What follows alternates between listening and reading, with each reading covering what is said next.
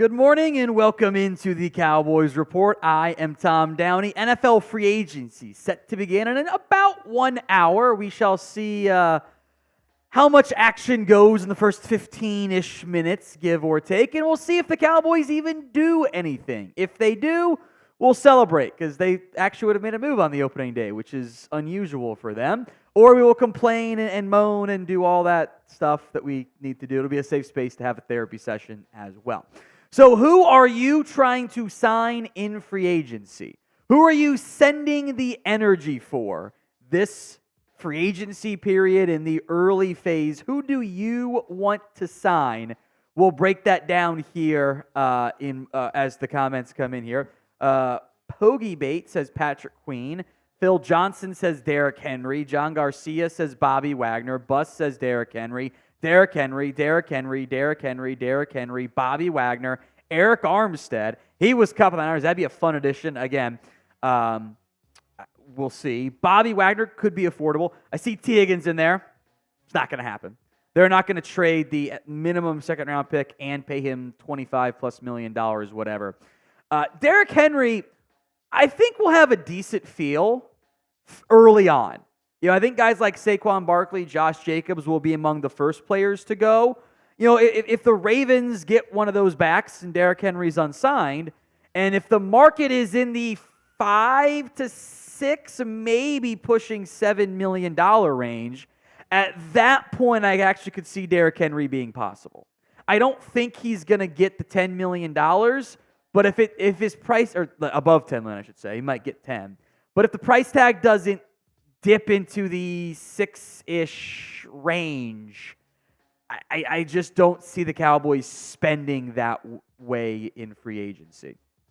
Patrick Queen, I think he might get, $10, $12, $13 million. It'd be a fun addition, but I am operating under the assumption the Cowboys are not going to spend big in free agency. And I will be happy as can be if they are wrong. By the way, John, Henry, we broke this down previously. Derrick Henry did buy a house in Dallas. He also bought one like 2 seasons ago. So he upgraded in Dallas more than anything. I see Azeez Al-Shaair. Joey, that'd be a good name. I'm curious how this linebacker market ends up moving because it might be a little bit stagnant. I think running back and linebacker might not command as much as maybe people think. James Conner or Gus Edwards, those guys could be good fits at the running back position. Stephon Gilmore, I think you'd try to bring him back. Jordan Brooks could be decently affordable as well. Cowboys do need linebackers, and Jonathan G is right. They haven't really freed up much cap space, which is a red flag for me. Now, we do have a super chat menu for you guys today. For the entire month of March, we are doing a raffle for the Drew Pearson signed mini helmet. Every $10 gets you an entry. $50, you join the Beer Bong Hall of Fame.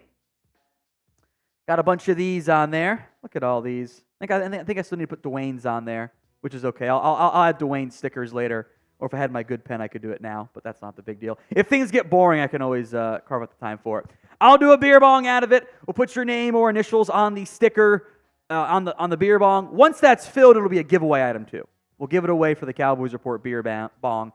$20 shots, just like it is for a live game. $20 for shots. We did have breakfast, which was a very, very smart decision on our part because things could get crazy. So we'll have some fun for the early wave here of NFL free agency and see if the Cowboys do anything.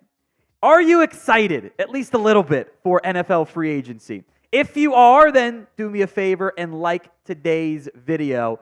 The goal throughout today's live show is going to be 50% like to view ratio. It's a high bar, but it is a successful bar when we're able to accomplish that. Not to 50 likes yet, but 250 people watching, we can get to that halfway mark. So at least help us out by liking the videos. Or maybe, are you excited that we're live for NFL free agency and we can all complain and moan together, etc.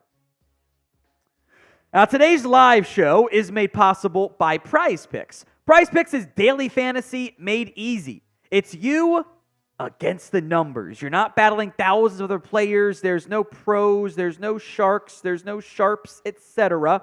It's just you pick more than or less than on 2 to 6 player stat projections, hit them, and you win. You don't have to be top 2%, top 5%, whatever to come out on top. It's just that simple. Obviously, no NFL right now. That's not going to come back for a while. NBA is available. Baseball already has some baseball prize picks out there. They'll get some more of those in the not too distant future once the games really get going. Maybe you don't want to do some spring. There are some long-term prize picks options out there. There's also golf, which I am a big fan of because I am a middle-aged white man. Scotty Scheffler, more than, is that too far? I'm probably not middle-aged, but still, it's also not wrong. Scotty Scheffler, more than 4.5 birdies. His putter might have been figured out. It's a good sign for him.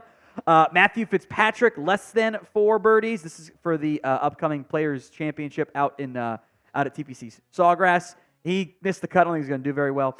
Shane Lowry is playing some good golf, more than 4.5, or more than 4 birdies, excuse me. And Justin Thomas, more than 4.5. He's also playing some good golf right now. Go to prizepicks.com/CLNS and use code CLNS for a first deposit match up to $100. Link will be in the comment section and the description of today's show. It's prizepicks.com/CLNS. Zeno saying $5. Thank you, Zeno. Remember, $10 gets you into the signed mini helmet raffle.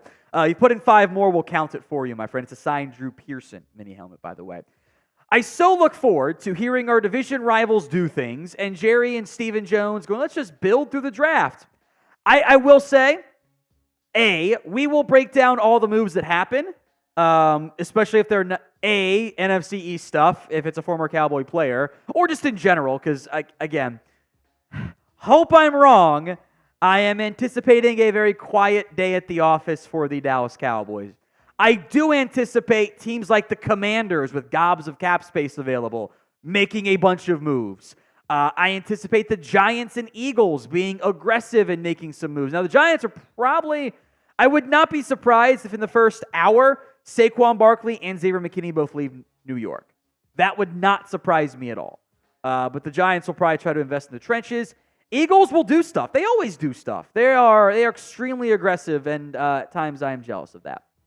So the pinned poll today is, will the Cowboys make any signings? Y for yes, N for no. Curious if producer Chris wants to chime in here as well. 61% say no right now, Chris. Seems like a very due diligence kind of day for Jerry and Steve. You've learned your buzzwords. Yeah, I really hope so. They got to test the market, see who's getting signed for what. Maybe in a couple days we'll get one. I mean, knowing them, they'll sign someone like at 11 p.m. on a Friday. Yeah. What they've done that before, too. I'll never forget when they let Amari Cooper reach free agency and had to pay him more because he still took less to not join Washington, which was kind of crazy. So will the Cowboys make any signings? Y for yes, N for no. King Trill says it's the Jones family vacation. I have not seen if they took the yacht anywhere this year, but it would be very on brand. I know it's spring break for some people, and the kids are out of school. We got to go on a vacation is what they always do. It's ridiculous. Be a real franchise for one time in your life. It truly, truly, truly drives me insane. So I hope I am wrong. I really am, but I am voting no on that front. $5 from Zeno saying you are in to the Drew Pearson signed mini helmet raffle. That'll be done at the end of the month, so plenty of time to get those $10 supers in. Zeno, Jerry Jones will make a move. For agency of a player who hasn't done anything in like 2 or 3 years and was like a 5th-round pick or later. Okay, let me see if I can identify who that is. I've got my long list of free agents. It's probably going to be a linebacker, right? Linebacker, Denzel Perryman.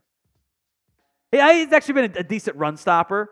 And Azeez Al-Shaair was a 5th-round pick, but he's actually pretty solid. Backup, you know what the surprise is? This is a backup offensive lineman. That's what this is. This is like they go out and sign, Nah, he's been playing a little bit too much. They bring back Cam Irving, who was a first-round pick, by the way. Who else could fit? Yosh Neiman could be a good one in there as well, which I actually wouldn't mind those because it's doing something. Or they sign a former bust of a first-round pick at a position of need, like linebacker. Could also make sense. Michael Gutierrez, $10 super chat. Thank you, Michael. You are in to the Drew Pearson signed mini helmet giveaway. Appreciate that, my friend. It is the first super chat from Michael, by the way, so 2 claps for Michael. And Don the Jumper with $5 in there, also a first-time super chat. So 2 more claps for Dom the Jumper. Cheers to you, my friend. We'll break down some of the free agents, the moves as they happen. They still got about 46, 47-ish minutes until the legal tampering period opens. Of course, there has been plenty of non-legal tampering. That's how deals get done in 15 minutes. Crazy, right? Let's break down first the Cowboys free agents. Players who are set to reach the open market, no franchise tag used. 2 running backs, both Rico Dowdle and Tony Pollard, excuse me, I got ahead of myself there, are free agents. I don't think the market's going to be that strong for Dowdle. I could see him coming back on a cheap 1-year deal, little to no guaranteed money. Tony Pollard, meanwhile, I think the Cowboys would like to bring him back. It just depends on the market. And this might not be an immediate one either. This might be I think that the Cowboys and Pollard weren't that far off when they met at the Combine. And it's like, well, let's see what the market looks like. And in a loaded running back class, which we'll get to some more names throughout today's show, I would anticipate Dallas signing a back. Might not be today, might not be tomorrow. Heck, I think there's a non-zero chance there's still a bunch of good backs available after the draft. Because at a certain point, that position is going to kind of get into the status where if you're a lower tier free agent who thinks they could be a rotation piece, maybe that's an Antonio Gibson, even maybe a Devin Singletary who might get more interest there. J.K. Dobbins if he wants to get healthy. Alexander Madison, A.J. Dillon. Affordable free agent running backs here that are not going to cost you a bunch of money in most cases. If they don't sign early, they could very well look to wait. Because what they don't want to have happen is sign in free agency, think they're going to be the starting back, team spends a second-round pick on a running back, and now they're kind of out of the lead role. They don't get to cash in next offseason. So I would monitor that running back class, not just now in March, but even into April, May. All right, more free agents here for the Cowboys. Sean McEwen, the tight end. Not sure he's going to be back, but he's not going to command more than the vet minimum anyway, so, is what it is. 3 offensive linemen, I should say. Chuma Adoga, Tyron Smith, and Tyler Biadasz. Now, I don't know if they want to bring back Adoga. If he's your 7th, 8th offensive lineman, it's fine, but it certainly sounds like you're going to lose Tyron Smith. Now, maybe his market's bad. I think that would be pretty surprising. But maybe the market's not very good, and he says, I'm just going to come back to Dallas. Cowboys kept that door open. I think the initial offers to Tyron and Tyler Biadasz were not good. They came in on the low end. You saw Mitch Morse and some other centers get about $8 million a year, give or take, kind of the upper echelon. I think Biadasz is going to command something similar there. Couple defensive tackles. I think Neville Gallimore is going to leave. He's going to go look for bigger playing time elsewhere. Jonathan Hankins, I would like to retain. We'll see what the Cowboys do there. Dorance Armstrong, Dante Fowler. I think they are goners. Commanders make a lot of sense for those players there. C.J. Goodwin will probably re-sign on a 1-year deal if he wants to keep playing and fight for a training camp spot again. Noah Igbinoghene, I think, is gone. I would like to keep at least one of Stephon Gilmore and Jordan Lewis. I don't want to enter the draft with nobody else out there. Jaron Kearse is a Commander. I'm convinced of it. I think Cam Curl's going to leave. Maybe Tennessee goes and gets him. And I think Kearse ends up in Washington with his buddy Dan Quinn. Then the long snapper, Trent Sieg. Bring him back. It's fine. We didn't say his name very much, so that's what you want to have happen on that front. Another $5 super chat from Z Williams. Thank you, Z. And 2 claps for Z for their first super chat. You jumped way early on that one there. I wasn't even done with the 2 claps yet, and you were doing it. Fired up this morning. You are fired up. I feel like Saquon hasn't hit his peak, more than we think left in the tank. I actually agree with this. I'm also not that worried about Saquon having stuff left in the tank.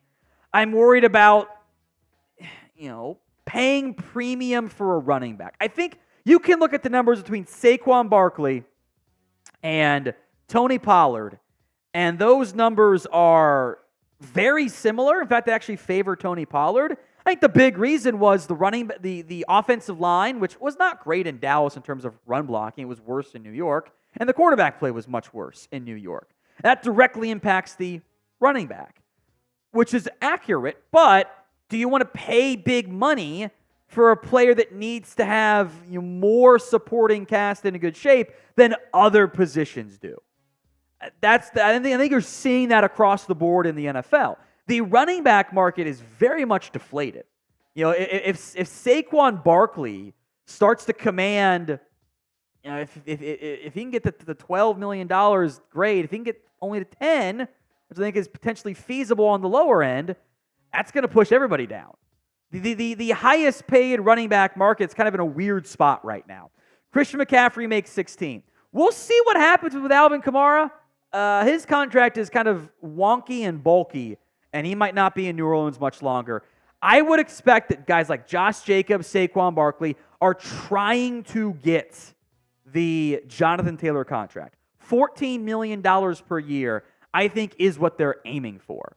Then it's Nick Chubb, and Nick Chubb almost falls into the Derrick Henry category of, hey, this worked out really well for us. Where it before he got hurt, that was going to be the other exception to the rule of guys that made it through those contracts without getting cut or pay cut. Kamara might be in the similar category there. McCaffrey got traded. Aaron Jones took a pay cut. And then look at this gap between number 5 and number 6. $7 million for James Conner. 6.35 for Miles Sanders. By the way, Conner's a free agent, but I wanted to include him because it's just a weird grouping. David Montgomery's at 6. Joe Mixon might get cut. The rookie Bijan Robinson is 10th. That's why you don't draft a back super early, because you're not getting any value on the contract there. The running back market's super weird. So, and with all of these guys that are out there, I mean, we showed you guys earlier the cheap options. There's Austin Eckler, DeAndre Swift, Tony Pollard. There's like 15 guys that I think could be a starting or at least rotation starting back for you. So I think there is value at running back. And I hate how much the Cowboys want to win the deal. You can actually win the deal at running back. I think you could get a pretty good player, by the way. So question for you guys in the live audience. Name a player who you want to sign. We'll give some shout-outs here as these flow in as well as I sip my caffeinated beverage this morning. It is not a sponsor. I wish they were. Dr. Pepper. But nothing says health and as you age like a Dr. Pepper at 10 in the morning, Name a player you guys want to sign. I actually got it like a 9. A bunch of Derrick Henrys in there. If the markets do not materialize for Derrick Henry, if he's not going to get 10, if he's going to get like 6 or 7, at that point, the market kind of flips from you can't pay backs, they're too expensive, to, you know what? $6 million is actually, you're paying what it was for Miles Sanders. That's actually a really good deal. And at that point, it might make a little bit of sense for Dallas to explore that route there, by the way. Cowboys are unserious. That is correct, Seabass. John says, sign me. You want me to die? Or am I I become what I hate. I'm the kicker. Oh, brutal. Justin Simmons, fun name right there. It's a good safety class. Very deep. Derrick Henry again in there. Got some draft names, some free agents. Brokov trolling, says Carson Wentz. Eric Armstead, I think would be a fun idea. I would doubt the Cowboys spend the money for him, but he's exactly what they could use up front. Can play some end, can play some tackle. I would be all for it. I'm also at the point of, I've been doing this for years now on live shows. I just want something. let me, for once in my life, just get excited about free agency and talk myself into, you know what, that maybe they overpaid, but they signed somebody. They don't do that. We don't get to have the other fan base stuff of like, wow, look at all the money that they spent there. Yeah, I'm happy. Like, I'll talk myself into it. Instead, it's like, they signed Ronald Jones, Chuma Adoga, and Trent Sig. They signed Ryan Nall as their big move. And then he never even made it to camp, really. It's just how it goes. Bradley Bozeman, not a bad name. We'll talk centers on today's show. There's a decent center market as well. By the way, news here. Michael Pittman is close to finalizing a deal with Indy. I am very curious what that deal looks like for Pittman, because that's going to impact T. Higgins. It's going to impact Brandon Ayuk. And depending on how much it is, could maybe impact CeeDee Lamb. So keep an eye on that. By the way, Landon Dickerson, the highest paid guard in football now with Philadelphia. Big money there for Landon Dickerson. All right, super chat menu for today's live show. You can get me drunk if you want to. $10, the Drew Pearson mini helmet, signed mini helmet. That raffle will be run at the end of the month. There's no games. Obviously, audience isn't the same either. So we'll expand it across the month for the giveaways there. $50 beer bong Hall of Fame. We'll put your name or initials on the beer bong, and then I'll chug a beer out of it. Which, hey, could be fun this morning to get things going. Crack open a beer bong before noon. What's not to love? We're also doing shots. $20. This is all that's in there, but there is another bottle back there. So we could potentially crack open 2. And you know what? Wife's out of town. Sister's watching Olivia. We'll be fine. $20 for the shot on that one.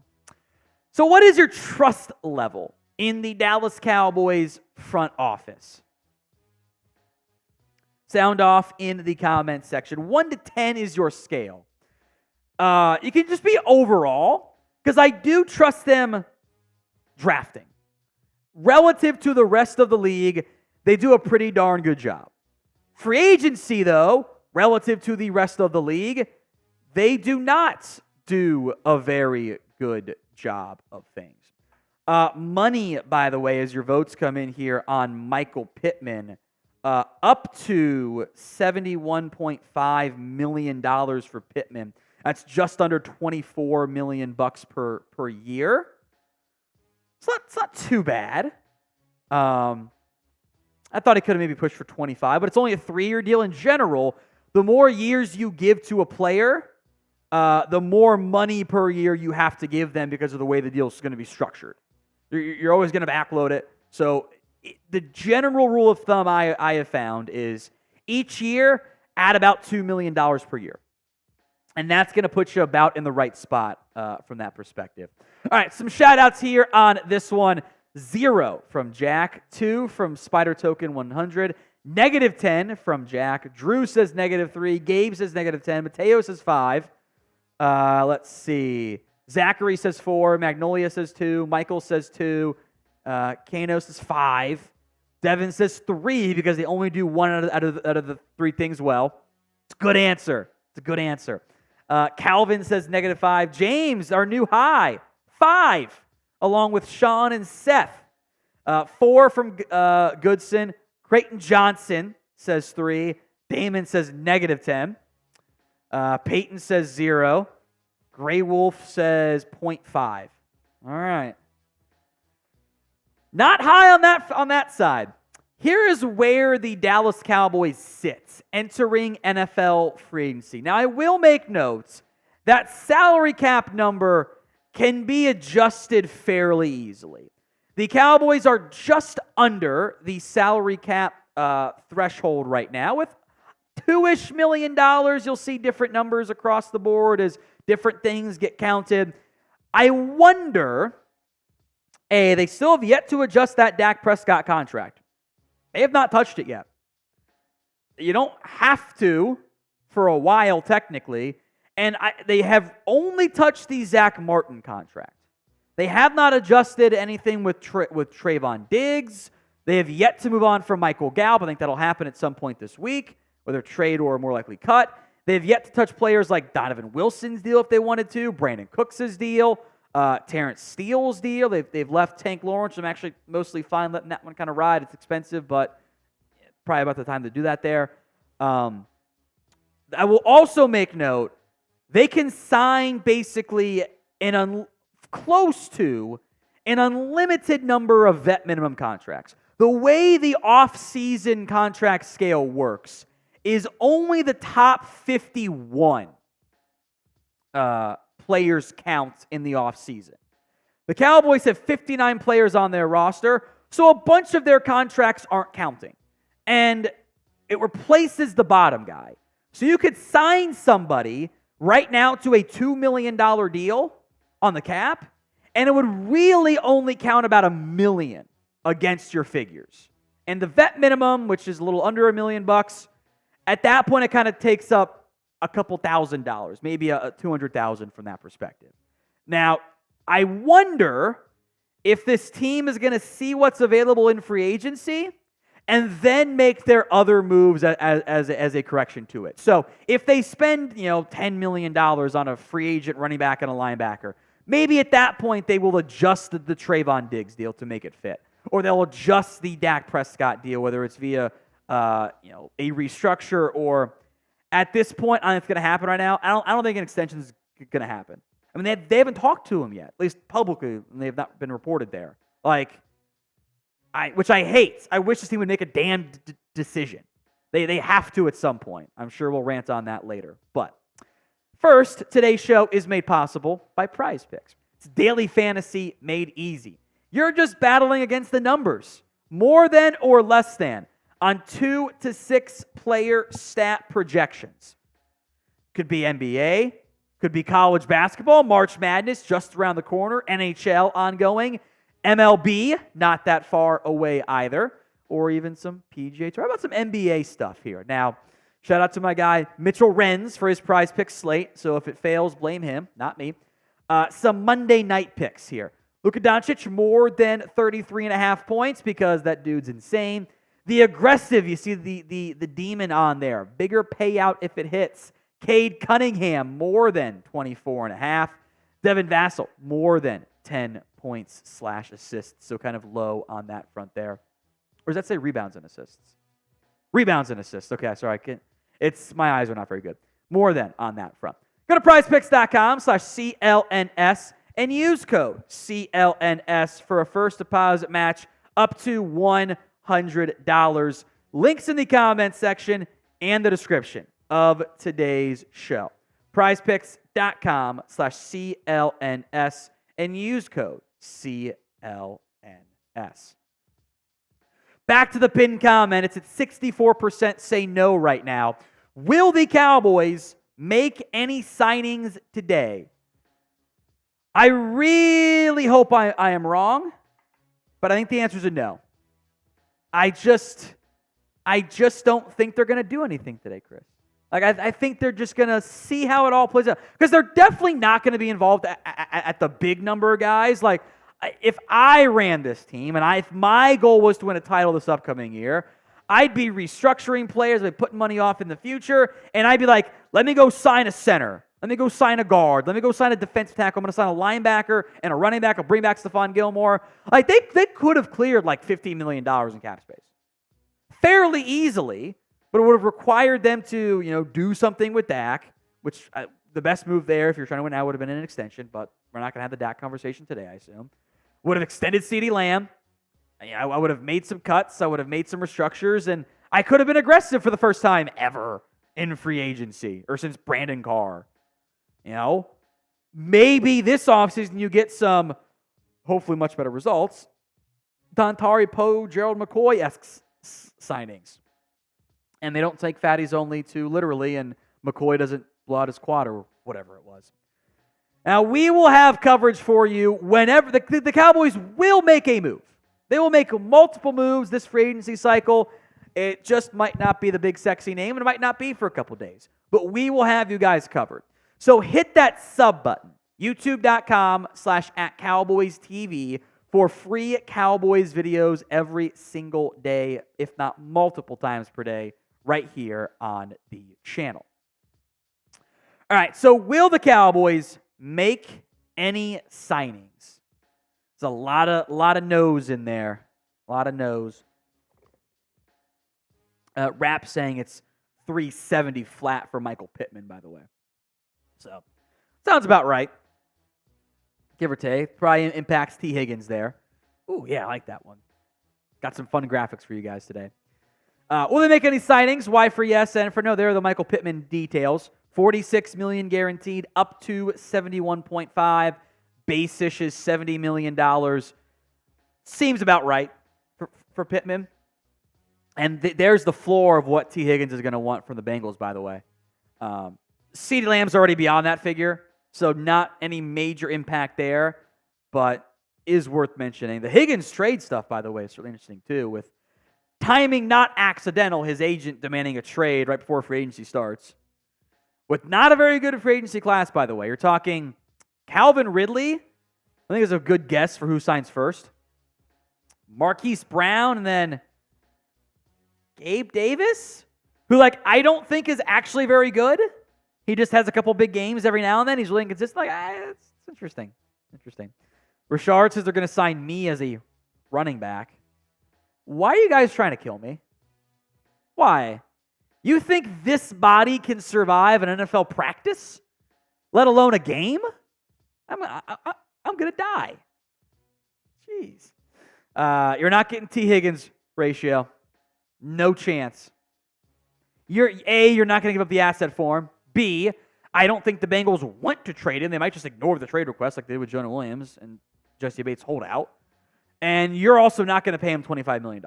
So that one is just that one falls in the non-starter bucket for me, all things considered. Not that one that was a re-signing. He wasn't a free agent, so don't go to it.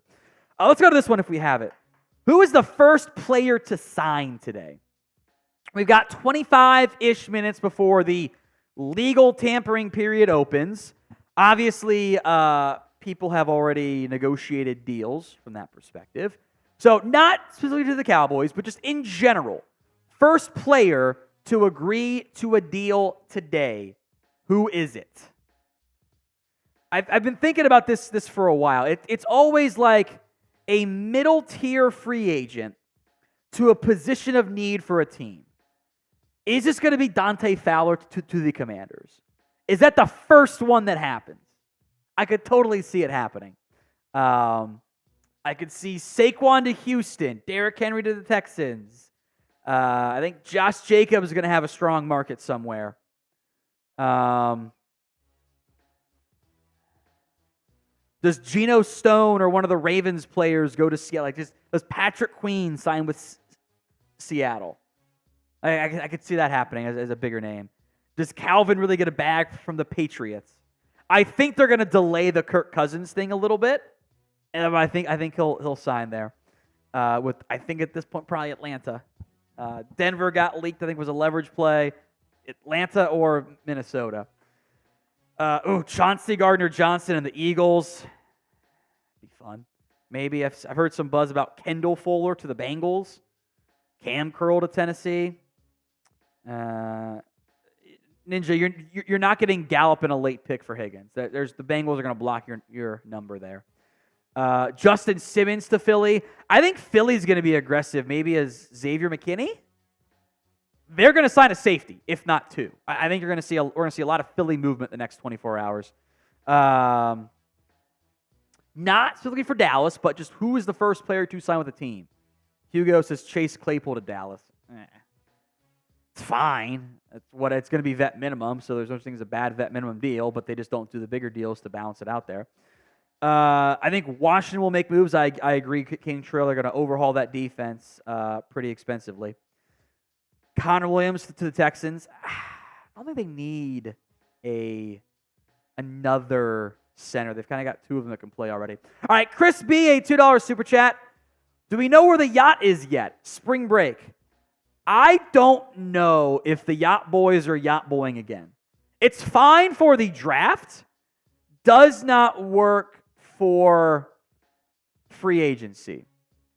I would like to know where the Jones yacht is. If it's even in use. I don't want to assume that's going to happen. Let me see. So I'd like to see if I could find it. Or like, or if it's even out. Who knows if it is or isn't? And they've done this stuff in the past, leaving to go on vacation at the start of free agency, which I think is embarrassing. But I think when that got leaked out last time, they were very upset about it. And since then, they've kind of like not allowed it to leak out. Or at least they've covered it up better. Maybe they're on the yacht. Maybe they're not. Who knows? All right, more questions for you guys. About 20 minutes to go here until the legal tampering period opens. What position should the Cowboys sign in free agency? What should be their top target group? I think linebacker and running back stand out. Because right now, your top linebackers are Damone Clark and DeMarvion Overshown. You need a veteran presence there. And a better run stopper, a bigger body, or at least a better run stopper than what you have right now. That really stands out as an obvious fit for me. Van Der Esch is not retired yet. He's going to. I think that's a timing thing more than anything. They'll do that paperwork when they need to. Maybe they'll be nice and give him some, let him keep the guaranteed base salaries. That was like $1 million. That was your number if you're going to cut him, so it doesn't really impact things too much there. But it is a good free agent class at linebacker. The top-end names are guys like Patrick Queen, who I think is going to be too expensive. I would be a little surprised if they got Levante David, but he's a highly intelligent football player. That would be awesome. Frankie Luvo, he was on our realistic and dream numbers. I think it's unlikely that they can land him, but I think a team needs to blitz him, and that's going to limit his destination. So maybe the market comes in a little bit lower. I think veteran guys, Josie Jewell, Jordan Hicks, they're not sexy names, but they are good players. They are. Can make that happen. Azeez Al-Shaair would be a home run signing. I think he's going to go back to San Francisco. That would not surprise me. He was a Niner. He left to get a bigger role. Obviously, Dre Greenlaw tears his Achilles. Not going to be good to go for start of the season. You sign Al-Shaair. He gets to go back. Like he was there at the game. Like he wants to be a Niner deep down. 2 Seattle linebackers, Jordan Brooks, Bobby Wagner. Strangely enough, I would wonder if Bobby Wagner makes even more sense now than when Dan Quinn was here. He's what you need. Those guys, most of these guys aren't great coverage linebackers. That's okay. I have guys who can cover. Nicholas Morrow has been linked in years past. He's going to be a very cheap option. Jerome Baker got cut. He does not impact the Cowboys' precious, comp pick formula they love so much. Why they're second last decade plus of comp picks. You could throw in Denzel Perryman. He might go back to Houston, by the way. He's not a great coverage player, but if you just want a veteran thumper, Perryman can do that for you. Nicholas Morrow is actually fine in Philly. I know he's better than Zach Cunningham at times. Bobby Wagner is not a good coverage player, but he's always out there making tackles. A 1-year deal for him, 2-year deals max. That's doable for Dallas. Chris B, can we even do anything with $2 million of salary cap space? The way it works, it's the top 51 contracts that count against your books. That is the off-season rule. So A, you can sign a bunch of guys to vet minimum deals, and let's say it's a $1.3 million deal. You're taking away, because you're already past the 51 number, you're taking off a $900,000 contract.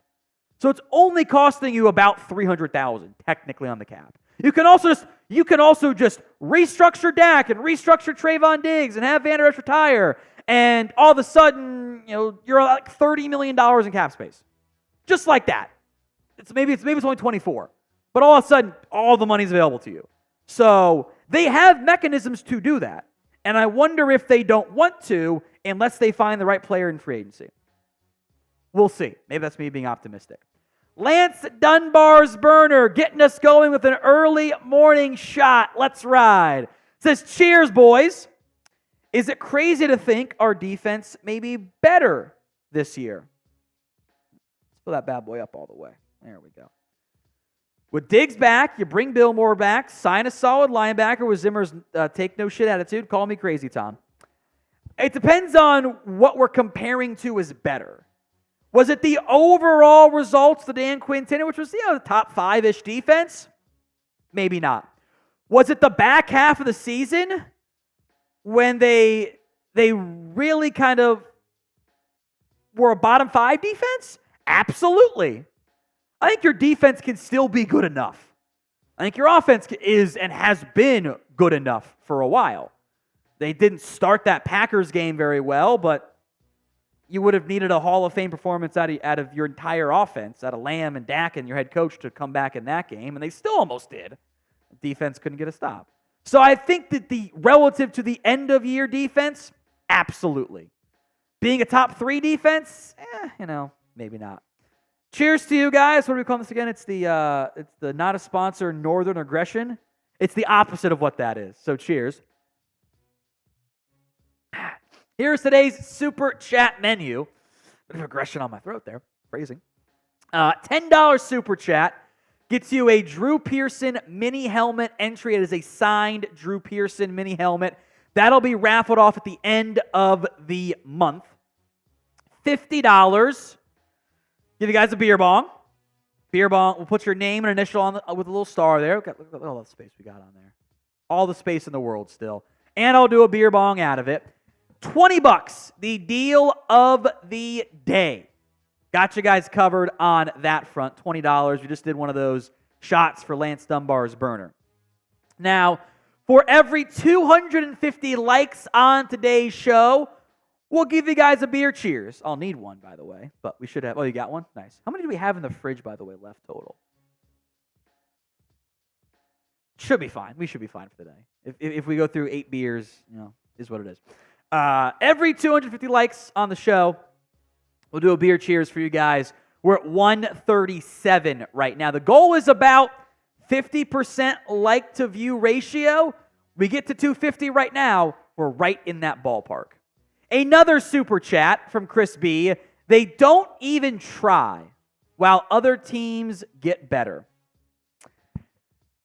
Yes. And that is what is profoundly frustrating from this organization. They don't try things. They don't get better. They are not an active participant, in free agency. They're very quiet. They're measured, whatever we want to call it. They just don't do the things that we want them to do, that the other top contenders are doing. I forget what the exact number, how many years it was, but it's been true since he tweeted. I Belt at one point pointed out that the team that won the Super Bowl in that free agency cycle leading into it, they spent more guaranteed money on one player than the Cowboys did combined in that free agency cycle. That has not changed since their guaranteed money last year was like $500,000 in free agency, which is insanity. Vanquish time, $10 into our signed Drew Pearson mini helmet entry. Got your name in the sheet, my friend. I'm tracking them as they come in, otherwise I'll be in trouble. Don't really trust the Cowboys organization. I don't either. I trust them come draft time. I don't trust them in free agency. They have yet to clear the cap space to do anything, but we'll see. What is your trust level in the Cowboys front office? Piggybacking on that comment from Vanquish Time. He's got a lot of likes on that super chat. I think he's right. Trust level, 1 to 10 is your scale. Let me sip some more of my Dr. Pepper here. Chris B says 1. Calvin Jefferson says -6. 1, 3, 2, 4, -5, 4.3, 3, 5, 4, -100. Can I say 0? You can do whatever you'd like to do there. 5.5, 2, 3, 3, -666. That's scary. 3, 6.9, -10, 100,000, excuse me. 1, 5.1, -10. 2, -0. 1, -6.9. -190. A lot of money. It's a lot of money. Ultra Cowboy is pointing out you're going to pay $30 million a year for CD, Parsons 35, Tyler Smith 23, Bland at 20, Ferguson at $18 million, but let's be players in free agency. And I'm mentioning Dak. Yeah, you could do that and be players in free agency. You absolutely can. What the Eagles have done. What the Chiefs have done. They do it all the time. Because remember, those two of those names you just mentioned, you can't even sign yet. You can't sign Bland and Ferguson until next year. So we're worrying about contracts that are at least 2 years away, even 3 years away from actually impacting the salary cap. And the number jumps up every season. Like that salary cap rises between 15 and 20 million bucks as of late. 2-year contracts right there. So yeah, what you do is you be aggressive when you're in your window, and you push money off in the future. Not even to the same level of the Saints. I'm not even saying go be these Saints.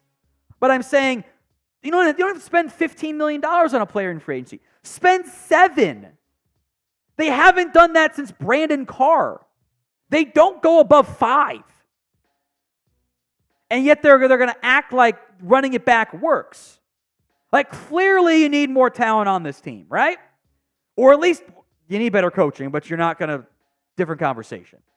So if you're not going to add better talent and just run it back, how are you supposed to get better? It's doing the same thing, expecting a different result. At a certain point, they have to take a chance on something, and they just don't do it. Crispy Bacon, $10 into the signed Drew Pearson mini helmet giveaway. Says they're going to say they can pay anyone because they can't pay them because they have to extend Lamb and Micah. Then when they extend them and save money, they'll say they have to save money to pay more draft picks. Same-ish.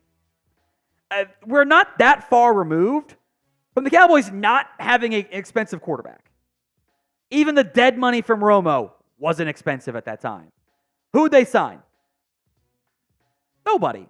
They're always so worried about the salary cap 3 years from now that it limits their abilities in the here and now. And look, they do a great job of building a 10 to 12 win team. Like they do a great job of being draft and developed. They do a very good job of that. It's also not enough. There are other teams that draft well, and there are other teams that are a little bit more aggressive in free agency, trades, etc. And the end result is when the margins get very narrow come playoff time, that extra little bit of margin is a big difference for you. There have been years you've carried 10, 15, 20 million bucks of salary cap space over. They don't spend the cash in the same way other teams do because they're so worried about prepping for the future. NFLPA put out their cash spending over the past 3 years, and Dallas was third. Now, that was very different than the SPOTRAC numbers they posted. We're talking like the SPOTRAC numbers were double in the same time frame, so I think they're doing something with like dead money and restructures and stuff that adjust it. And Dallas, even on that figure, was about league average. So they don't spend the same way other teams do. It puts them at a competitive disadvantage when they have the funds to be among the league's most aggressive spenders. And they choose not to be. So for the entirety of Cowboys free agency, how many outside free agents will the Cowboys sign? And yes, like a long snapper would count. You know, the eventual veteran swing tackle that this team always signs will count as well. They do it almost every offseason. You know, Cam Irving, we'll try Cam Fleming. We'll go ahead and we'll look towards doing, you know, Chuma Adoga. They always sign one of those guys. And maybe it's like I don't know. Looking at my offensive tackle list, it's not a good group. You know, it's like a Jerron Christian or something ridiculous. I don't know. How many outside Sadiq Charles can play guard or tackle for you? How many outside free agents? Uncle Bubba knows everything. Says 2, all in, baby. 4, 3, 3, -2. It's funny. They might lose more guys than they sign. Very possible. That if we don't include re-signings, they will lose more guys than they sign. -2, 2, 3 to 5. Bears 0, 0. I think they're going to sign guys. I think they will. It's just not going to be it's not going to be Christian Wilkins. Oh, by the way, that's a good guess. Christian Wilkins to the Texans is my prediction there. They're going to spend some big money. 3 from Daniel, 3 to 4 from Ratio, and then Dwayne Jackson, $50 super chat. Let's get the beer bongs going. I love it. Says, in reference to NFL Sunday Ticket, do you think the NFL in the future will start to offer team-friendly packages to fans subjugated, or why fans should be subjugated to watching the market games if they're not fans, markets, teams where they live? No, the NFL is not going to make Sunday Ticket cheaper. Which I think is, I think what's going to happen is you do the YouTube TV Sunday Ticket, and you can watch any game. And even sometimes I feel like the out-of-market game is faster than the in-market game, which is always kind of interesting to me. It's a good question, though, Dwayne, and I appreciate that. We'll put your name on here. I got to put a couple of yours on here, I think. I think in the end, what the NFL is going to do is they're going to make more games streaming only. Peacock's going to have one. I could see CBS making Paramount Plus a streaming game. Oh, maybe some of those London games get that feature, which frankly I hate. I think it should. I think you've kind of seen it to a certain extent in the NBA market, where Bally Sports has been a disaster for the MLB and the NBA, and some teams just went, screw it, we're just gonna put this on local free access. Viewership skyrocketed because it's easy.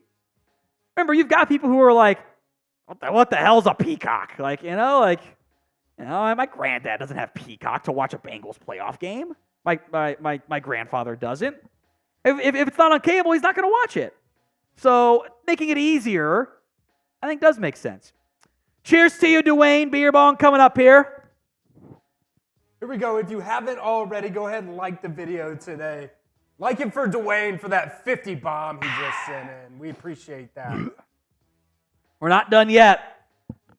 Michael Crawford, a $20 super chat.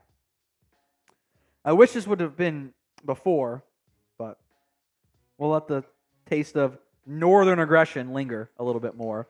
First ever super chat from Michael, so 2 claps for you, Michael. Cheers to you, my friend. Bottoms up. That's an interesting blend. I will say that. Woo! Not Jeremy Chugg's burner. What's the line on over-under how long it'll take for the first league-wide signing? I'm going to put it at 5 minutes. 7 minutes. 7 minutes.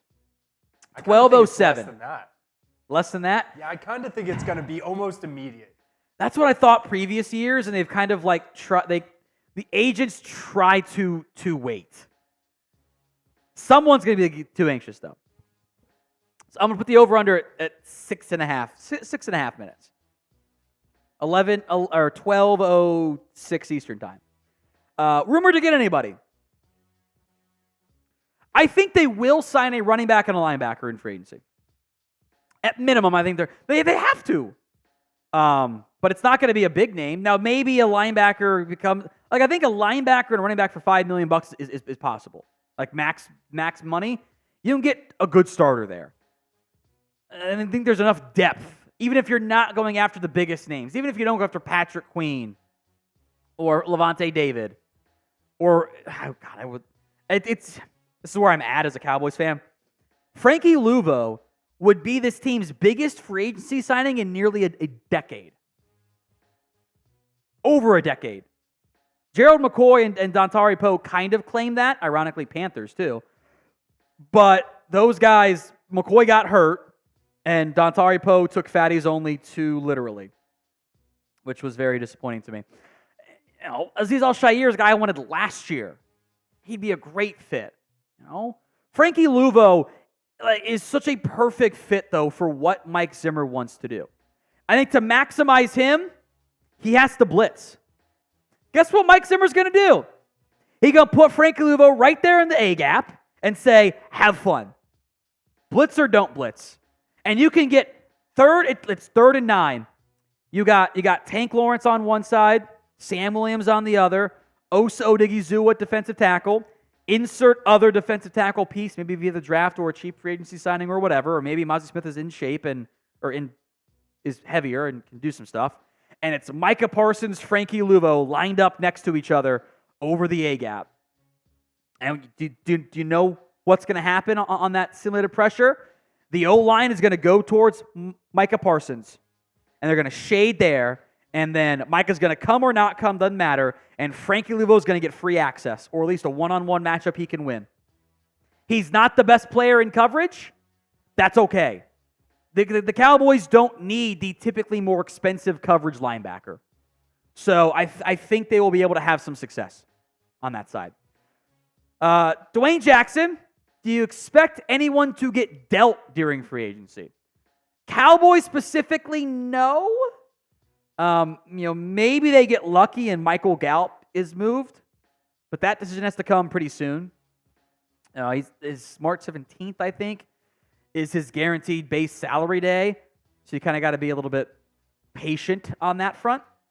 Other teams, I think you'll see some movement happen. I think Eagles are going to trade one of Hassan Reddick or Josh Sweat because they might go get Bryce Huff early on. That's been a pretty heavy rumor out there. Minutes ago, until NFL free agency starts the legal tampering period, today's show is made possible by Prize Picks. Go to prizepicks.com/CLNS and use code CLNS for a first deposit match up to $100. Links in the comment section and the description of today's show. It's prizepicks.com/CLNS and use code CLNS. NBA, NHL, college basketball, March Madness just around the corner, PGA Tour, and more. We got some college basketball prize picks. Shout out Rolly for doing this one here. Ryan Nembhard, more than 13.5 points for Gonzaga. Graham Ike, more than 13.5 points, rebounds, and assists. And BJ Freeman, less than 2.5 3-pointers made. Go to prizepicks.com/CLNS and use code CLNS for a first deposit match up to $100. Links in the comments section and the description of today's show. We appreciate Prize Picks sponsoring us here at the Cowboys Report. The legal tampering period is now open. Now we wait to see who the first signing is and if it's in the first minute or 30 seconds or 5 minutes or what. We will break down the moves as they happen here, by the way, folks. But first from Ratio, $5 super chat. Sign a linebacker who's adept in the lost art of tackling. I know tackling is a novel concept to this team, but a gritty tackler would help. All right, appreciate that, Ratio. I think there are a lot of good linebackers who can be run stoppers for you. And they're not going to be as expensive as other spots, potentially. It's like the coverage linebackers are more valued. You can sign a Josie Jewell, I think, for under $6 million a year. Chris B., thoughts on Eric Armstead? Would be a fun signing. I agree. He's going to get more than what the Cowboys want to do. So, we'll see. First report coming in from Adam Schefter that the Bears are going to make a major push to sign DeAndre Swift. That is not a signing. Just an expected target, but I think we can read between the lines there. But that is the first report that DeAndre Swift might end up as a Bear. My Khalil Herbert dynasty shares in shambles. That would take Swift off the market, though. We'll see what the money looks like on that front. So first player to sign or agree to sign is the better terminology, but still, today in free agency. Who do you think it ends up being? Not even specifically for the Cowboys, just in general, with the legal tampering period now open and deals to come in the near future. First player to end up signing today, bonus points if you get the team. From Bryce, if you were GM, what would be your first move? Free up cap space. I'm going to at least restructure the Dak deal so I can try to win now. I would eventually extend CeeDee Lamb too. Restructure Trayvon Diggs. Diggs is going to be here for 3 years. So take the money now because you can always roll it over if you don't spend it. And then I'm going to re-sign Hankins and either Gilmore or Lewis. I'm going to sign a cheap veteran back, which might not be day one, but that's fine. And I'd love to get a good linebacker in here. And that's all very doable. It's all very doable. First player to sign, sound off in the comments. Another report from Diana Rossini. The Eagles and Texans have strong interest in Saquon Barkley, which is not new necessarily. I think Houston really stands out as a good fit for Saquon. But we'll see on that front. So early buzz on the running backs. Swift and the Bears going to make a push there. Eagles and Texans, strong interest in Saquon Barkley. We are 3 minutes in, Chris. No reported signings yet in the legal tampering period. You took the under, right? Oh, boy, you might be in trouble. 6.5. So once the clock strikes 12:07 Eastern, we'll have the in or not there. We'll see what happens here. They try to wait a little bit, and then there's like once the first one goes, they all kind of get going a little bit there. Another report from Diana Rossini of the top targets for Christian Wilkins, or teams that are targeting Christian Wilkins, I should say. Vikings, Browns, Texans, Lions. All make sense. All teams that could use a 3 technique and would pay him $25-ish million from that perspective. So we got 4 minutes here for a signing, Chris. You getting anxious? Ooh, 3 minutes now. You getting anxious or no? Nah, I didn't put any money on it, so it doesn't matter. All right, we shall see. Just all bragging rights here. All bragging rights. First player to sign, I like Brokhov's Micah Hyde to Seattle. They're going to sign a safety. I think that makes sense. Kevin Oso was not a free agent, so I'd be a little mad if their first signing was a re-signing. I'm curious what his market would be, by the way, because he's always started years good and then just slowed down. So we'll see. NFL's legal tampering period is now open as we wait for the first player to sign with a team. I feel like last year it took 15 minutes or something for the first signing, because they're trying to keep up the guise of it's the legal tampering period. We definitely weren't negotiating deals at the combine, which absolutely happens, which is okay. Everybody does it. So it's one of those you're a free agent. Let's honestly, teams are okay with it because more often than not, because it just speeds up the process. They know earlier what they're going to have to do there. If you have not already, hit that sub button right now for more free Cowboys videos, news, rumors, free agency, and of course, the Cowboys are actually good at the NFL draft. We will have you guys covered on that front. YouTube.com/@CowboysTV. All right, Chris, you got 2 minutes left here, or the over's going to hit on you. I might have set the over-under too low. Other news, Demario Davis got some guaranteed money, restructured his deal. It's fine, doesn't really matter too much there. Probably frees up cap space in the end for the Saints. Other news, I appreciate Diana Rossini giving us some juicy rumors here. Xavier McKinney, a top target for the Packers and the Eagles, just like I told you they'd be. Giants want to keep him. We'll see about that one there. First player to sign, and this is a free agent signing, not a re-signing, by the way. So keep that one in mind. So Landon Dickerson does not count for this conversation. Russell Wilson didn't count because he was already a free agent last night. Chris B, we have to wait for a random Friday for our 2 signings. They did that one year. They signed, it was James Washington and Dante Fowler, back-to-back for vet minimum deals. Fowler maybe made $3 million or something. And then Washington didn't do anything because he was never that good. That's how Cowboys free agency goes. Most teams talk themselves into, hey, this good free agent we paid great money to it's going to work out. The Cowboys talked themselves into, hey, this free agent nobody else wanted, he's going to be a key piece for us. It's not fun. It's not fun. Bryce Pease, I think I pronounced that correctly. If not, I'm terribly sorry, Bryce. I appreciate your rants on the Joneses. It's sad. I'm trying to be patient because I know there's going to be some good running backs and linebackers out there. But they also haven't done anything to set themselves up for success. So playing off of this, pick a GM for me. Chris, the overhit. No signings yet, 7 minutes into free agency.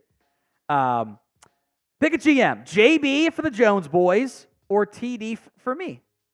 I'll hire a nice, smarter person than me to manage the salary cap. I'll hire some better people to help me with the draft. I feel pretty good about my drafting there. But we'll see. By the way, Jeremy Fowler on Calvin Ridley. Jags, Patriots, Titans, Panthers. Teams to monitor there. I think he's a Patriot, Chris. I think your Patriots are going to get him there. Dwayne Jackson. Who are the Cowboys' latest running back targets? Assuming that the reports that have come out of, DeAndre Swift and the Bears being a top target, Texans and Eagles interested in Saquon Barkley. I think if the market doesn't go well for Derrick Henry, I think that could be an option. I think some cheaper notable free agents are guys like Jerick McKinnon, Antonio Gibson. This is, by the way, if they don't bring back Tony Pollard, I think there's a pretty decent chance that Tony Pollard comes back to Dallas on a deal at a fraction of the cost from last year. Could be maximum $5 million. And that's really not that much money for a guy that actually was among the higher leaders in yards after contact because the O-line was not very good there. Antonio Gibson, I think what Dallas would prefer is a faster back as a veteran. And for that power back, the bigger back, someone with less tread on the tires, i.e. a draft pick. So Gibson would fit that mold. Maybe Devin Singletary or Zach Moss find pretty cheap contract market. I think James Conner had his best year ever last season. Outside of the touchdown stuff. He was great. J.K. Dobbins is a buy low guy. Foreman, Dillon, and Madison. Those guys could very well be unsigned after the draft. And depending on how your draft goes, you can go that route too. So appreciate that one, Dwayne, on the running back targets. It's a good question. We are now 9 minutes in. Still no deals. Oh, we have a re-signing. Brandon Allen back to San Francisco. Does that count? I vote no. Because that could have been done at any point. So I'm going to go with no. Still no deal yet. Michael Crawford, $10 into the signed mini helmet of Drew Pearson giveaway. Says, Tyron Smith is my guy, but will most likely be gone. Who would you go after in free agency, if anyone? We had the offensive tackle list, right? The tackle list. Here's my issue. Going to be expensive. If you're not paying for Tyron Smith, you're not going to pay for, a guy. I think Jones is going to get a bag. I think Michael Onwenu, which would be a great signing for Dallas. You could put him in at left guard, probably. Put Tyron Smith at left tackle. I think he's going to be more expensive. I wouldn't be shocked if the Giants got him. Mekhi Becton could be the buy low Will McClay special type. Josh Jones could at least be a swing tackle for you. So I think instead of the big names and Onwenu, Brown, I think Charles Leno might retire. I think Jermaine Illuminor is more of a right side player, so not as good of a fit there. Swing tackle depth pieces is the more likely path to quote unquote replace Tyron. Or you go after a guard and put Tyler Smith at left tackle. So Yosh Neiman, George Fant, Kendall Lamb, Jerron Christian, Jake Curran, who is an RFA, I think is going to be back, knows Mike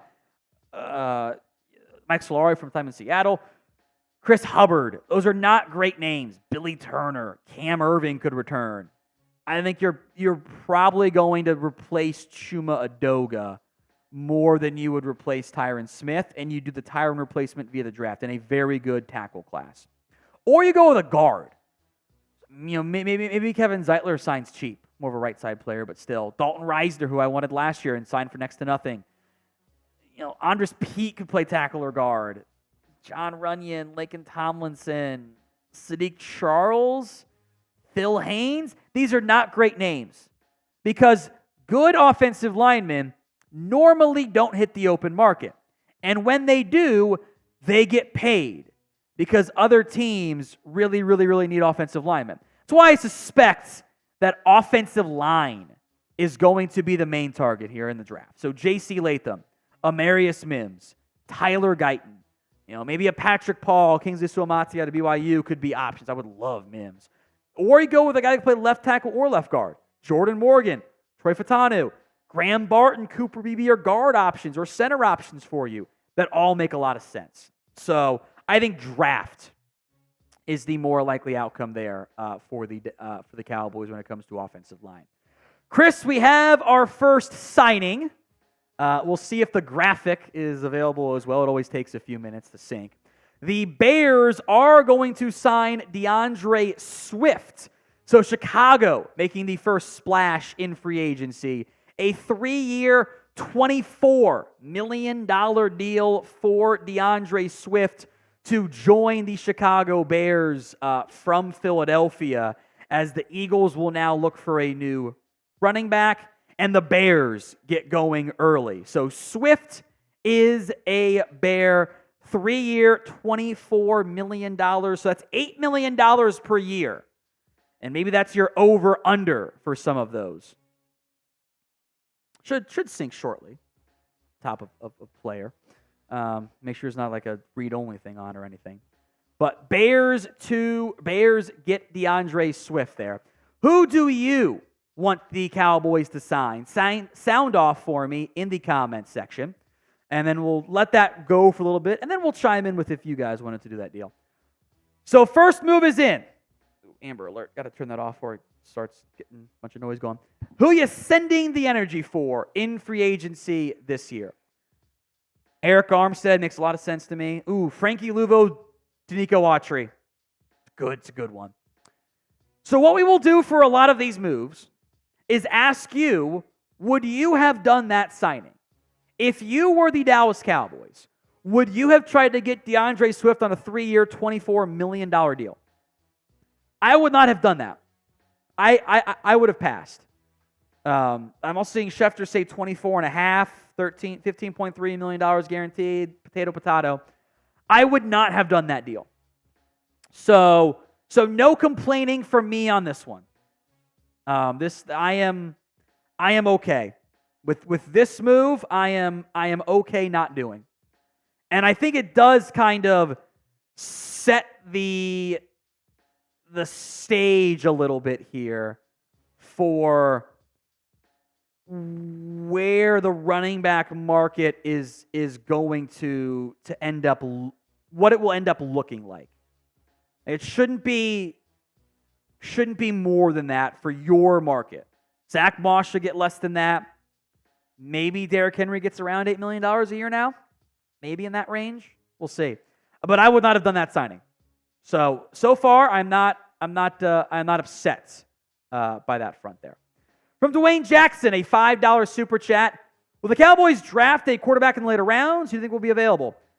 I don't think so. I think that they did their day 3 draft pick this year with the Trey Lance trade. They sent that 4th rounder for Lance. That is their later round draft pick. Now, I wouldn't be surprised if they signed somebody as a UDFA. Maybe with one of those 2 7th rounders, they try it, but I don't like the depth in the quarterback class once you get beyond the top couple guys, like Sam Hartman, like it's just, the South Alabama kid, Carter Bradley. No, those guys don't intrigue me. So I'm going to guess no on that front. So we have one deal so far. We need more. We need some action. Let's go, NFL. Wake up. Shout out to Chicago for getting something done there with the DeAndre Swift signing. It did update for the guaranteed money, $15.3 million guaranteed on that front. Certainly sounds like the Bills have cut Dion Dawkins, by the way. I have interest there. That's kind of a surprising release by Buffalo. See, Buffalo, deep down, they want to operate a little bit more like the Cowboys do. And they don't do as much restructured, futured money stuff, and you're seeing it with some of the cutting Dion Dawkins. That's not, cutting Trey Whitey's hurt. Jordan Poyer's old. Other guys they cut were bad. Dawkins getting cut. Don't know about that one. That's interesting. I would have interest there.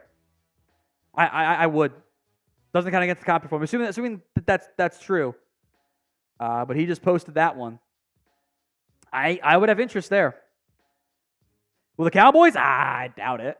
But honestly, I would love to sign a stopgap left side starter. Like 1-year deal, so I don't have to take a tackle in the first 2 rounds. That way, if there's a receiver, a corner, a center, a linebacker, whatever a DT that I love, I can take that guy. I don't have to worry about it. And it's fine. I'm not forcing myself to draft a guy that has to start a huge role for me in year 1. Would they do that? I don't know. But I would have interest in Dion Dawkins. I very much would. So Swift is the lone signing so far for the NFL. The Bears giving him 3 years, $24 million. Which I think that's a little bit much, Chris. What do you think? Yeah, that's like 8 a year? $8 million bucks a year. Yeah, I mean, considering how the running back market has been, I thought this was a lot. Swift is one of the better running backs. What if it's like league, Swift for 8 or Zach Moss for 4? Like, where does that put everybody else? Like, is Derrick Henry going to get like more than that, less than that? If I can get Derrick Henry for less than that, I am intrigued. Yeah. And you know me, I don't like paying backs. Exactly. But it's interesting because running back is the market this past year that has just been like, nobody's going to pay running back anything. Every other position has gone up significantly in the past 5 years. Quarterbacks, as the cap jumps, obviously, quarterback has skyrocketed, receivers skyrocketed, tackles been on a steady rise, defensive tackles had a massive jump, linebackers gone up a little bit, corners super expensive, safety's been fairly stagnant-ish, tight end is due for a reset soon. That'll happen, I think, maybe next year, 2 years from now, but that's trending in that direction. Running back's gone down. Guard has skyrocketed too. Landon Dickerson's the highest paid guard now at $20+ million per year. It's expensive. So the market continues to go down for running backs. Swift, that's kind of aggressive. But I also get it for Chicago. They have to win now. If they don't win now, that regime's getting fired. So they have to be a fringe playoff team at worst this upcoming season. All right, let's do a weigh-in here, Producer Chris. As we are 20 minutes in, one signing. It's disappointing. Nothing, of course, for Dallas, but when 31 other teams have done nothing so far, that doesn't quite bother me as much, which is fine. I don't think we had put Swift on our running back target list either. By the way, I think he was not on that particular grouping either. So, what position do you want to see the Cowboys target in free agency? Drop that position group for me in the comments section. And we'll give some shout-outs here as those flow in as well. Just the one signing so far for DeAndre Swift. I think running back and linebacker still stand out. I would like to go out and find a corner, which could be my own guys. I'd love a left side player. I really would. I don't think that's going to be a path that they elect to pursue. Left guard or center would be great. We took him off the list. Graham Glasgow would have been awesome for this team. Could have played center or guard for you, I think. Because as of now, this is your offensive line depth chart. Until they leave, I won't pull Smith or Biadasz from that list. I'll keep them on there until they decide to leave officially, or at least reportedly.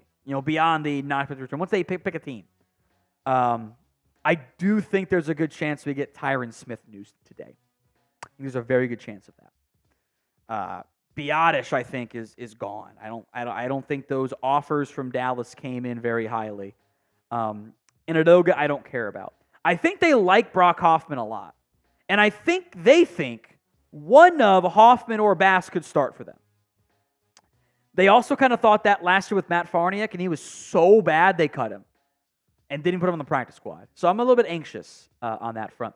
Fair question from Lance Dunbar's burner. Where's Lyle Collins? He is unsigned. I think Dion Dawkins just trolled everybody. He has signed an extension with the Buffalo Bills. He trolled everybody. Said he was excited about his next chapter and had the walking emoji. On his own social media, he has agreed to a 3-year, $60.5 million extension. Troll God Dion Dawkins. He was walking to the bank is what he's doing. He posted it. He posted the walking emoji. It was good while it lasted, Buffalo. Peace. Excited for this next chapter of my football career. Wonder if it's okay to eat ranch. He tweeted that out 10 minutes ago and has now agreed to re-sign and now tweet out, y'all are cray. Why would I ever leave Buffalo? I'm never leaving. I'm a Buffalo guy for life. Troll God Dion Dawkins. 3 years. That didn't make sense from Chicago's perspective. It didn't make sense at all. $60.5 million for Dion Dawkins. Good for him. What a troll god that was. There goes. That was a fun 5 minutes of hoping for Dion Dawkins in Dallas. That'll happen with other guys too, I'm sure. Other positions to invest in here, I see linebacker, running back, linebacker, right tackle. Maybe the Cowboys learned their lesson from the Michael Gallup deal because they restructured Gallup last year, and everyone was like, that's a bad deal. They shouldn't do that. And now they're paying the cost for it a little bit more. Although, in the end, it doesn't really matter that much because they restructured money he was going to get. It just made it less savings this year. So in the end, it kind of half of one, half a dozen of one, 6 of the other, kind of the same. But it's not great. It's not great. So maybe they'll listen from Terrence Steele. We've got to Dwayne Jackson's super chat earlier. Next one is from Luis D. Garza, $5. Thank you, Luis. With the O-line depth suffering, I would think they keep Lyle Collins. He has to be better than Chuma Udoka, right? Maybe not. Collins wasn't here very long.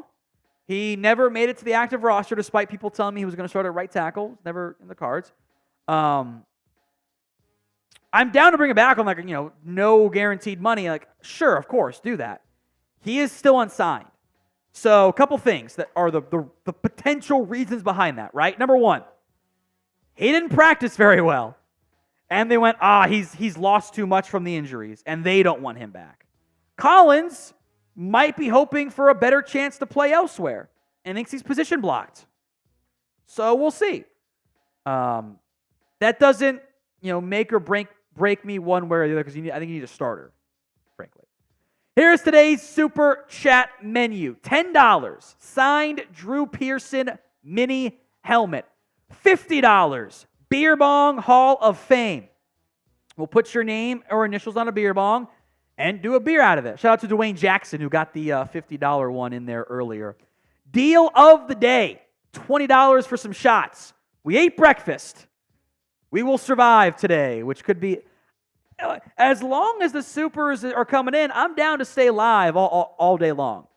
But it just depends on how these supers are flowing in there. So, again, probably not that one for extensions. $20 for a shot, $50 for a beer bong, $10 you go into the beer bong, or you get into the raffle for the Drew Pearson mini helmet. We will raffle that off at the end of the month. So still technically one signing 26 minutes into free agency, Chris. NFL's got to do something as far as I'm concerned. I think they have to do something. Like, I'm not sure what we're waiting on here. Let's get some action. Like, let's get some signings. Even, not specifically for the Cowboys, even just something. Because at least get the market going so we know who Dallas isn't going to pay big money for. And kind of set the tone for like what the values could be at running back and linebacker. We know DeAndre Swift got a 3-year, $24 million deal. Dion Dawkins, who trolled everybody saying he was leaving. Next football chapter. And then clarified it and then, it got the extension done. Trollgod Dion Dawkins, 3 years, $60.5 million. The fourth highest paid tackle in the NFL. I'm about to say, it would have made no sense if they actually cut him. He's still good. He's still good. Then the one move made so far, DeAndre Swift. 3 years, $24 million. $15.3 million guaranteed. So you're probably looking at a deal that does $10 million in year 3. Oh, like the structure of it? Yeah. You look it up. I'm going to see if I can guess the structure. Like cap hit wise, assuming there's no void year BS. I'm going to go with like $5 million in year 1. And then, I don't know, 11 in the final year and 7-ish. That's not quite the math working, but it's close enough. Like 5, 8, and 11 or something like that. Somewhere in that ballpark. Probably, yeah. 5, 8, 11 cap hits is my guess. It's 8.25 over the first 2 years. Okay, so that's probably guaranteed figure. 6, that's... Like there's some... Send me the tweet. Yeah. Because they always do some weird, like, cash flow money in the first 2 years. Because they wouldn't guarantee a bunch of the third year countries only getting $8 million would be my guess. All right, let's pull this up here. Let's see if I can track how this money is structured. $16.5 million the first 2 years. Okay. So, okay. Which would then make it, that's probably got signing bonus stuff included in there. So tough to know exactly how it would all play out. Because he's probably going to have like a $6 million, $8 million signing bonus, $9 million. Stash 3 for the final year of the deal. Probably around 5, 8, 11 would be my guess.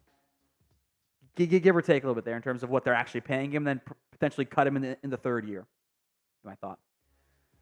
All right, we are still waiting on another signing. 30 minutes in, and we got one dude who signed. Unbelievable. Just disappointing across the board as far as I'm concerned. Bring up a different WAN that's more engaging, I think, there. Rashard Lee's right, and Jack is right, too. NFL's got to wake up. The stove is cold. Let's go. Let's do some stuff here. Been live for an hour and a half to have one dude sign. That's not enough. We're not counting Brandon Allen of re-signing either, but that's ridiculous. We're not going to count that one there.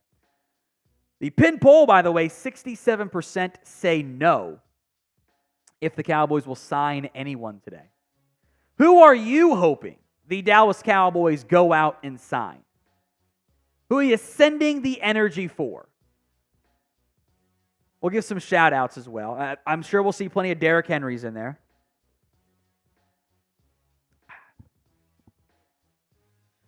I'd like Frankie Luvo. My realistic dream at linebacker. Cheaper than Patrick Queen would be. Busta says we ain't doing shit for a week.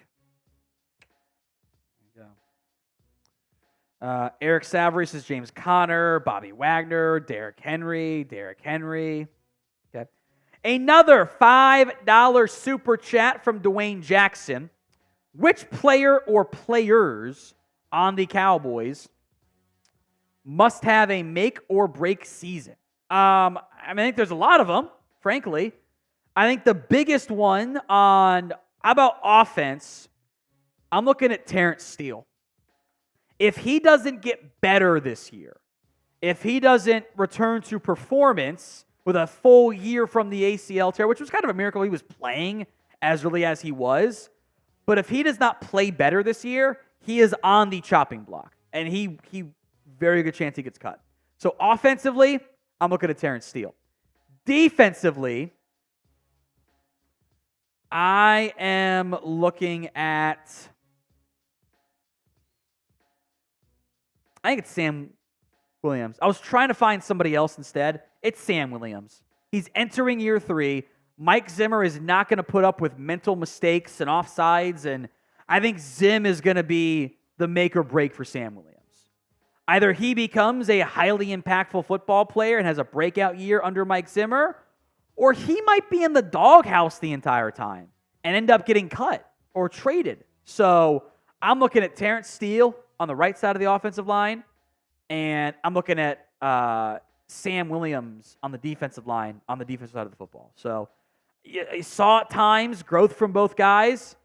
Now I need a lot of growth. So we shall see. Great question, Dwayne. I threw in some of the 10s for you as well, by the way. So who do you want to sign? I see Patrick Queen. Devondre Campbell, not a bad name. He kind of fell off this past season. It's a bit of a red flag, but veteran linebacker fits. Patrick Queen, Josie Jewell, Blake Cashman. I think Queen might be a bit expensive. I think Cashman wants to go back to Houston first, but all names that work. Tiger says the dream is Patrick Queen. Realistic is nothing. Day one or a vet min. Eric Kendricks is doable. I see Diggs. You're not getting Stephon is not a free agent. Or do you maybe mean Quandre? Okay. Deonta Foreman, very realistic. Very realistic. Christian Wilkins, Leonard Williams, Josh Jacobs. I think decent chance those guys will exceed their price tags. I would be surprised if they went to Dallas because they're going to be so expensive. I don't know if I want Gabe Davis. I don't think he's that good, frankly. The Gus Bus, I like that one. A.J. Dillon is a cheaper plotter. There you go. Zach Moss works. MVS, okay. Ragnarok wants Quandre, so they have a Diggs duo on defense just because. It's funny. I like it. He might be cheap. Grover Stewart be a really good addition for Dallas. Hopes are low for the contract cost, but that'd be a really, really good option there. From We Don't Wipe These 304s, always funny. You're my hero. Jalen Hurts is a fraud. As an aside, did you guys see the new photo of Jalen Hurts without his goatee? It looks weird. He gave it to Dak? Yeah, that's what I said. They like Dak stole it from him. Like there's some weird Monstar stuff going on. It doesn't look good. It looks weird. It's just he needs facial hair on his face. He came out of high school with a goatee too, so I've never seen him without it. It's just like the balancing is just not right. I just don't like the way it looks at all. As we wait for more signings, do something NFL. Today's show is made possible by Prize Picks. Prize Picks is daily fantasy made easy. You're picking 2 to 6 player stat projections and more than or less than on those stat projections. You're not having to battle thousands of other players. There's no pros and sharks and sharps, etc. It's more than, less than on NBA, NHL, college basketball. Since it is March and we can care about that now. I honestly don't care about it until March. I got too much on my plate as it is. PGA Tour also available. And NHL. Shout out Rolly for these prize picks. I will take no responsibility, but if they are correct, I will take credit for them. Brock Nelson, more than half a point. Robert Thomas, less than half an assist. And Jake Neighbors, more than 1.5 shots on goal. I feel like shots on goal was a good thing to do on Prize Picks. You can take the more than there. Because just get it on net, man. Go to prizepicks.com/CLNS and use code CLNS for a first deposit match up to $100. It's prizepicks.com/CLNS. All right, we are past the 250 like number. Every 250 likes, we will do a beer cheers. Here's one of them.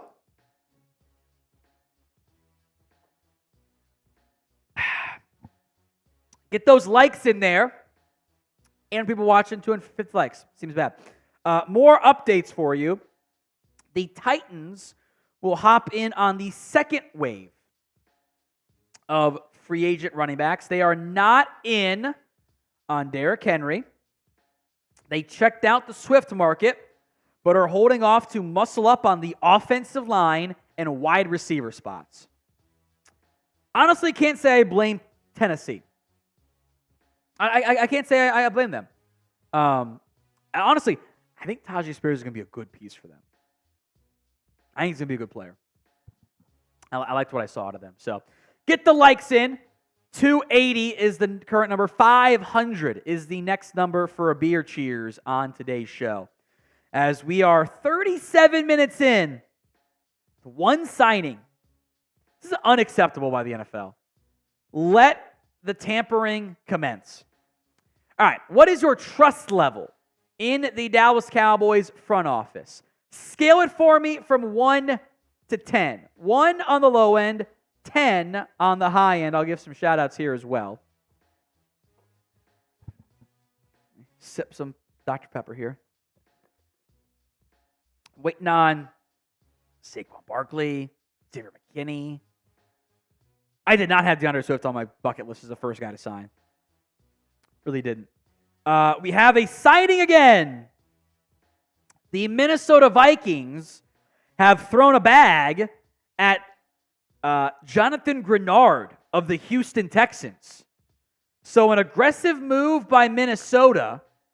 And now we wait and see what happens with Kirk Cousins, which I am very, very interested to see what happens on that front, because that's a win now move by Minnesota to acquire Jonathan Grenard, waiting on the contract details here. But we just know it is a splash signing, and I would assume, Danielle Hunter's a goner too. Maybe you bring him back somehow, and it's Grenard and Hunter, and they will at least lose DJ Wanham, I think, or one of those two guys there. So second move finally comes 39 minutes in to the legal tampering period. Grenard to Minnesota. The Titans are signing Tony Pollard. The Titans are signing Tony Pollard. So Pollard, this is per Aaron Wilson.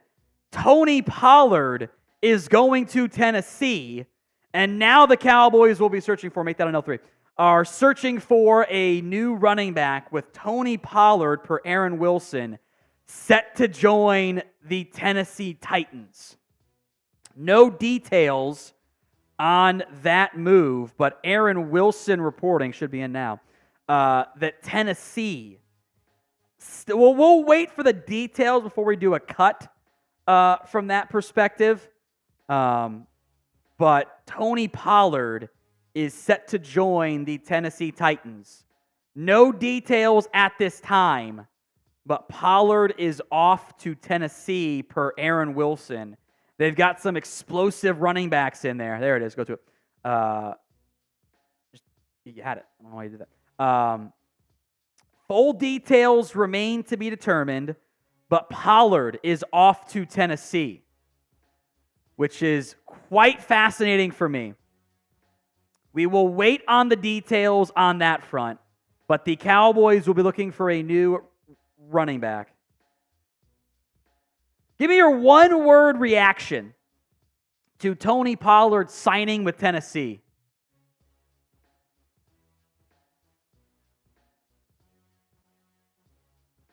But Tony Pollard is expected to sign with the Tennessee Titans, per Aaron Wilson, who's had some good scoops in the past. Give me your one-word reaction. Mine was wow. So running back market is going to change drastically for the Dallas Cowboys. Pollard is set to go to Tennessee. This is all expected. It's all expected because you can't actually sign somebody until later on. But we will monitor that one as we move forward here. We'll do a cut on it if we get the details in the not too distant future here, as the Dallas Cowboys are set to lose Tony Pollard in NFL free agency to the Tennessee Titans of all teams. I can't say I saw that one coming, frankly. Hold on. What's the source off here?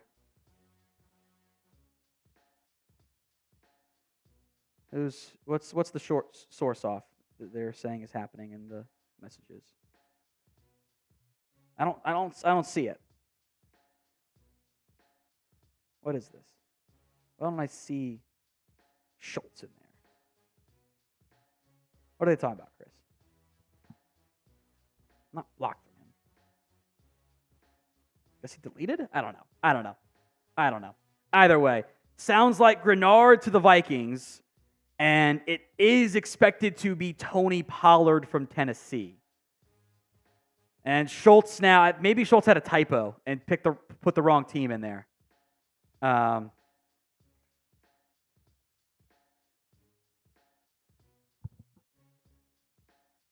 But Tony Pollard set to go to Tennessee, and this running back room is going to change significantly here, producer Chris. Someone said Schultz did a tweet, so I did not see what the tweet was. Did he mention the wrong team on accident? Did he do that mistake? It happens all the time. I think Tajay Spears fantasy owners are in shambles at this moment. As a non-Tajay Spears fantasy owner, I'm feeling okay about it at the moment. I am updating our depth chart here, producer Chris, to remove Tony Pollard from that list. So we finally got some traction, one of them being the Dallas Cowboys. Tony Pollard is set to sign with Tennessee. I don't know what the contract details are. I'm going to hold out some hope that in the next 5-ish minutes we get the details on that. But it does certainly sound like Tony Pollard is going to Tennessee, and now we wait and see. The depth chart should be updated here as well, producer Chris, if you want to peek that. Tony Pollard set to join the Tennessee Titans. Still don't have the contract details. I'm going to over-under. $6.5 million is going to be my guess on that front. And probably a little bit more than whatever it is, it's more than what Dallas was going to be willing to offer. Because that had been reported that they were going to try to bring him back if they could. So still no details on the Tony Pollard contract, as the running back room now dangerously thin. JD428 says running back swap with the Titans. Let's see what Derrick Henry goes for. I never thought Henry was going to go back to Tennessee. I didn't think Tennessee was going to sign a big-time back. So if anything, maybe that limits or increases the odds of Henry going to Baltimore or something. Details, by the way, on Jonathan Grenard. 4 years, $76 million. A 3-year deal for Tony Pollard. So I kind of want to wait 5 minutes here, Chris. Put that in production. We'll wait 5 minutes and start the cut. A 3-year deal for Tony Pollard with Tennessee. So I'm going to guess it's all vibes based here. 3-year deal worth $20 million. Mention you're hoping for the details to come in. I'm going to guess 3 years, $20 million. It's going to be my over-under there. Also hilarious that this happened right after the report was Tennessee's going to wait for the second wave of free agency. So Brian Callahan gets a new running back to pair with Tajay Spears. 3-year deal for Tony Pollard. I'm going to guess $20 million. It's been about 7 minutes we get the details on that. So I'm thinking, in the next 5 we should have the yearly money there. Still waiting on that individual or the total money on that front. What we'll do, Chris, is we'll have the news, the stats, etc. One word reaction is a good one to have there. If we get the details, would you have done that signing as the other way in? And then we'll go to some of the replacements and depth chart. 3-year, $24 million for Tony Pollard. Wow. 324.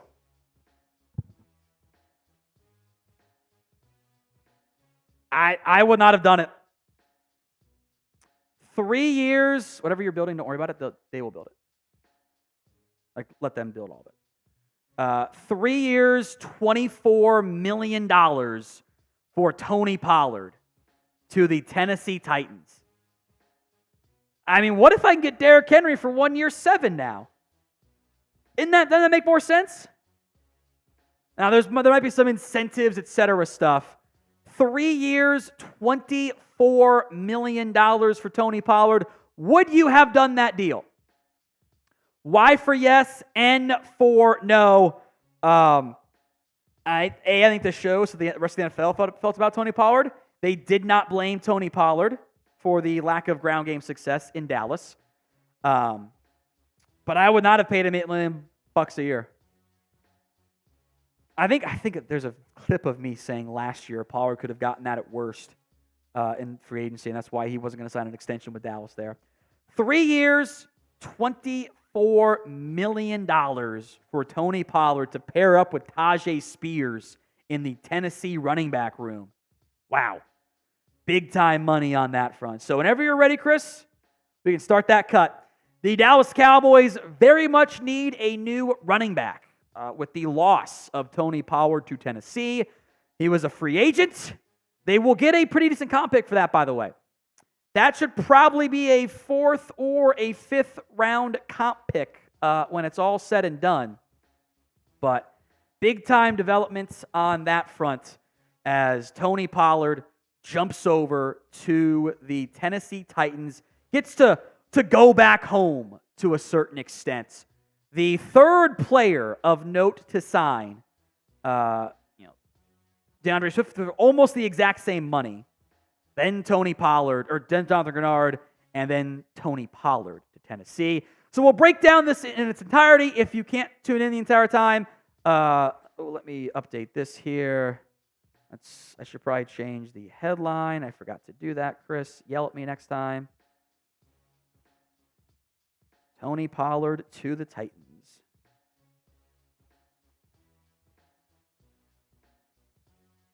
And now my description is too long. I put too much in there. There we go. We will start the cut here as Tennessee gets aggressive and signs Tony Pollard. We'll break down some replacements as well. Some breaking Cowboys free agency news today is made possible by True Classic. Up to 25% off on polos just like this one. We go to trueclassic.com/chatsports. Tell you more about them later on in today's show, as Tony Pollard is the first notable Cowboys, really any Cowboys player, to leave in free agency. He is getting a surprisingly large deal with the Titans. Going back home, of course, he went to Memphis, so home in air quotes, I suppose. 3 years, $24 million. As Pollard is going to pair up with Tyjae Spears in Tennessee, and now Dallas has a very, very large hole in the running back room with the loss of Tony Pollard. As he will now leave, it leaves Dallas with maybe Rico Dowdle ends up returning, maybe some other free agents we will get to later on in today's show. But I want your immediate gut reaction right now. What is your one-word reaction to the signing? Tony Pollard leaving Tennessee for the amount of money that he is getting. One word and one word only. Go ahead and sound off for me in the comment section of today's show. This is where the running back depth chart currently sits, knowing things can and will change maybe in the not-too-distant future. Rico Dowdle, who is a free agent still, Deuce Vaughn, Malik Davis, Hunter Lipke as a fullback, running back, hybrid, etc. Snoop Connor, who had signed to a futures deal as well. Dallas has lost their number one running back in free agency, and now running back, which is already viewed as a big need, is still a pretty darn large big need. Pollard had 1,000 yards last season. Didn't feel like that, though. And I think this contract tells us two things. Biggest of which is this. The NFL, or at least Tennessee, did not blame Pollard for the lack of a ground game in Dallas. And I think that was also true on the film. Yes, Pollard could have done more, and you wanted more, and that's why I'm not paying, and this is overall why I didn't want to pay him $8 million. But the Cowboys' offensive line and their scheme did not do a very good job. They did not play well. They did not perform well. All of those things were issues across the board. And Pollard getting 3 years, $24 million does stand out to me as a notable deal, a bigger deal than what I thought he was going to get on the open market. And I think if things had been close, he would have come back to Dallas. I think that is, probably longer on the years, and probably several $1 million more per year than what the Cowboys were prepared to pay Tony Pollard. So you'll get a comp pick back for him, or at least a comp pick cancellation, whatever, and I think you will sign a cheaper back. We'll go into some replacements later on in today's video, but I would not anticipate the Cowboys paying that. They were never going to pay Tony Pollard $8 million. I am a bit surprised that they paid him that much, or the Titans did. Clearly the biggest of the contracts that the Cowboys gave out, or the Titans were going to give out to Pollard. They won the bidding war, so to speak. As I sit here looking, the NRC reporting, the Giants, Vikings, and Cowboys were also all in on Pollard. He took the money from Tennessee. We will have more Cowboys free agency videos for you right here on the channel, so make sure you guys are subscribed. We'll have more news on maybe a signing or two. Probably not today, but we'll have updates for you. YouTube.com/@CowboysTV. We'll stick with the first 5 names on here, then we'll come back to the other names. This list will change, and it might even change before you get to the video whenever you watch it today. The Cowboys I think are going to sign an outside free agent back. I would be surprised if they didn't. Jerick McKinnon of the Chiefs fits the third down back mold, and what the Cowboys can do is go out and sign a veteran scat back, a speedier back, for a shorter deal that's much cheaper than Tony Pollard, probably half the per year figure at most, maybe a little bit less. We'll revisit Derrick Henry later on, I promise you. I think Antonio Gibson is a name to monitor. Cheap, also from Memphis, would be kind of funny replacing one Memphis back with another one. Allows them to go out and potentially acquire a impact piece from that perspective, who can offer you more than he offered in the Commanders if he learns to not fumble. Clyde Edwards-Helaire is a third down back. And maybe someone like Devin Singletary or Zach Moss finds their market not to be as strong. And they only get, a couple million, $4 million, somewhere in that range. I think that might be doable for Dallas. More names to come, including Derrick Henry, since he's no longer going to go back to Tennessee, clearly. But first, today's show is made possible by True Classic. I'm a big fan of what True Classic offers. Not just myself, but my dad and my father-in-law. It's my go-to gift for them for Father's Day, Christmas, birthdays as well, because there is something that fits for them, that makes them look good and feel good, even though, my dad is skinnier than I am, my father-in-law is a little bit bigger than I am, and it fits them both perfectly. Polos, shorts, T-shirts. The thing I like most about True Classic is their shirts are made to accentuate the places the eye goes first. Tighter in the arms and chest, but a little bit more forgiving in the belly when you maybe have a beer gut like I do to a certain extent. The best part is True Classic sells their premium products in packs to help you save. Get started with the 2 or 3 pack today and feel the difference for yourself.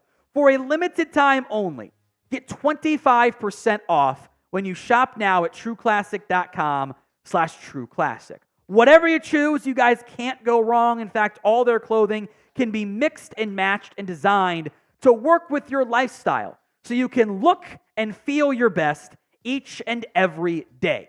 True Classic is so committed to their products, they have a 100% perfect fit guarantee and easy returns. So if you want to upgrade your closet, shop now at trueclassic.com/chatsports and save up to 25% off your order.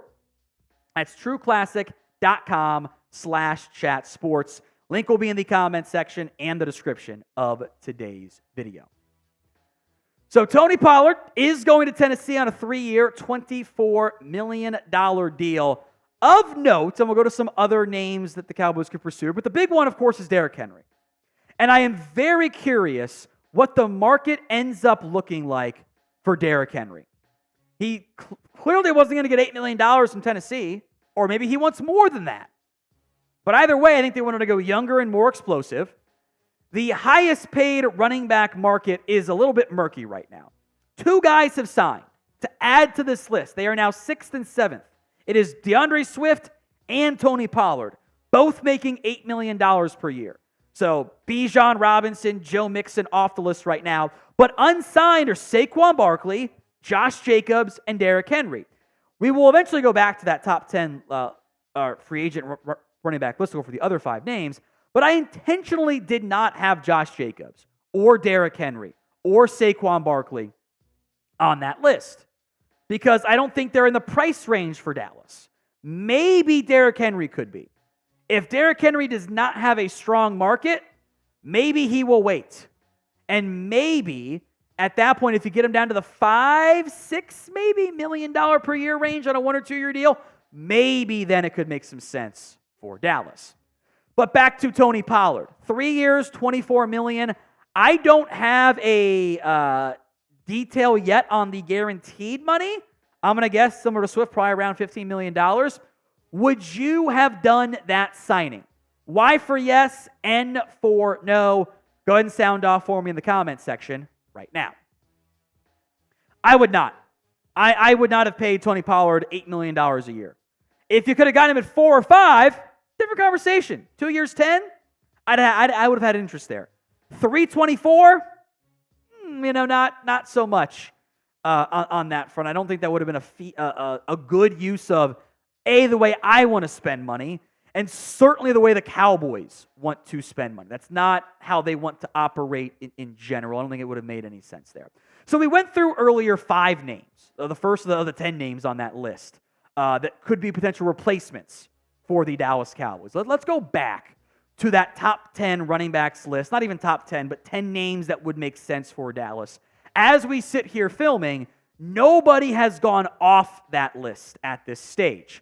The other 5 names. Now, my suspicion, and it's a suspicion, is that Dallas wants the speedier, third down-ish back to be a free agent. That's why I think Gibson makes so much sense.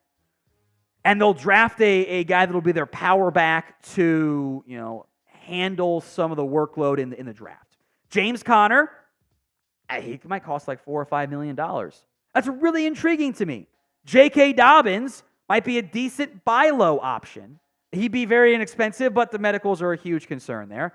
Deonta Foreman, I thought played well when the Bears gave him playing time. A.J. Dillon is a buy low candidate, trying to be a better impact piece. Moving forward, I don't want to pay him big money either. Alexander Mattison got cut. He would not impact the Cowboys' precious comp pick formula. I would love to get Zach Moss or Devin Singletary if Saquon Barkley ends up going there or whatever. I think Gibson is a very feasible piece. But Dallas had a price tag for their running back room. They weren't going to pay Pollard $8 million. I would not have either. I am sure there will be other moves that come in the next 24, 48, 72 hours that I went, man, that's it. I wish the Cowboys would have done that. Paying Tony Pollard 3 years, $24 million, it's not the type of move I would have made. And I am actually a bit surprised he got that much money on the open market. So, in the end, best of luck to Tony Pollard, and the Cowboys will be able to find a cheaper running back who shouldn't result in that big of a drop-off in production, if a drop-off at all. So, would you have done that signing? Y for yes, N for no. Y for yes, N for no. Some super chats we will get to here.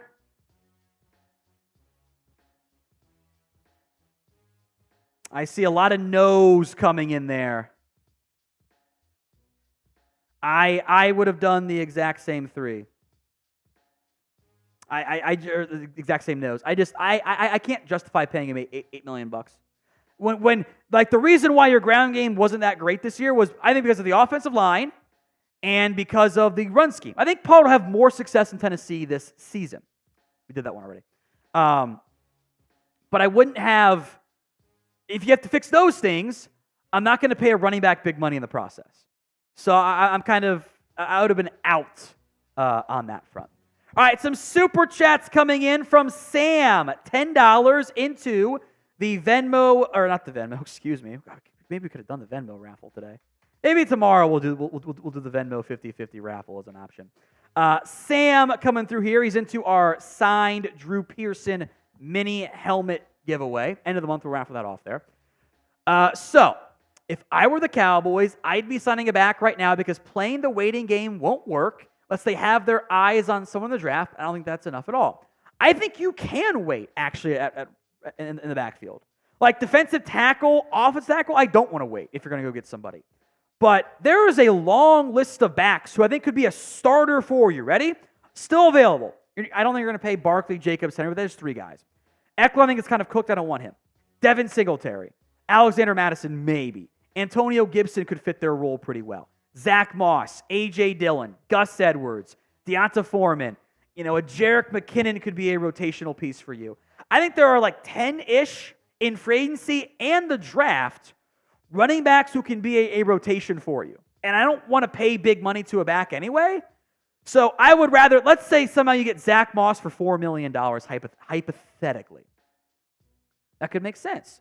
Do I think A.J. Dillon, Deonta Foreman, Clyde Edwards-Helaire are going to be great pieces for you? No. But for what would amount to a vet minimum deal as a rotation, if I would rather spend my money and assets onto the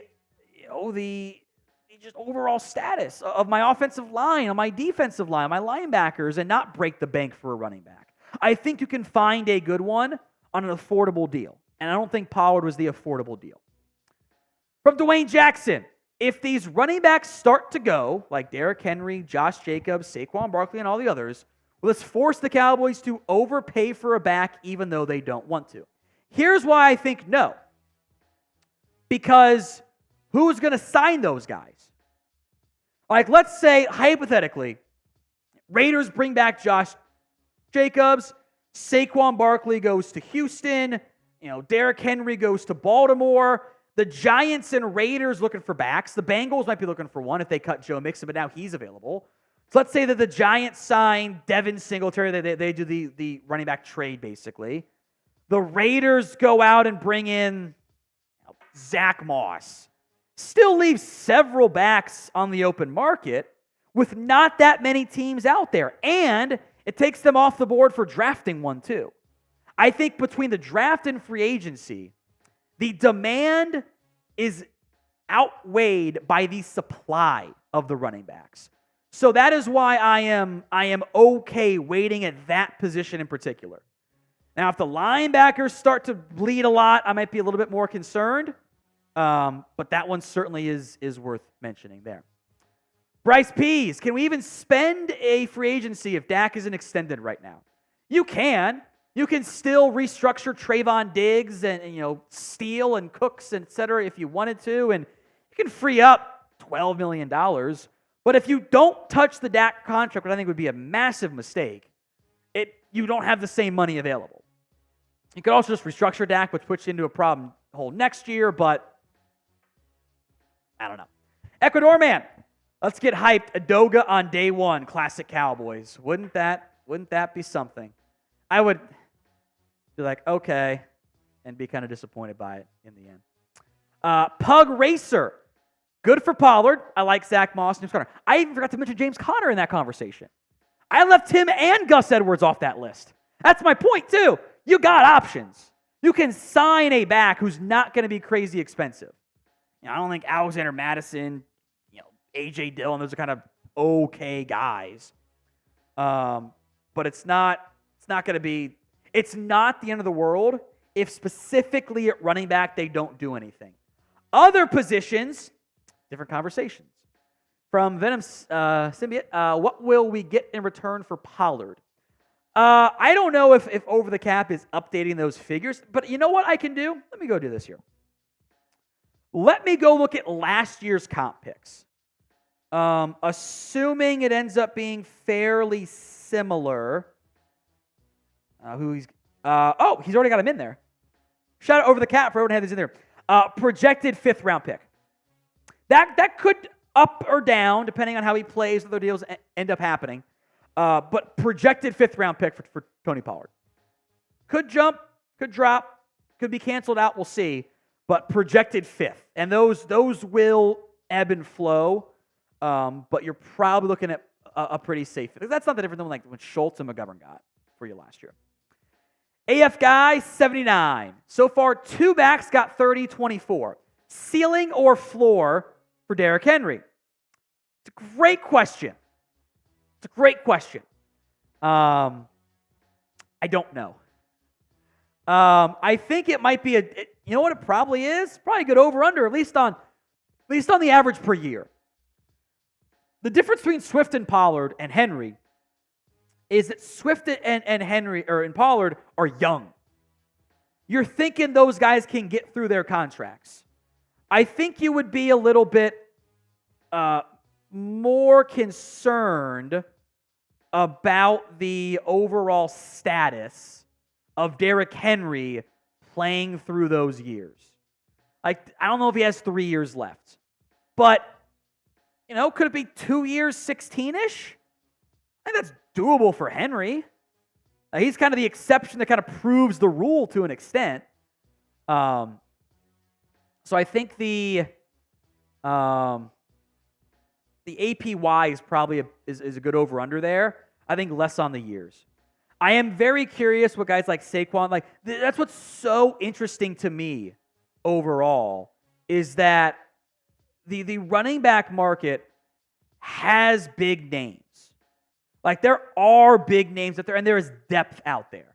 So I would be very surprised and frankly a bit concerned if not even today or tomorrow or even next week, but like 2 weeks from now, if the Cowboys don't have a running back. I don't think they're going to spend at the top of the market. And if Derrick Henry gets $7 million, $8 million, they weren't going to do that. If his market drops down to like in the 5 range, maybe that's their maximum for a back. I think it makes some sense. Matthew Creek, a $10 super chat. The Cowboys have the cap space to make a deal today. They do. It's just not a big move. They can re-sign some guys to vet minimum deals, sign some guys to vet minimum deals, and they got the cap space there. If they want to spend more than a couple $1 million, though, in terms of the cap hit in year 1, they have to adjust Dak's deal, get Van Der Esch to retire at some point, or, potentially restructure Trayvon Diggs. That's even $7 million-ish. Could do it right now. Just simple and kind of easy from that standpoint. Trenton Huffman, Tom, what's your prediction on which day Dallas makes their first signing? Thursday. And that is an aggressive timeline for Dallas. I would be a little bit surprised if they happily surprised they did something before then. I would be a very happy camper on that front. But we shall see. Pug Racer, can we bring back Zeke for minimum wage? You can, but also why? Like, here's the issue. Your ownership, if they bring Zeke back, is going to want to give him the football. Like, Ezekiel Elliott, guys, was like 3.5 yards per carry.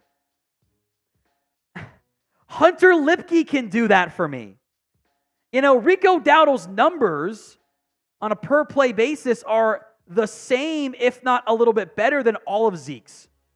So, like, I just don't see the benefit of the name they have heard of. So back to Tony Pollard. Then I want to recap some of the other moves that have happened here for across the NFL.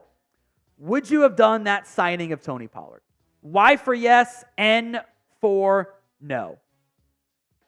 We'll get some more supers in there as well as these get caught up. I'm responding to Brett. Said signed David Bakhtiari. David Bakhtiari did get cut, by the way. And he's going to be a Jet. Convinced of that one. I would not have done the Tony Pollard signing. I am not upset about that. I'm fine with it. Nate Snyder. What about Earl Thomas? Think there'd be a home run signing? You guys. It's funny though. I appreciate that. I really do. All right. I believe we're caught up on supers. I'm going to add Matthew Creek to our super chat tracker for the $10 entries. And I think I need one more for Dwayne Jackson, too. Dwayne's got a lot of them this week here. As you guys pay attention to the moves that have happened here, make sure you are subscribed. YouTube.com/Cowboys TV. More free Cowboys videos. As moves happen, we'll have you guys cover whether it's a live or a VOD, or if they re-sign Trent Sig, that might just end up being a short. I don't know. Some more deals coming in. Brandon Jones has gotten paid by the Denver Broncos. We have the details there if you want to go back to it. He's got to push it across. 3 years, $20 million deal with the Denver Broncos. That's a lot of money for Denver there to pay Brandon Jones. I am surprised he got that much money. That happens in free agency, folks. So Brandon Jones goes to Denver. No, I would not have done that deal either. Safety, I'm intrigued by this. Good safety class, but I'm not going to do that one. Tennessee has a new center. Lloyd Cushenberry off the market. He's going to sign with Tennessee per Jonathan Jones over at CBS. I think it's Jonathan, right? That's who it is. Let me double check that. Yeah. And Diana Rossini also reporting that. So another center off the board. I am very curious what his numbers come in at, because that will help inform the market for Tyler Biadasz. I think that's going to set the ceiling for what Biadasz ends up getting on that front. So Cushenberry is going to go over to Tennessee. By the way, another report out of the Texans ESPN reporter that they are going aggressive after Saquon Barkley, which I just felt that way the entire time. Barkley to Tennessee. Should be some other moves that I think have come in. We get some of the re-signings too. James Winchester. I have to drink. We will do the draft rules. If I don't know a player, I got to drink. Who the hell is James Winchester? It's like they're long. He's the long snapper. Of course he is. I cannot believe Sam put that in there. Unbelievable. Put a long snapper in there, Sam? What are you doing? All right. The Bengals have re-signed tight end Drew Sample to a 3-year deal. No surprise there. Also, Dorance Armstrong is a Commander. No surprise there. This is so unsurprising. Got to tweet out the Cowboys legend bit. This surprises nobody. Dorance Armstrong was never going to re-sign with Dallas. It was never going to happen. Dorance Armstrong going to the Commanders surprises nobody. Just let Sam put him in. You're fine. He will get there. Unless he told you that you wanted to. No, yeah, just allow him to do it. That way you don't overlap on stuff. Dorance Armstrong is heading to the Washington Commanders. Again, I am wholly unsurprised on that front. I would also anticipate at some point in the not-too-distant future, probably Dante Fowler. By the way, Jordan Schultz tweeted him out as a defensive tackle, and all the aggregators are now doing defensive tackle too, because they do not know ball. He's obviously a defensive end. Everybody knows that. I'm going to guess. All right, I'm going to guess. 3 years, $27 million. I'm going to shoot my shot on that one. 3 years, $27 million for Dorance Armstrong is going to be my guess. That's going to be my guess. We shall see if I look dumb or smart. But I would fully guess Dorance Armstrong is going to get, I'm going to go 3 years, $27 million. $9 million per year. This is not surprising. This is one of several former Cowboys I think Dan Quinn is going to eventually poach. I wouldn't be surprised if Dante Fowler jumps over there. I would fully expect Jaron Kearse to jump over there in the not-too-distant future, which is fine. He was never going to be here. You don't want to pay the type of money I think he's going to make in Dallas. And again, the Commanders want to be the Cowboys so bad. They really do, which I'm going to tweet that one out too. The Commies still want to be the Cowboys so bad.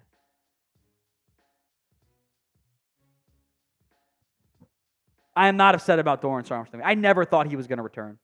Never in a million years did I think that was going to happen. Other news, we'll stay on the Dorance Armstrong part here. The Jags are giving Gabe Davis a 3-year deal.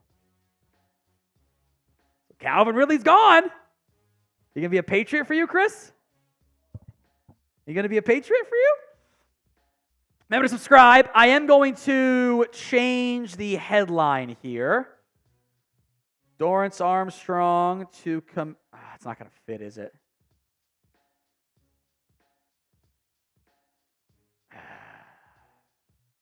Dallas, there we go. Dorance Armstrong to the Commanders. Details TBD. Still, I guess, yeah, TBA is probably better. Potato to a certain extent. I'm going to hate that Gabe Davis deal. I know I'm going to hate it. I'm going to hate it. Hit that sub button if you haven't already. Dorance Armstrong to the Commanders. I think we'll wait on a cut for this one, Chris. I think we'll have some more news to come on players leaving. What other deals have we? Why don't you make the L3 Dorance Armstrong, and we'll rotate through some other ones, or just make the skinny L3. Let's rotate through the skinny L3s. I think that makes sense. One word reaction to the Dorance Armstrong signing for the Commanders. Expected is the correct word here. This one just makes sense. So much sense for Dorance Armstrong and for the Commanders. It always felt like that was going to be the path there, you know? It always felt like that was the route they were going to end up going. I think there will be more who go to the Commanders as well. Is it busted for some reason? Well, I don't want to make you build L3s for that. Okay. Well, I want to rotate through all the other signings on the bottom part is what I meant. That's what I wanted to do. Sorry. And if that's not sinking, then we'll just rotate to the tops. But Armstrong to the Commanders. Expected. I'll get some shout-outs here. I see meh, finally, expected, good, fine, bye, sad, Armstead. You ain't going to get, I don't think you're going to get Eric Armstead, folks. I'd love it, though. Irrelevant, meh, bye, comp, that's a good one. Once we get the details, I think we'll get some more. I'm going to guess 3 years, $27 million. Give me be my over-under there. Some other moves. So Gabe Davis to Jacksonville. 3-year deal. Full details not yet known. We mentioned Lloyd Cushenberry. Details still not yet known on that front. Hoping we get those. I think that's going to set the ceiling for what you could potentially see Tyler Biadasz get from somebody on the open market. Brandon Jones, a 3-year, $20 million deal with the Denver Broncos, so significant money on that front for him. Kind of shockingly high money. Obviously, if you had tuned in, or just now tuning in, Tony Pollard, a 3-year, $24 million deal. Shockingly large money for Pollard. More than what Dallas wanted to bring back Pollard, but I did not think he was going to get that much money. I thought you could get him for maybe $5 million. I think you can still get a running back for $5 million, who's a good one. Just not going to be Tony Pollard. So running back, they'll have a new starter there this upcoming season. Jonathan Grenard, a 4-year, $76 million deal with the Vikings there. That's a lot of money for him. That's a lot of money. And I think that means Danielle Hunter and maybe even DJ Wanham, at least one of those guys, is a goner. Hunter is not technically a free agent, but that's noteworthy. The first move of the day was DeAndre Swift. 3 years, $24 million. So almost, we don't have the guaranteed money on Tony Pollard. Almost the exact same deal for Tony Pollard as it went to DeAndre Swift, which I find interesting. So, Chris, give me some shout-outs here, and you can go ahead and put yourself up top, too. One-word reaction to the signing of Dorance Armstrong with the Commanders. Still no details yet, which I find quite interesting. But, Chris, break it down. I'm going to tweet out the Tony Pollard news. Here you go. Put your one-word reaction right here to the Dorance Armstrong going to the Commanders. Make it a fun one. Be creative. Buddha says expected. Frank says who? Oh, Christian Wilkins to the Raiders. Oh. Mitch is going to go nuts. Fun. Wilkins fun. to the Raiders. Wow. Sorry, I can go and give some more shout-outs there. Rashad Lee saying mid. Joe says boring. Jordan says yup. A lot of people kind of expecting this one. It just made sense, you know. Armando just says nobody cares. Everyone's like, yep, we knew he was gone. This is like the Tony Pollard one was a little bit more surprising because I think they were hoping that they could have found a way to keep him. This one, though, not so much. I think this one was a much more expected move of him bouncing and calling it. How about Christian Wilkins? I like that. To the Raiders. I mean, they needed a defensive tackle. Bad. $27.5 million per year. What a wild move by them. And they still don't have a quarterback. Wow. Wow. They're trading up for Jaden Daniels. I don't know if they can get to the Patriots pick. Patriots might take him, or Drake May. That is quite the move there by Las Vegas. 4 year. They were not really mentioned as the top fit for Wilkins. It was all like the Texans and Browns, and I guess the Vikings kind of take off the board there. Patrick Graham was on the Dolphins staff when Wilkins was drafted, by the way. The Raiders defensive coordinator. So a big aggressive move by Las Vegas. Would you have done that deal? Would you have paid Christian Wilkins 4 years, $110 million? We know what Dallas would have said. It's a hell no. Would you have done that deal, though? Y for yes, N for no. The Dorance Armstrong contract details still TBD. That is a big aggressive move for the Raiders.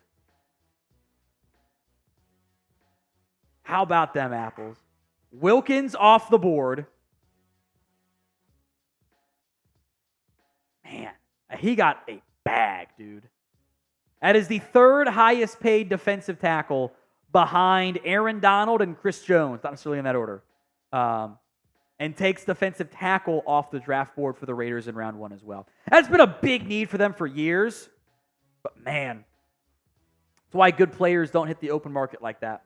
Because they get just massive contracts in the end. Curious what you guys are going to say on this one.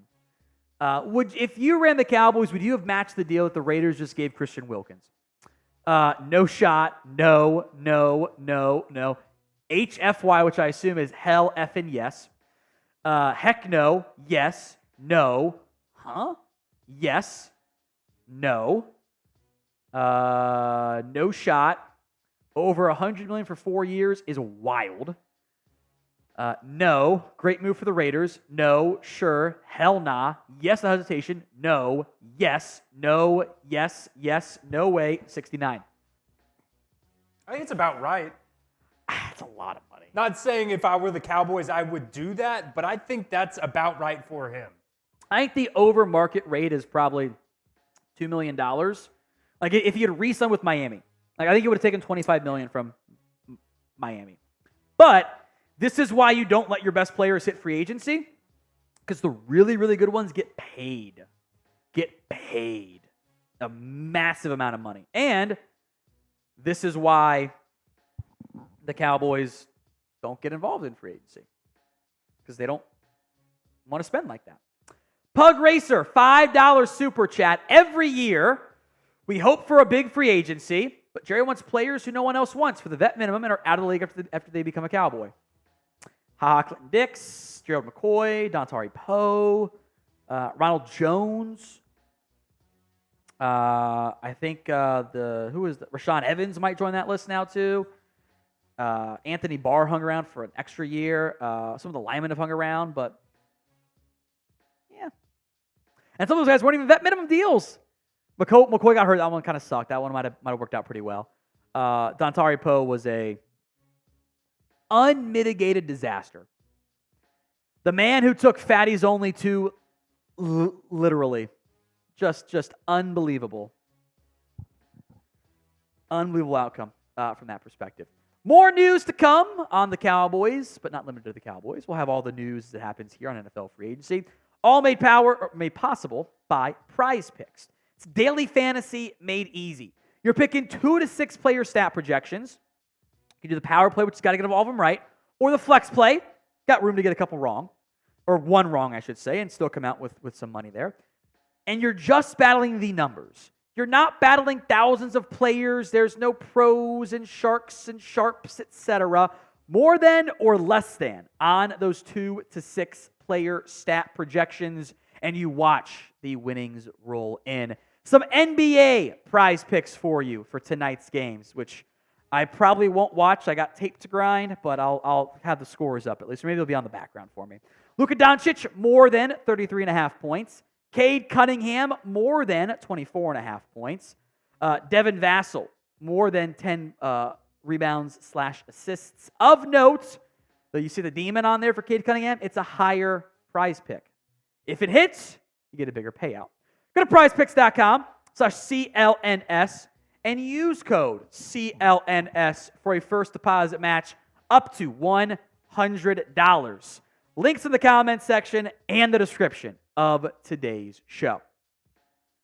Let's go to the will the Cowboys make a signing today question here. Obviously, they've lost Tony Pollard. Still waiting on details for Dorance Armstrong. A little surprised we don't have those yet. Normally mean it is a surprising deal one way or the other, but we shall wait on that front. Will the Cowboys make any signings today? Y for yes, N for no. 71% say no. Let me see if I can figure out a tracker here who has not yet made a signing. Let's see. Okay, so these are these updated. Let's see. Okay, these are pretty much updated. So Bills re-signed some guys. Dolphins made one with Jonnu Smith before free agency, so Bills. Patriots have done a re-signing last night of Kendrick Bourne. Jets did re-signings. Ravens did re-signings. Bengals did a re-signing. Steelers did Russell Wilson. Texans have been quiet. Colts have done a big-time re-signing. Jacksonville got Gabe Davis. That was a big one. There's one. Titans got Tony Pollard. Denver got Brandon Jones. Chiefs have done re-signings. Raiders just got Christian Wilkins to a mega deal. Eagles have done re-signing. Commanders got Zach Ertz and Dorance Armstrong too. Bears got DeAndre Swift. Lions re-signings. Vikings got Jonathan Grenard. So not that many teams have actually made moves yet. Been a little bit quieter from this position. So we'll monitor what else happens, but only a couple teams have actually done deals so far. Jags, Bears, Raiders, Titans have signed a couple guys. Bengals did a re-signing, and then Vikings got Grenard. So a very small fraction of the league have actually made signings so far. So we know how this is going to go because this is how the Cowboys always operate. But if you didn't know how things went, you could talk yourself into maybe there's a chance for it from that perspective. So 71% say no. I am going to guess the no side of things. That no deal ends up getting done for Dallas today, and they'll wait out the linebacker market. Zero traction so far. We'll monitor that front. Running back market has had some traction. Center market, and I think the biggest deal you'll see, Christian Wilkins off the board to the Raiders. 4 years, $110 million.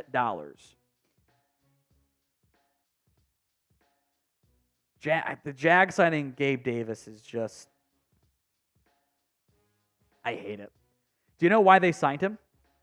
He torched them the last time that he played. Like 6 for 100 is what he popped off for. 3-year deal. I'm waiting on the details. If they get him for it's like $315, it's fine. But I don't know. It could always be worse, folks. I think Jacksonville's process is terrible. I think they're doing a bad job. Christian Wilkins, obviously the Raiders. The 2 deals for the Dallas Cowboys that impact the Dallas Cowboys, I should say. First up is Tony Pollard. If you're just now tuning in, Tony Pollard has taken a 3-year, $24 million deal with the Tennessee Titans. Teams like Dallas, Philadelphia, and I think I saw the Vikings had been linked to him as well, were in the market there, but he took the money. Allegedly, it's 3 years, $50 for Gabe Davis. No, sorry, 3 years, $39, up to $50 million. Okay. That's better, but not by a lot. Gabe Davis is not. He's just not a good player. Maybe the Cowboys could find a trade partner for Michael Gallup. Maybe they could. If that's the market, 3 years, $39 million, up to 50. Ignore the up to 50. It's $339. Still a lot of money. We are still waiting as well on the details for the Dorance Armstrong deal. No details yet on that front. My over-under is going to be 327. 327. I think the worst deal of the day has been... I think it's the Gabe Davis deal. That's a bad deal. He's not good. First time super chat from Terry Ramey. 2 claps for Terry. All in and no motion on nobody, day 1. Most teams haven't done anything, so I wouldn't panic on that front, but we also know they aren't going to do anything. And in the end, they weren't all in. And this is what we did the entire video. I'm like, Jerry says they're all in, but are they? Like, even when you went into the actual quotes and looked at the full quotes, Jerry's not talking about going all in and being aggressive. He even said we're going to go all in on other players than we have before. Which that's CeeDee Lamb and Micah Parsons. That's what he meant. meant they're going to pay their guys again. It's just going to be different guys. Because Tyron Smith and Zach Martin and Zeke Elliott contracts are going to be off the books. Tank Lawrence's deal will be off the books once you pay Micah Parsons. And relative to the salary cap, it's basically going to be a one-for-one flip. Like, average per year relative to the cap at the time. It's not going to be a big change there. It's just the cap has grown by so much. Everything else grows. They're not all in. Because the way that we view all in is profoundly different. And I would argue better than what the Cowboys view all in. And that's not fun. So we shall see what happens from that perspective. So from we don't wife these 304s, our all-in move is Carl Davis. You're still my hero. I think they're going to sign another defensive tackle at some point. It just might not be a defensive tackle that you wanted. Christian Wilkins getting the deal he got might cause some movement on that front for DTs. Like, what does Grover Stewart get now? What does you saw what Justin Madubuike got? What do other guys end up getting? We'll see in the near future. I just think it's going to be a Hankins-esque signing. I think my prediction has been Armin Watts has ties to Mike Zimmer and can stop the run a little bit. Actually be a fine move. From Cowboys 615, I'm still looking for Jerry's idea of all in the Webster's Dictionary. I could not find it. Oh, there it is, under BS. Jerry's definition of all in is he's playing poker. He's got, 8, 10, or maybe even just 10, 10 jack of diamonds. Like that's a good hand. Nothing's been flopped yet. And he goes, I'm going all in, and puts 10 of his 100 chips in. And he goes, and the dealer goes, you're not all in. And Jerry goes, yes, I am. That's not what all in means, man. You can't put some of your chips in and say we're all in. It's not how it operates. That's how I define it. Well, no, you're wrong. Because Cowboys 615 is right. It's not how it works. From We Don't Wipe These 304s, are you aware of Toxic Tom Downey burner account? I am. I haven't seen him in a little bit. Unless he's in there today. Maybe he's watching Sky. At one point, I think what it was Toxic Tom Downey burner account, and the profile pic was out of Sky Steel, which I thought was hilarious because I love Sky stuff too. And he's in here most game days and other stuff, so maybe he's working. Maybe he's a job that requires him to not be online for a YouTube live stream, which is totally fine there. But yeah, he's here a bunch. He's pretty funny as well. The sub count, 185K. We will have more Cowboys videos for you all off season long. If the super chats and audience still keeps coming in, you know what? Maybe we'll go live again tomorrow. Maybe we'll have some fun. Hit that sub button if you haven't already, youtube.com/Cowboys TV for more free Dallas Cowboys YouTube videos. Big TD the one, a first-time super chat, so 2 claps there. Draft a running back or sign Derrick Henry? I think what this team wants to do is sign a veteran and draft somebody. In an ideal world, I think they would draft the power back with less mileage on him and sign the speedy back. Now, maybe the market doesn't fall out quite that way, but there are guys you can monitor. Let's look at the draft market at running back. Great call here, producer Chris. Which in hindsight, we should have gone to that for Pollard, but it's fine. We'll do it for the next one. Trey Benson had a meeting with the Cowboys at the Combine. He ran super well. He might not get to them in the second round. If he does, stands out. Jonathan Brooks would be a very Cowboys second-round pick. I don't like the idea of drafting an injured back, though, in round 2. Coming off the ACL tear. 3rd round, let's ride. 4th round, Braylon Allen fits that bigger running back mold. Could he be there late day 2, early day 3? Blake Corum, I think, is going to end up being a Charger, by the way, when it's all said and done. Maybe Eckler ends up being a piece for Dallas if they want to just sign him to a 1-year, $2 million deal or something. Bucky Irving, smaller back. Will Shipley offers you some juice. I think Ray Davis, if he's there in the 5th round, would be perfect. I don't know if he's going to get to them in the 5th round, but I think, first off, Incredible story if you have not watched, if not read it on The Athletic. Incredible insight there of the homeless and ward of the state as a kid before he even turned 10, and worked his way to this point. Jalen Wright is big and explosive. I don't know where he goes, though. Marshawn Lloyd fits a similar mold. Arctic Estime ran very slowly, but is a good runner as a power back. Could be a decent fit there for Dallas if he gets them in the 5th round. Free agent backs. Nobody off this list yet. We're going to keep this list as our list throughout free agency and tell you who's gone, who's not. So if Edwards-Helaire goes to the Bengals, we'll just make it -CIN since they're light on space there. Jerick McKinnon, if you want that super cheap 3rd down back, he could be your guy. He didn't do much last year. He was injured. It's going to make him cheap. He was solid-ish in 2022. Could get a bigger role. Does have ties to Mike Zimmer, but by the way, was there in Minnesota with him briefly. Antonio Gibson is a name I am going to monitor here. I think if you want to replace Tony Pollard with a much cheaper option who has fumbling issues, hence why he is a much cheaper option, I think someone like Gibson stands out. He was a 1,000-yard runner a couple seasons ago. Was actually more efficient this year on the ground. Offers you 3rd down stuff too.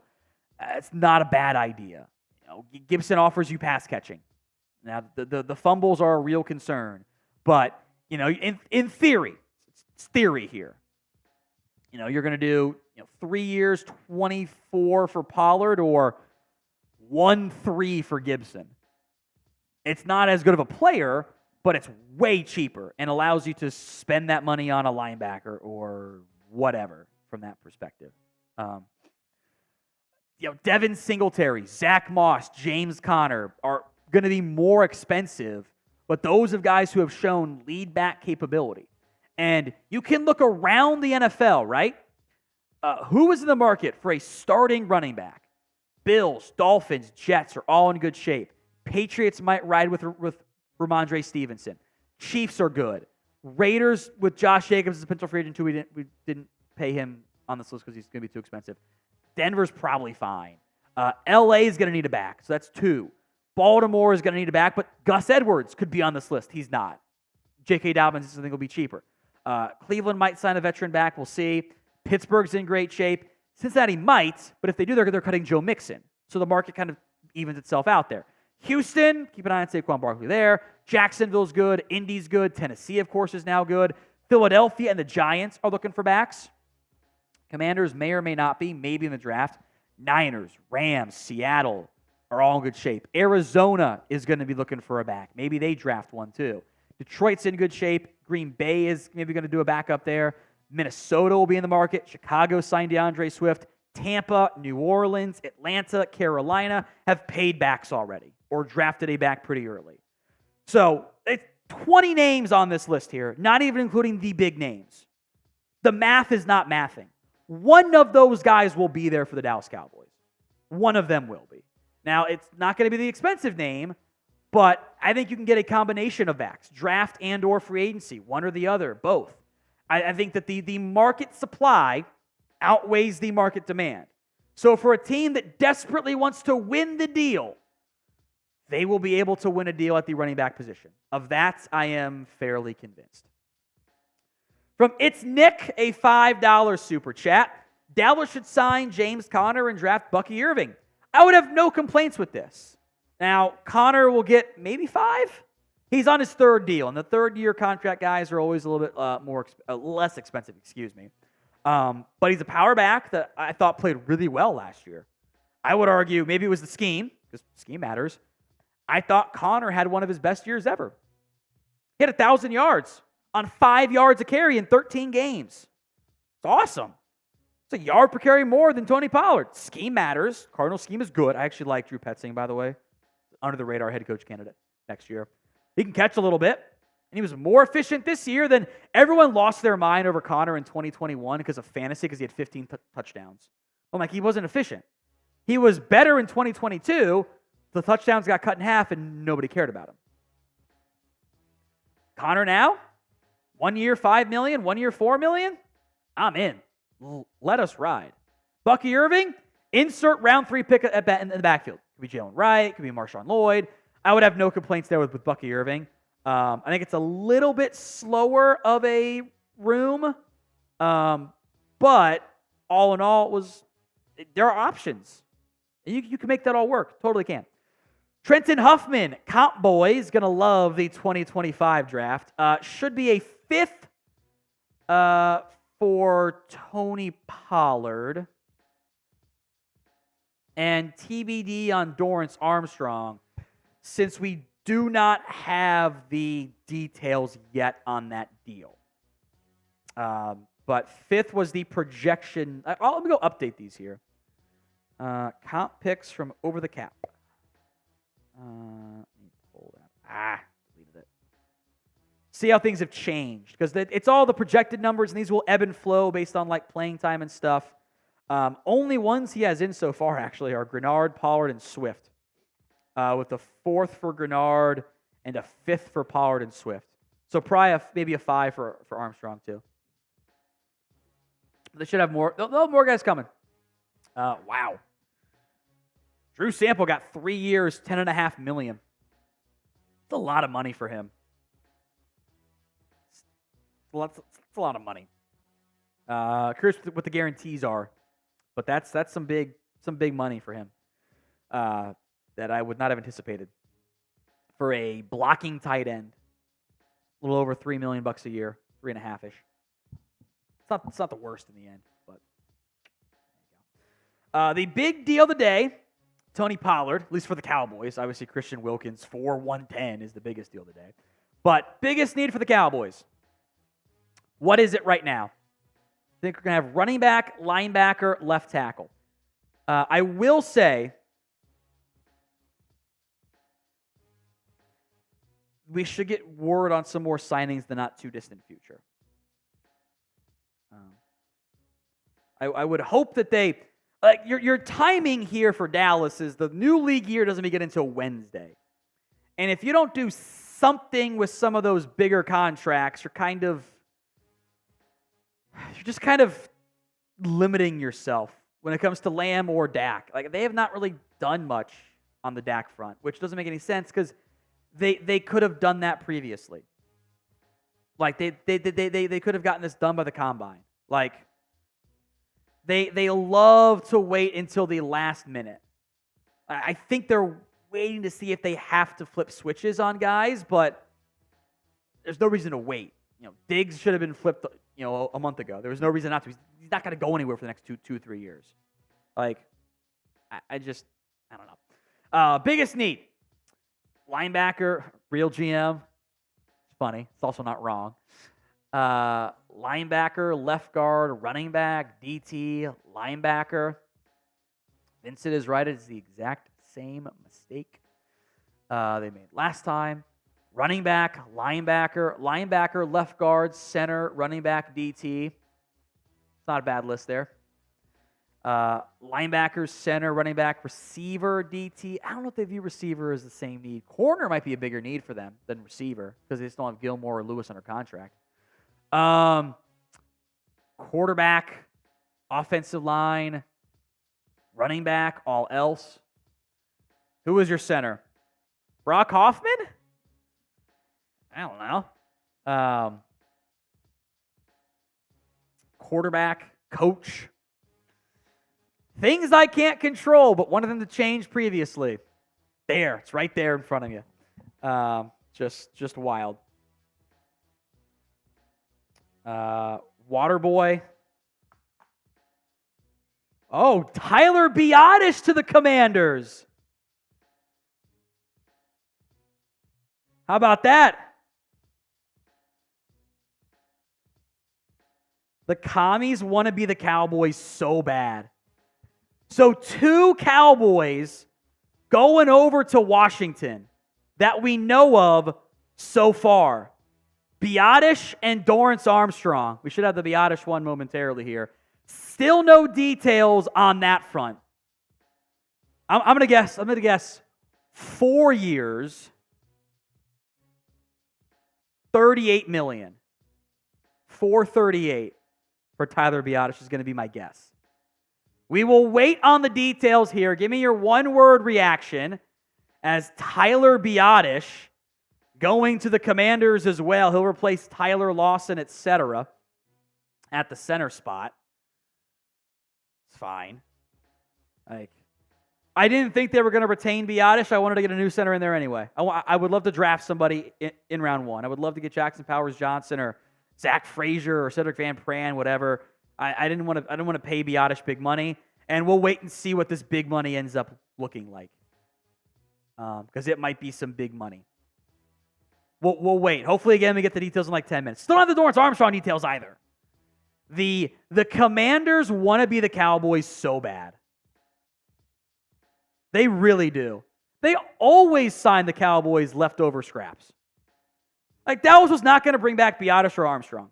I think they wanted to bring back Pollard. That one was a bit more disappointing there. I don't know who their center is going to be.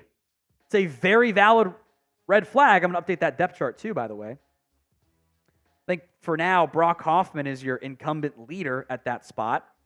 But Tyler Biadasz heading over to the Commanders along with Dorance Armstrong and potentially more to come. Which, again, would not be a surprise to me. I would assume Jaron Curse. I wouldn't be shocked if Dante Fowler, and maybe a corner goes over there. Dan Quinn's just getting the gang back together somehow. O-line depth chart should be good there. Michael Miller, this team sucks. Now we need 2 offensive linemen? Come on, man. This has got to change. I mean, let's wait for the money to come in for Tyler Biadasz. Maybe the money will make us feel one way or the other about that.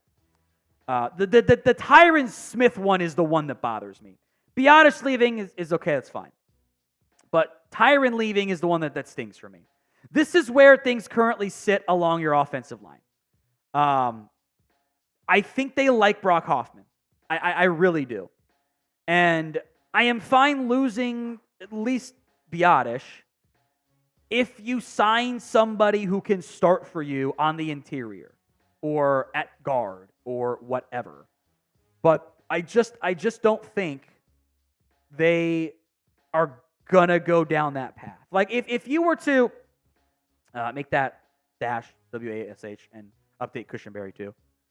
Some of those guys have signed. I think if you could find a veteran center, I would have loved Mitch Morse. He's already gone to the, whatever path. You can make this work, and you wouldn't be nearly as upset about it. But as things sit right now, I don't have faith in this team to address their needs the way that they need to. That is my concern. And I'm fine losing Hoffman in a bubble, or Biadasz in a bubble. It's not gonna kill me necessarily.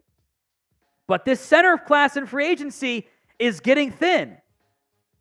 It's Connor Williams, who's coming off an injury. Okay. It's Bradley Bozeman, who wasn't great in Carolina. If you wanted some more power at center, Aaron Brewer is not your guy. Evan Brown has ties to Seattle. Mason Cole was not good in Pittsburgh. Lucas Patrick was not great for the Bears. Coleman Shelton was decent with the Rams. And then there's the other Connor McGovern, too, which I thought was really funny to include there. What I would like to do is take a center with one of my first 2 picks. Guys that stand out to me: Jackson Powers-Johnson, Zach Frazier, Graham Barton. I bet one of those guys is there for them in the first round. Are they going to be able to get both of them? I don't know. Do they get one of them in round 2? Probably not. Cedric Van Pran, Ranger, could be a decent third-round pick if he's there. Tanner Bortolini could continue the trend of the Cowboys always drafting a Wisconsin center, but how early do you have to get him? I don't know. So we are still waiting on both the Biadasz contract details and the Dorance Armstrong contract details. If we get them here in the near future, we'll do a cut on it. I figured Biadasz was gone. I didn't think it was going to be a a signing to the Commanders, though. Dan Quinn, new ownership, new everything in Washington, and they still just want to be the Cowboys so bad. I want to see what the money looks like for Biadasz and Armstrong. My suspicion is third or fourth defensive end, league average starting center, and a good running back are very easily to replace, or easier to replace. So I'm not expected, is my mindset. I'm not overly upset by it. The flip side is, at a certain point, they have to do something themselves. Like, they can't just not sign anybody, you know?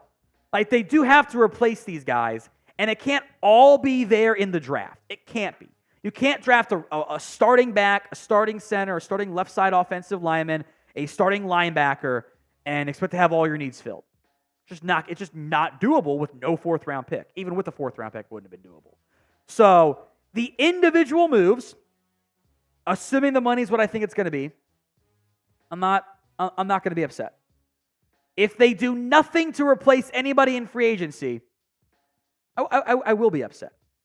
And we shall see on that, because we know they're not going to spend big money. You know, we know they're not going to go out and break the bank for Coleman Shelton or something. So not that he'd break the bank either. You know, they weren't going to spend $5 million on Mitch Morse, or $6 million, $7 million, whatever it was. So the individual moves, I have no complaints about.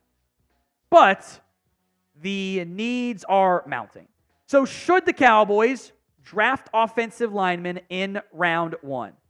Y for yes, N for no. Y for yes, N for no. I think you almost have to. As it sits right now, that's like the most obvious path. And it's anywhere from left tackle, left guard, or center could be your round 1 pick. I would have liked to have extended Tyron Smith, 1 or 2 year deal, which I don't think happens. We'll see if the market moves for him at all, but TBD. And then we'll go from there. By the way, the Rams have signed a guard. Jonah Jackson is getting $17 million per year to leave the Lions and go to the Rams to pair up with Kevin Dotson on the middle of that offensive line. So big movement there for LA. With what are they going to do with Steve Avila?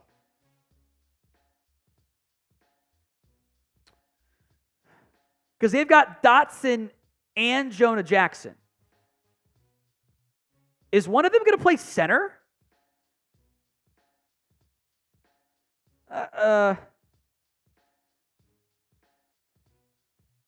That's really interesting to me. I'll take one Steve Avila in a trade. Avila, however you pronounce it. Because they just paid 2 guards massive money. Jackson and Kevin Dotson. And Jackson's too big to be a center. I don't think did he play center previously?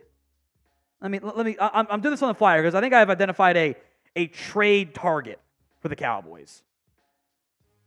He did play some center. He did play some center. He was 2020 NFL draft. Let me go pull up my 2020 NFL draft notes. Because I would, if I could get Steve Avila, I can fix my left guard issue. I could play Tyler Smith at left tackle. And now I just need a center. I got a cheap guard too. It's not paying him anything. Let me pull up my notes here for Jonah Jackson.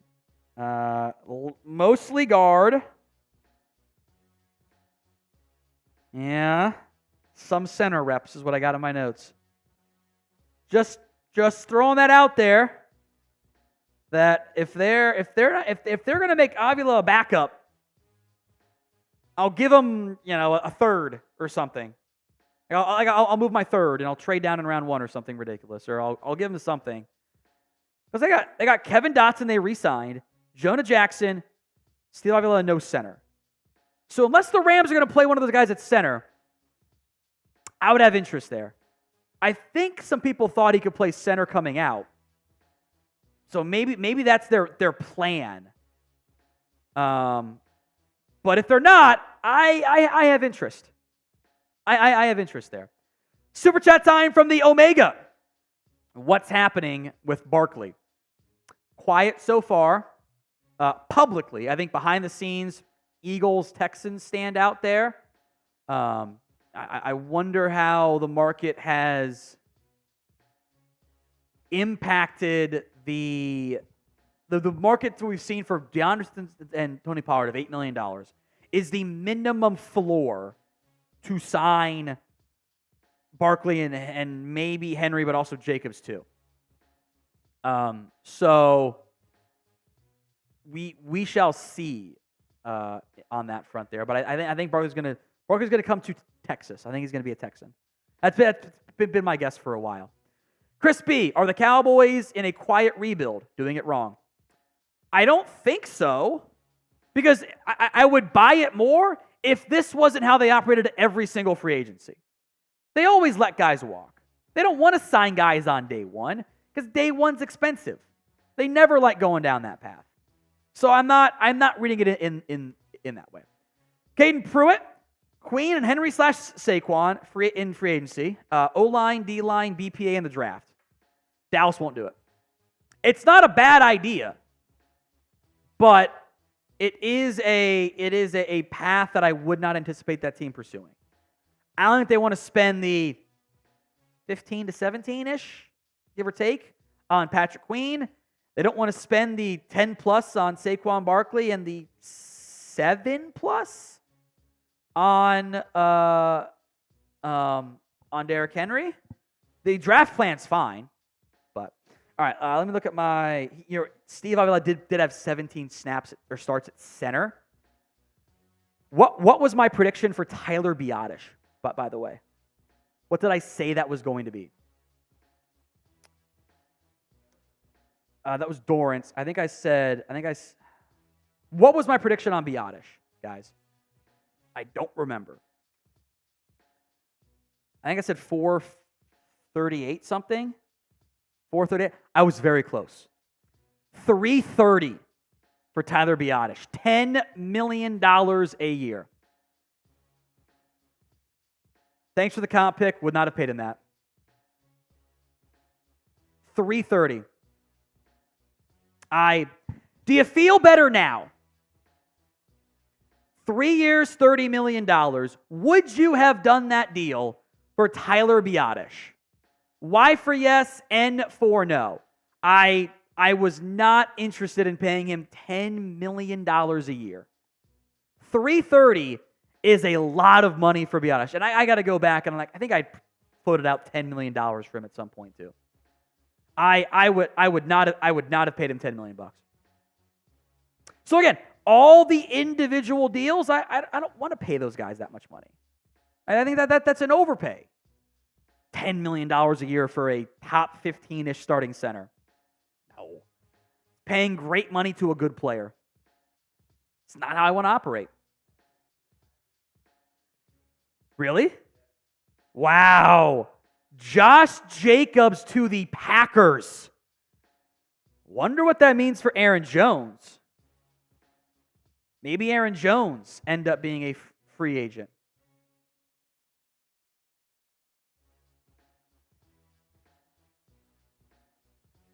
Wow. Also, Bryce Huff to the Eagles. 3-year, $51.5 million. Packers, Aaron Jones about to get cut? Maybe? So some movement here on the market. Bryce Huff to the Eagles, 51.1 on a 3-year deal. I'm not good enough at math. That's about $17 million per year. One of Reddick or Sweat is a goner. And then Josh Jacobs to the Packers as the Raiders are looking for that. Crazy.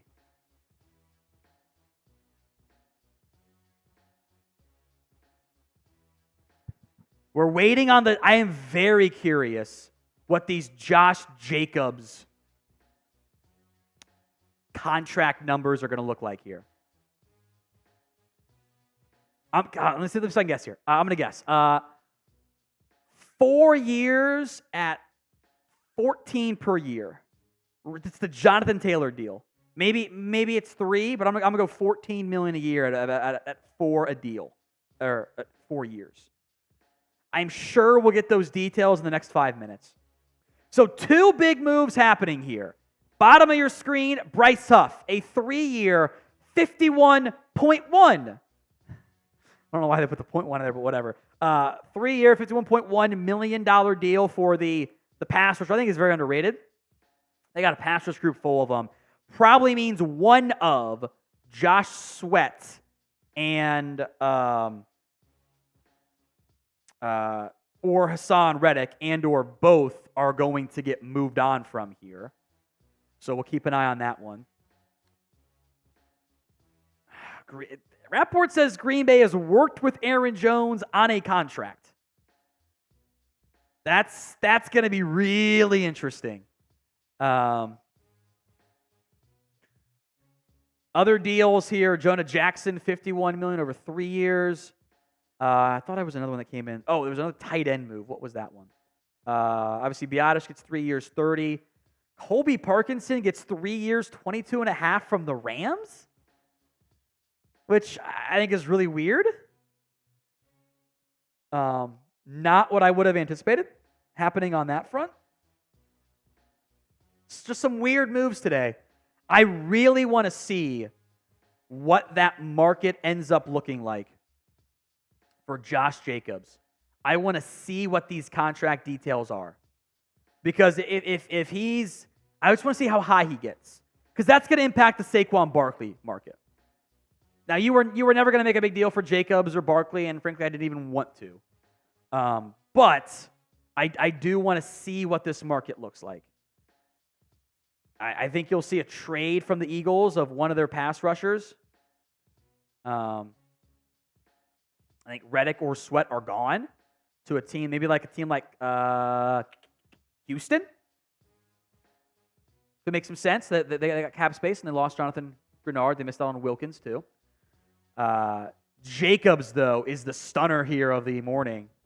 The Green Bay Packers signing Josh Jacobs. Waiting on the money there. The Panthers are also cutting Von Bell. He's a Bengal. He's so going to go back there. So finally getting some more movement here in the early stage of free agency. How about to the Josh Jacobs signing in particular? What's your one-word reaction here?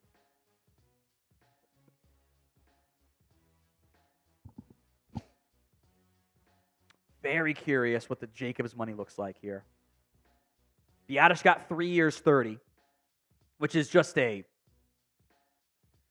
I think based on the comments we saw, nobody really wanted to pay him that much money. And I agree. That's not the type of player you wanted to go out and throw big money at. I don't think that would have made it. Is I don't want to pay good to okay players a tier above money. Even if you like your guys, I was not going to pay him $10 million per year. Got him cheaper, sure, but I think the play of your center was a real issue in your ground game overall.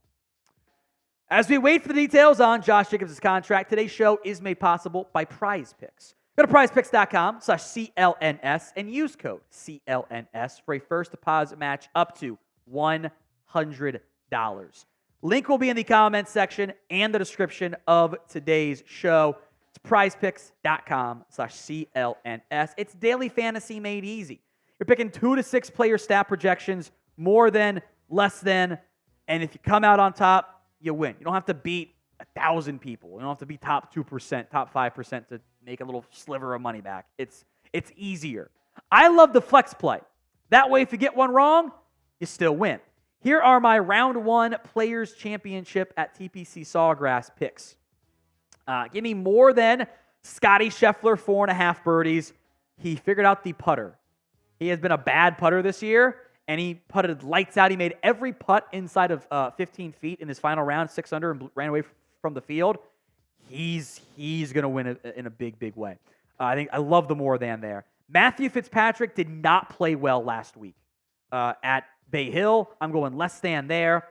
Shane Lowry has played well. Love the value at 4 birdies. Taking the more than there. And Justin Thomas also played well in the final day. 4.5 on that front on the birdie side. Love the more than too.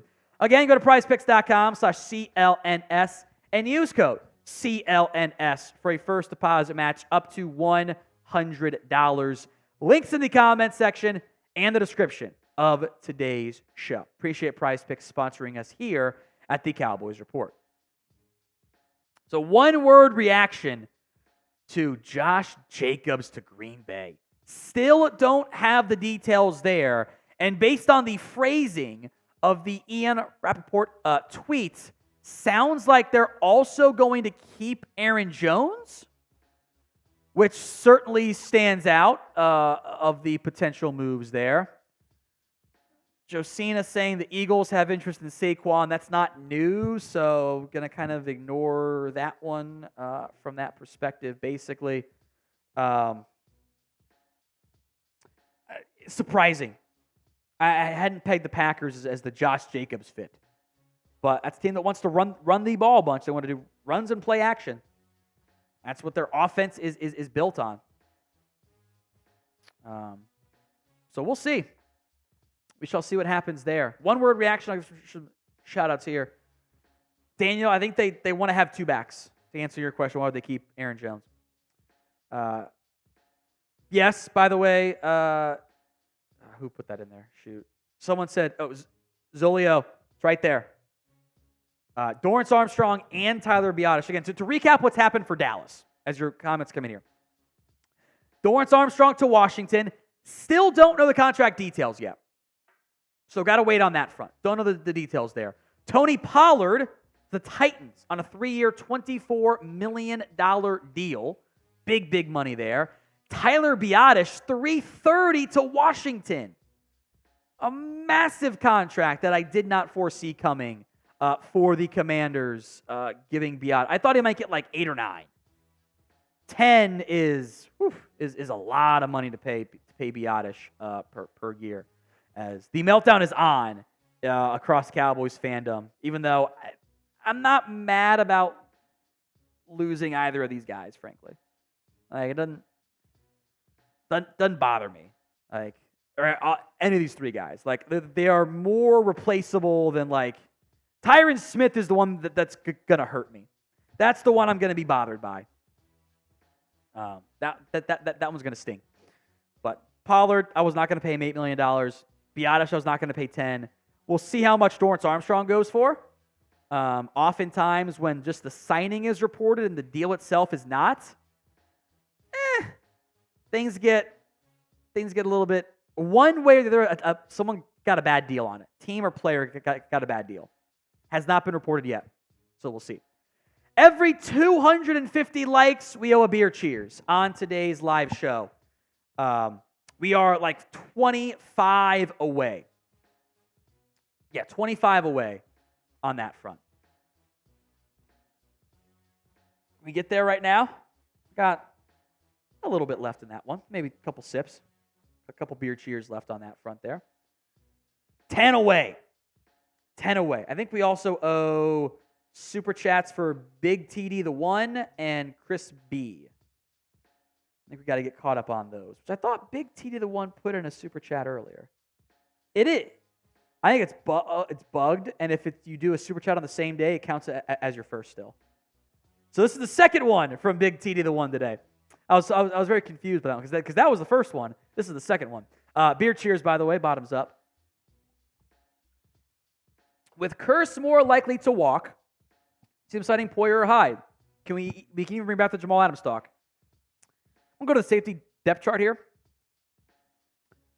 I don't know if you need one. I think you have options at the center spot. I truly do. Or at the safe spot, excuse me. Safety, my bad. I was staring at Biadasz and said center like a dumbass. Go F yourself, San Diego. You have Malik Hooker. You have Donovan Wilson. I would assume you choose to bring back, or put, I should say, Marquise Bell back at the safety position.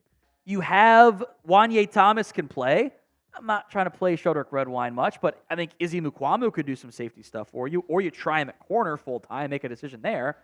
That's a bunch of safeties that you have. Now, the safety market is so saturated, I think you could find somebody who's good there and could help you, but it would probably be the buy low candidate that the Cowboys love so much. So I wouldn't be surprised if that was a path that they didn't pursue early on. Chris B, they so worried about the 2025 cap for some reason. What did I say was my prediction for Dorance Armstrong again? Yeah, it wasn't even fucking close. 3 years, $45 million.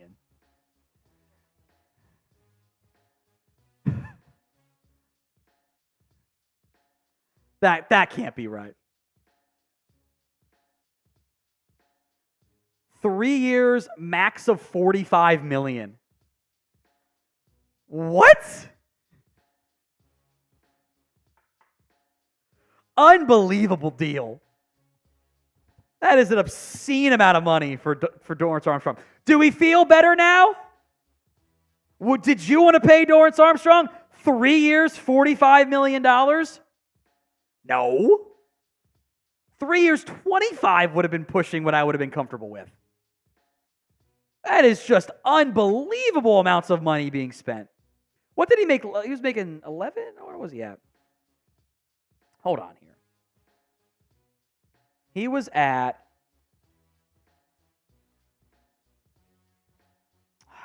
damn it. He was at 2 years, 12 last time. That is unbelievable. Now, I would hope that the max number's carrying it. But even if it's like 3 years, 40. Thanks for the comp pick, Commanders. Just giving us comp picks. That is an unbelievable. That is so much more than he's actually worth.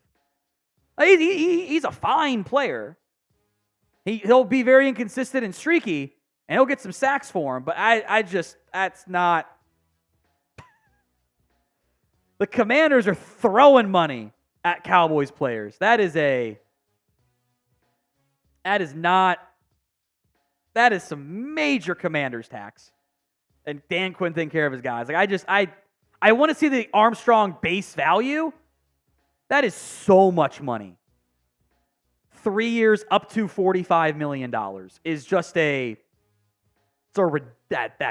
absurd. He'll get sacks for him. He'll get a lot of opportunities, but he's not worth it.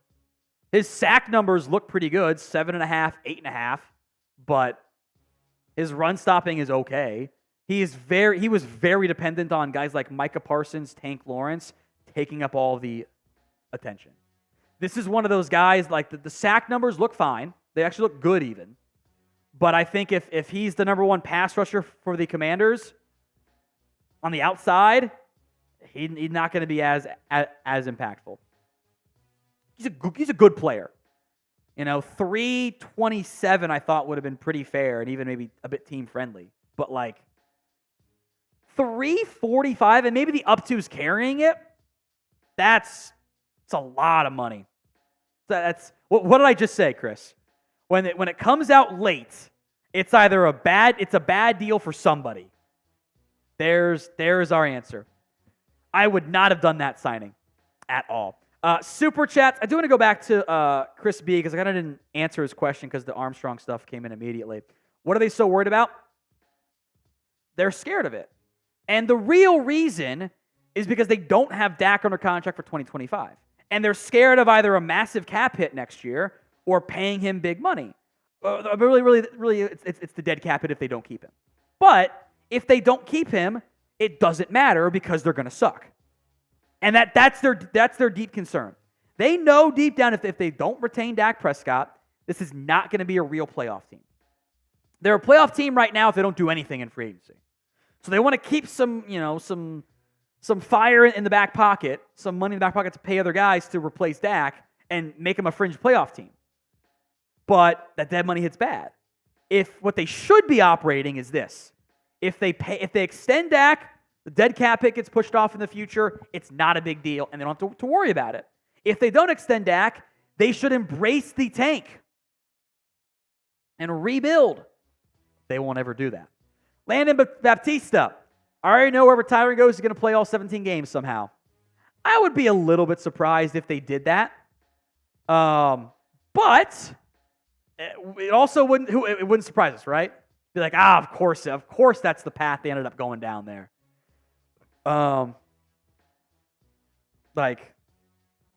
It just wouldn't surprise me at all. It really would not surprise me if he stays healthy. Dwayne Jackson. Yeah, keep saying up to $45 million for Dorance Armstrong. It's just funny.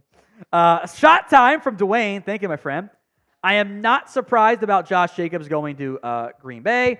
It's just the philosophy the Cowboys have by getting the cheapest deal with a coupon shopping spree. Spend money to be competitive. 30 years now. Is that working for us? It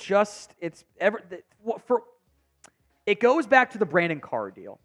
And for whatever reason, they were so traumatized by the Brandon Carr deal, they don't want to spend any more money. Which is kind of funny because honestly, the Brandon Carr deal wasn't that bad for them. He played every game of his contract. And he was a starter. He wasn't a premier player like they wanted him to be, but he was a starter. It worked out. It's better than many free agent deals. They are cheap. Armstrong and Biadasz jumping ship to the Commanders is funny to me because it's so much money. Which maybe we'll do a cut in a little bit here on that front there. CT, just in, Dallas signs Richie Incognito. Cheers to Dwayne. Could you imagine? Gotham guy. Tom, we both shouted what at actually the same time regarding Dorance Armstrong. I don't get it. Now maybe the up to the worth max value is doing some work there, and maybe it's only like $335, but people are paying $11, $12, $13, $14 million per year for Dorance Armstrong, and why? So much money. And I get that they have no pass rushers, but I mean, that's not that much less than Jonathan Grenard got. I just doubt it. I just doubt it. Stephen Hewitt, too bad you went to Cleveland. Would have loved to have him. Baker's contract is good for the league, IMO. And I think the Baker contract was pretty fair. Wait to see what Kirk Cousins ends up getting. That might balance it out a little bit there. I think there needs to be a tier 3, tier 4, whatever you want to call it for quarterback contracts, and Baker and Geno should kind of be that type of player. It should have been Daniel Jones too, but oopsie on that front. Ecuador man AOG. Tyron playing 17 as likely as the Cowboys signings. They'll sign somebody, I promise you. Just might not be today.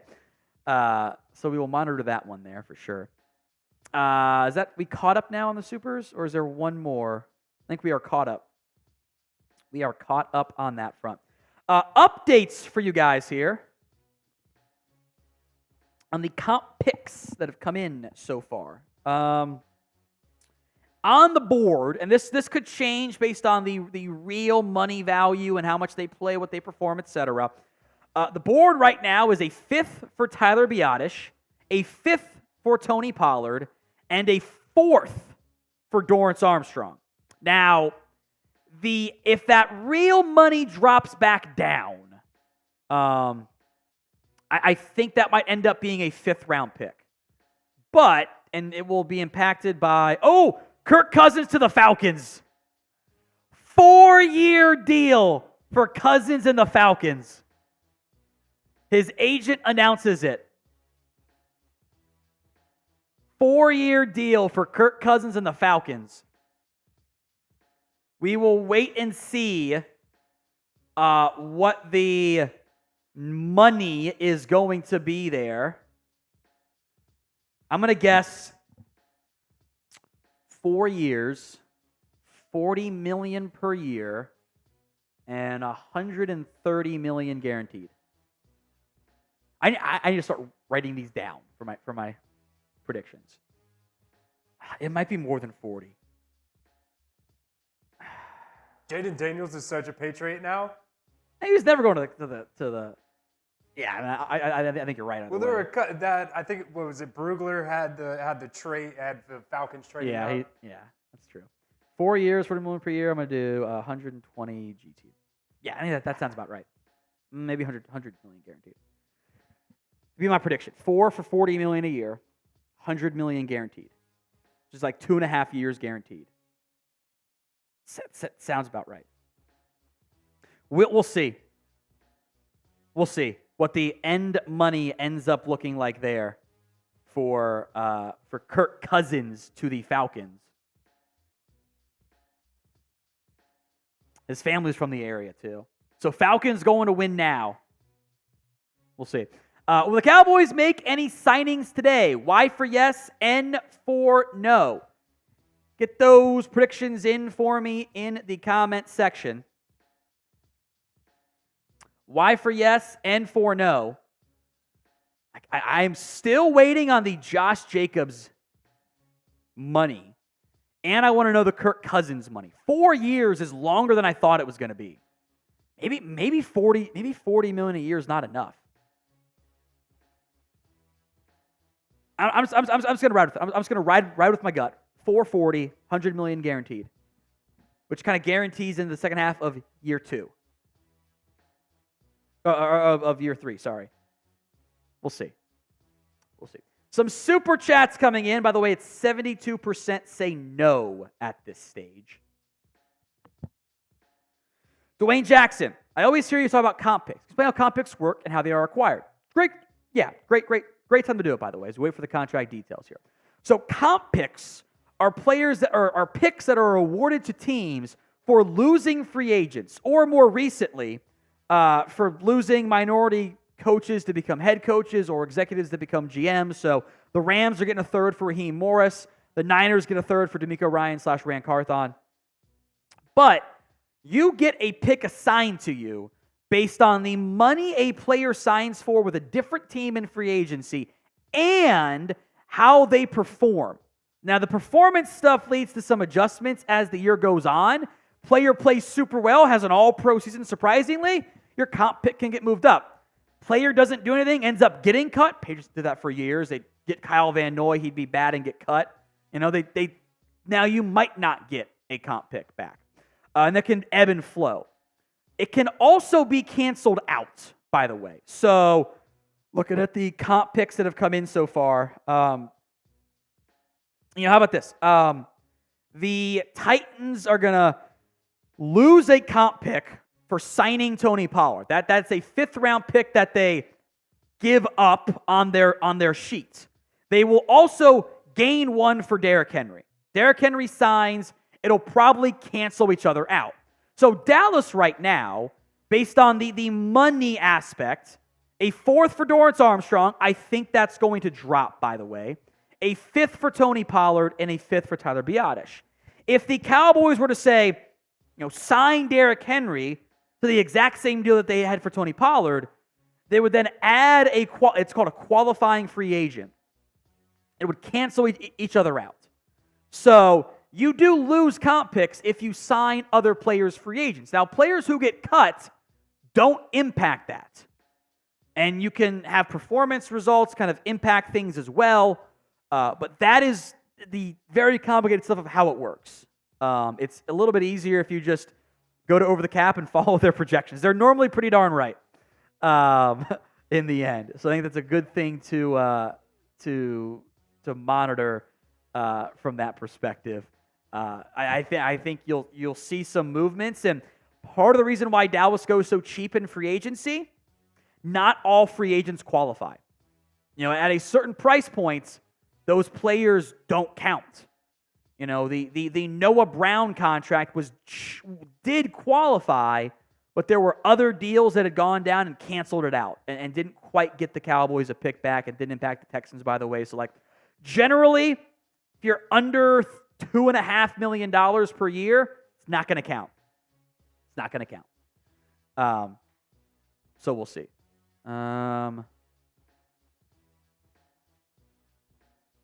But that's the hopefully helpful angle there. Ecuador man, you think Minnesota give a third for Lance, in your opinion? No. They also don't have a third-round pick. I know that's what Rich Eisen had said. I don't buy it.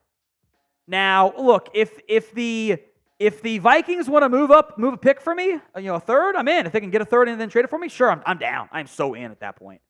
Like, I'll trade up in the draft for doing nothing, for paying a year of Trey Lance's salary, which is very cheap. Like, I don't think that it's a very likely outcome. I think it is far more likely that you see the Vikings trade up in the draft for maybe a Daniels or a May Falls a little bit. Maybe they go up for McCarthy, but I would fully expect that you see Lance stick in Dallas, because if you're not going to get a fourth-round pick, like, it doesn't make any sense for them in the end. Again, Kirk Cousins to the Falcons, 4-year deal. We do not yet know the details at this time. Waiting on that number and the Josh Jacobs number, by the way. Brandon Vegas, it wasn't Carlson, it was Greg Hardy's. He's using for the "we like our guys" mantra. Shoot, the Greg Hardy contract wasn't even that bad. And now, it was stupid you signed a piece of shit human being to a big contract, but it was 1 year, like $11 million, but you only paid him $3 million. It was up to 11. You ended up paying him $3 million. He didn't hit like any of his incentives. So, at least that's how I recall that deal going down. That's when we got the previous contract details on Over the Cap Spotrac. But he didn't hit his incentives because he was bad. It was a dumb signing. But that was a 1-year deal. Earned $8 million. Sorry. I'm looking at Over the Cap's always better. Should have known that one. He earned $8 million. It was 1 year, $8 million. Like, didn't hurt you that bad. So. Brandon Vegas. That's the same one there. Look, there's a lot of reasons for the "we like our guys" mantra. They thought they had something special cooking with Hardy. By the way, Diana Rossini looks for the Vikings to go after Sam Darnold. He sucks. That's funny. That's funny. Still waiting on some details here for the contracts. Don't have any more at this time. I would like to find a couple more here. I really would. TBD if we get them or not. But we'll see. Kirk Cousins is a Falcon. Josh Jacobs is a Packer. And Dorance Armstrong and Tyler Biadasz got a bag from the Commanders. $10 million a year. And we'll see how much it ends up going to for Armstrong, but $15 million. By the way, Marshall's going to lose his mind. The Giants are showing interest in Boston Scott. I'm sending that to Marshall right now. That is the ultimate move. That would make so much sense for them. Be hilarious. Hit that sub button, by the way, folks, if you haven't already done so. We will have, I think we'll do another video today at some point. Just TBD on the timing and someone unsubbed. Okay. Probably a bot. But we shall see what happens at the free agency market. That I'm looking at an update from Jane Slater that they're not going to pursue Henry, Eckler, other top free agent backs. Eckler's not a top free agent back, so it does not bother me. You can find a veteran value at the running back market. I think you can find one. I'm not panicking there yet. Justin, a $2 super chat here. Would you give Henry the same deal as Pollard? No. Now, maybe the guaranteed money's lower for Pollard, and that intrigues me, but if it's, like, I don't want to pay you back big money. I have to improve my offensive line and my run scheme. Like, the reason why Pollard got so much money is teams blamed the offensive line for it in Dallas in the scheme. That's why he got $8 million a year. And the Cowboys internally kind of felt pretty similar. It wasn't Pollard's fault. The O-line was pretty poor. I want to find, I don't want to go above 7 or 6. Maybe even 5 or 4. Like I don't want to break the bank on a running back. Because if the market was bad, I would maybe revisit that plan. There are so many running backs out there right now. There are so many guys that can sign for less than $5 million. Jacobs is off the board. I think Saquon Barkley is going to sign for $10+ million. I think Derrick Henry is going to be in between $5 and $10 million. And if in the event Derrick Henry gets down to the $5, maybe even $6 million range, I have interest there. I absolutely do. But I don't want to break the bank on running back when I've seen this team. I think running the ball makes some sense. You need to have a better ground game.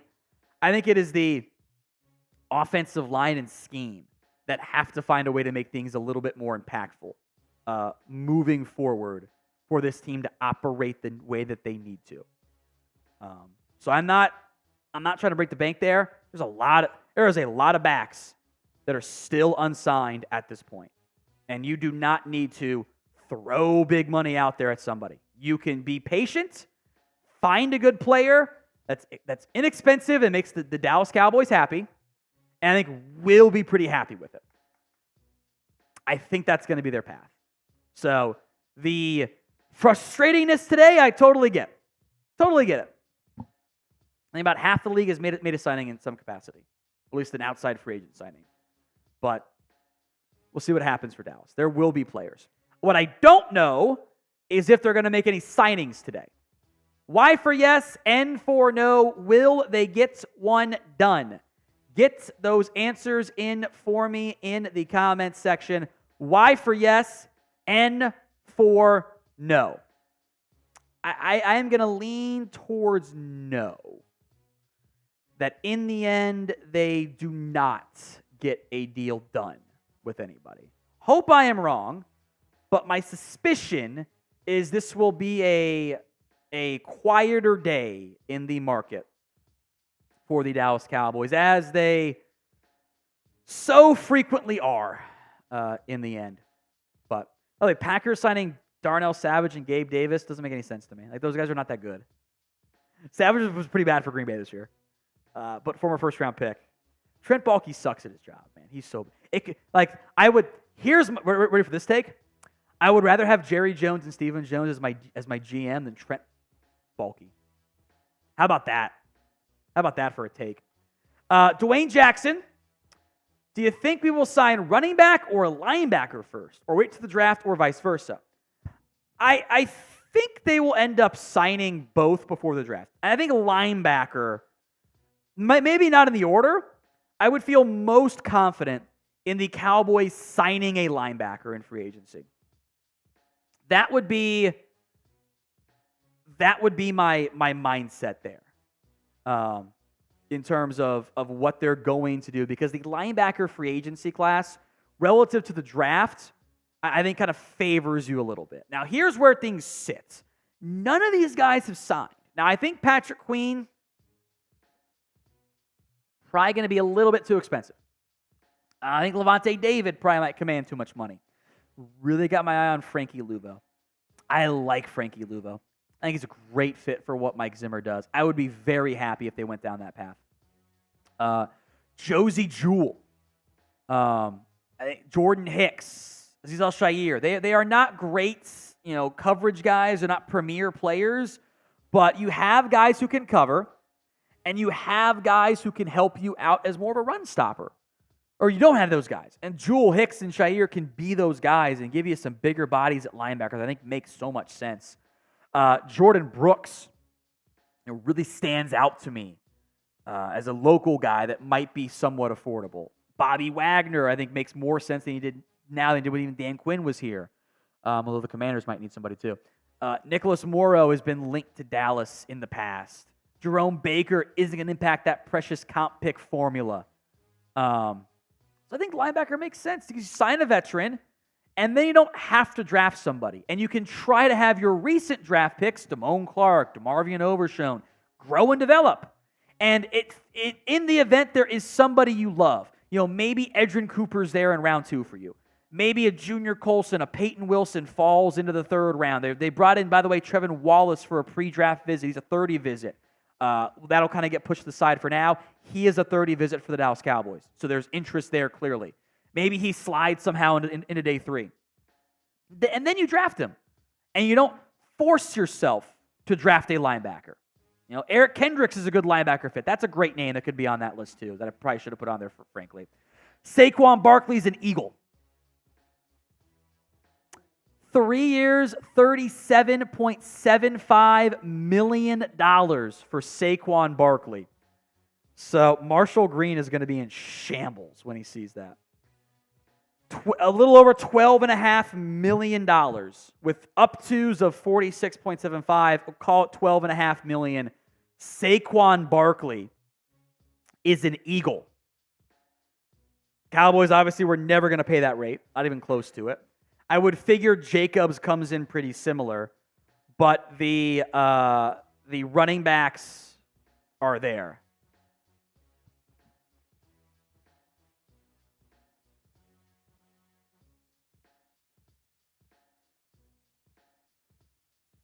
Running backs starting to go off the board here.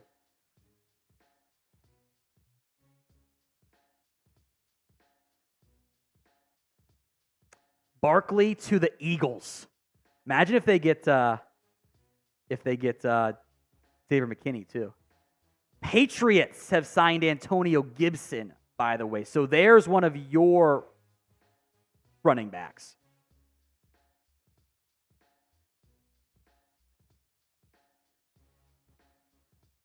So one of your potential targets there off the board.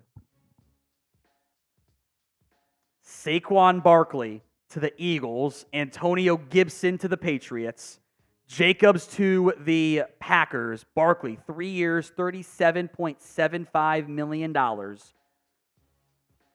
Saquon gets a bag from Philly.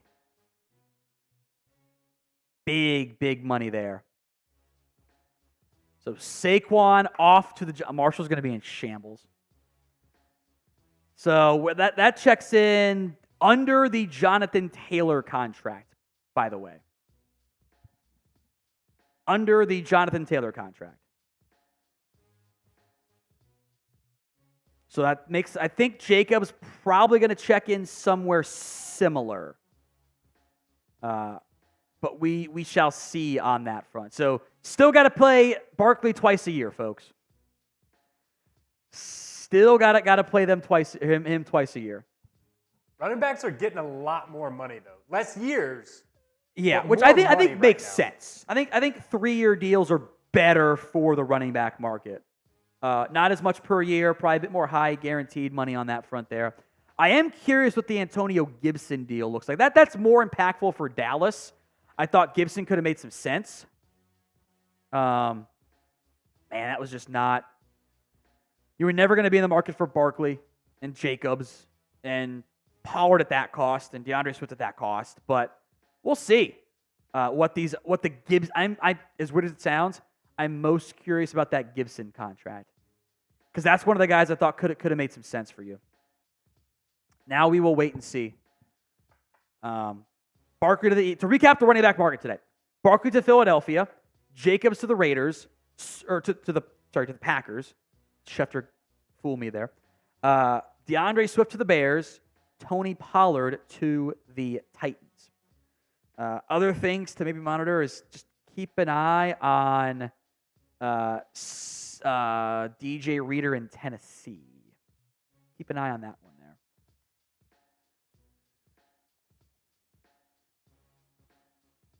Keep an eye on that one there. I am curious what the Gibson deal looks like. I'd love to see what the Jacobs money looks like.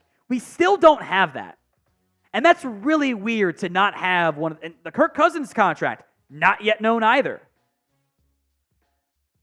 I still think Eagles are going to go hard to Xavier McKinney. Arizona Cardinals are signing Sean Murphy Bunting. So there's another signing off the board there.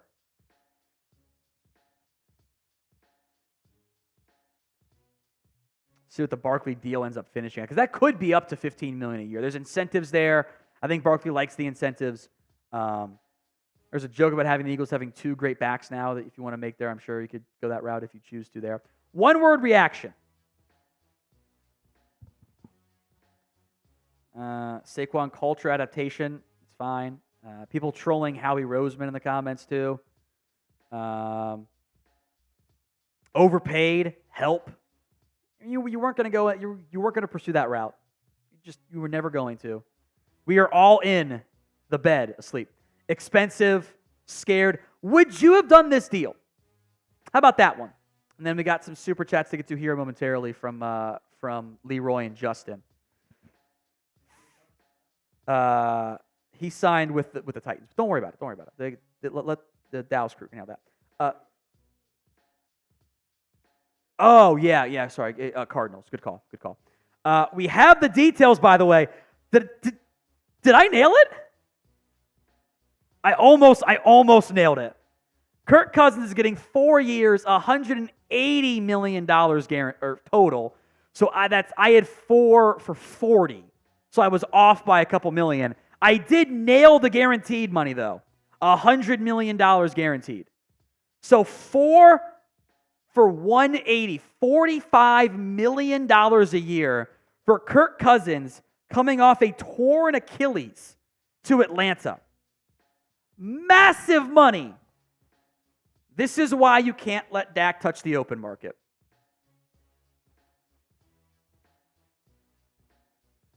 Meanwhile, the Cowboys think waiting makes more sense for Dak.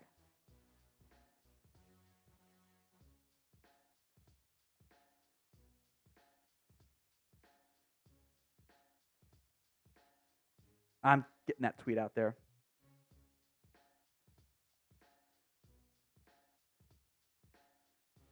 We got a $2 super chat here from Leroy Pearson Jr. I still say sign running backs Edwards, Foreman, and Dowdle. I don't know if you need all 3. I think one of Edwards, Foreman could make some sense. Bring back Dowdle and then maybe draft somebody.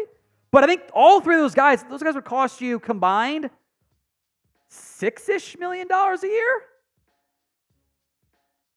Maybe. Like I don't. Just not kind of not. It's affordable. It's very affordable. By the way, John Runyon, the guard to the Giants, off the board, getting a 3-year, $30 million deal. Guard market's expensive. Justin, I honestly want Dak to request a trade so we can go somewhere that wants to win and we can be done with the same nonsense every year. Time to tank. Your paths are twofold. Go tank or try to win now. I think this likely plan of them we're going to try to win 10 games every year, they're very good at it. But it does limit their ability to win the championship, right? Like most teams would kill to be where Dallas is now.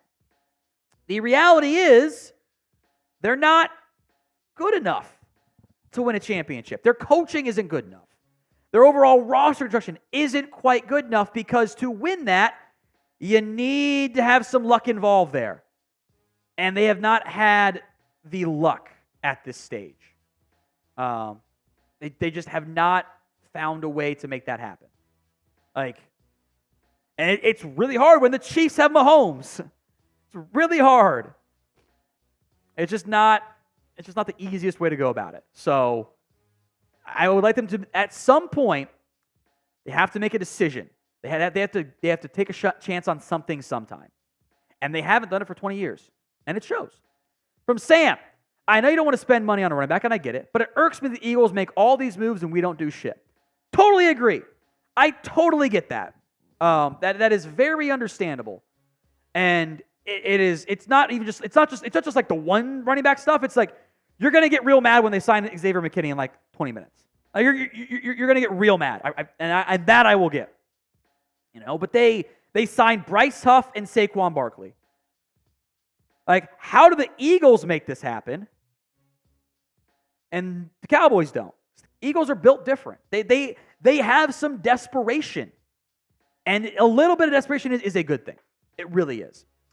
From Dwayne Jackson into our Super Chat giveaway, or our signed Drew Pearson entry, $10. Let's go to the Super Chat menu here momentarily, by the way. We probably do for that. I also got to get Brandon Vegas in there. Yeah, we're good. This is laughable. The top free agent's gone. I would have bitten the bullet on Jacobs or Barkley. Sometimes Cowboys get out of the comfort zone. I would love to bite the bullet on a linebacker, on a defensive lineman, on an offensive lineman. I don't want to do it necessarily at the running back spot because there's so many guys out there. But I also wouldn't be mad if they did something for once in the early stages. They've not gone down that path. The Omega says, get James Conner, then invest in the offensive line. I have no complaints about this either.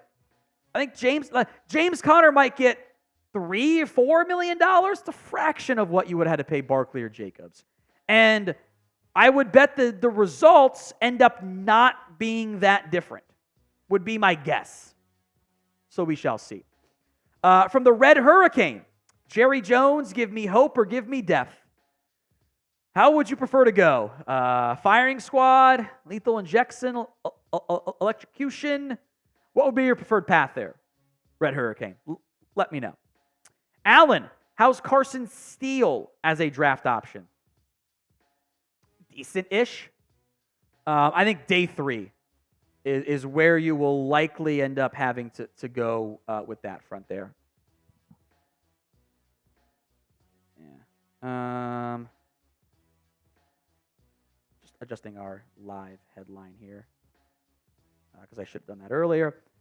I think Steele mid to late day 3 is fine. I think they're probably going to try to draft somebody a little bit earlier. Would just be my guess. Chris, how about you run through our Super Chat menu for me? And I'm going to update our copy description stuff that I needed to do earlier and have not done so yet. So I gotta remove some of these. I'm too long on the copy again. Classic Tom. All right, take it away, Chris. Here we go. We're giving away a signed Drew Pearson mini helmet. What, at the end of the month, I believe? End of the month. $10 to get in that. $50, me or Tom. Most of the time it's Tom. You tell me to do it, I'll do it. We'll do a beer bong for you in the deal of the day. $20, we'll do a shot.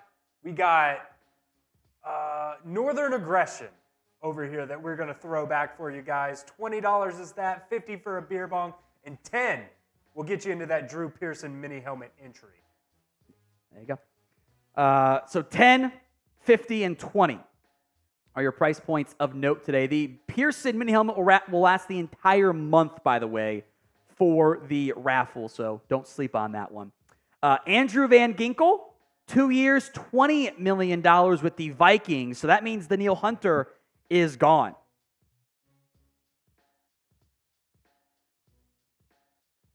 He's gone.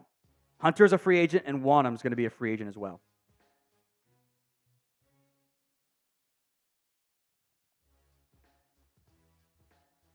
I'm so excited for this Kirk Cousins to the Vikings. I don't know why, but it just seems like the right fit to me.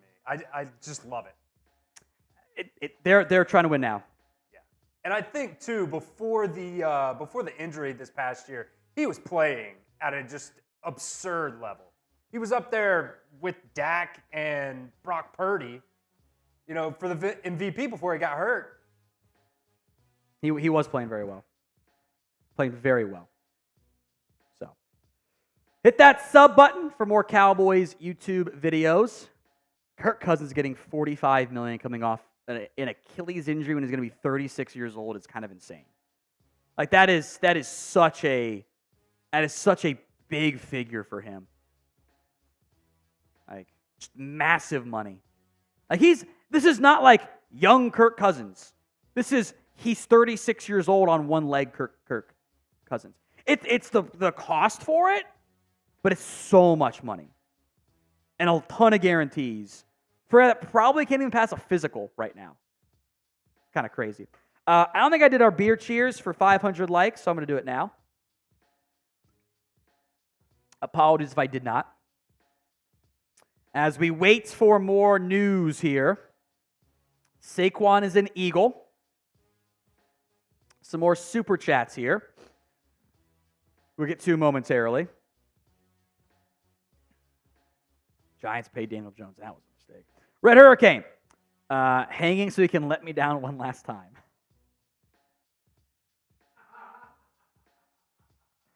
That's a good one. That was a quick response there, Red Hurricane. That's clever. That's clever. Absolutely clever there. Ishmael Farouk. I think I pronounced that right. If not, no way. Dov got got. Dov got got by Wes. Wesley Steinberg is the best. He's such a great account. Dov got. Too funny. Ishmael. We need Henry. He can be our new Zeke / Pollard. I'm down to bring Henry in, but I think it has to be at the right cost because I don't want to pay. I don't want to pay big money to a running back. I think you'll be able to find a more affordable option. I think the Cowboys won't do it either. And Henry's old, by the way. Tennessee said we want Tony Pollard instead. Maybe that's a red flag. Maybe they're wrong. It's very possible, but we'll keep an eye on it. Curtis Jones. Cowboys need to sign Art Briles and Kendall Briles to the coaching staff.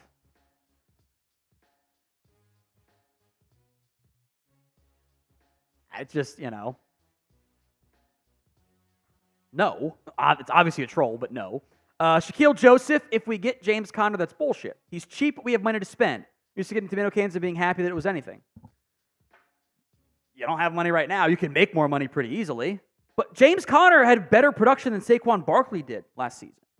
He was better than Josh Jacobs and Saquon Barkley and Derrick Henry. I'm not even kidding about that. Now, I don't think he's as good. No way you guys are getting got by that. Hold on.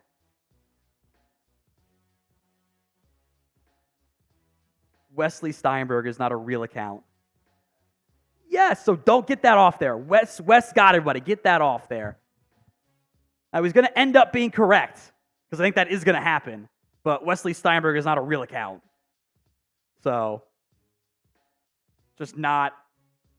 Wes does not miss. He gets somebody every single year.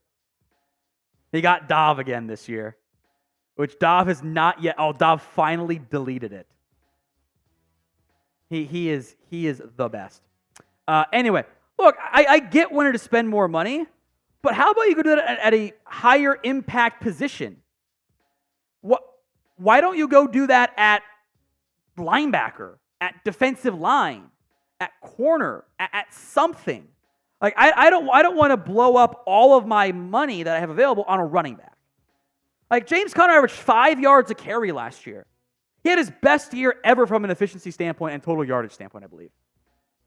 I would rather spend, $4 million on James Conner and spend, 6 to 12 on a linebacker and a defensive tackle than spend 8 of that on a running back.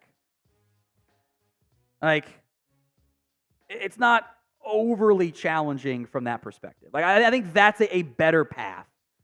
Sam's all pissy because he got by Dov. Like, no, just don't fall for the fake account, Sam. You're fine. Pug Racer.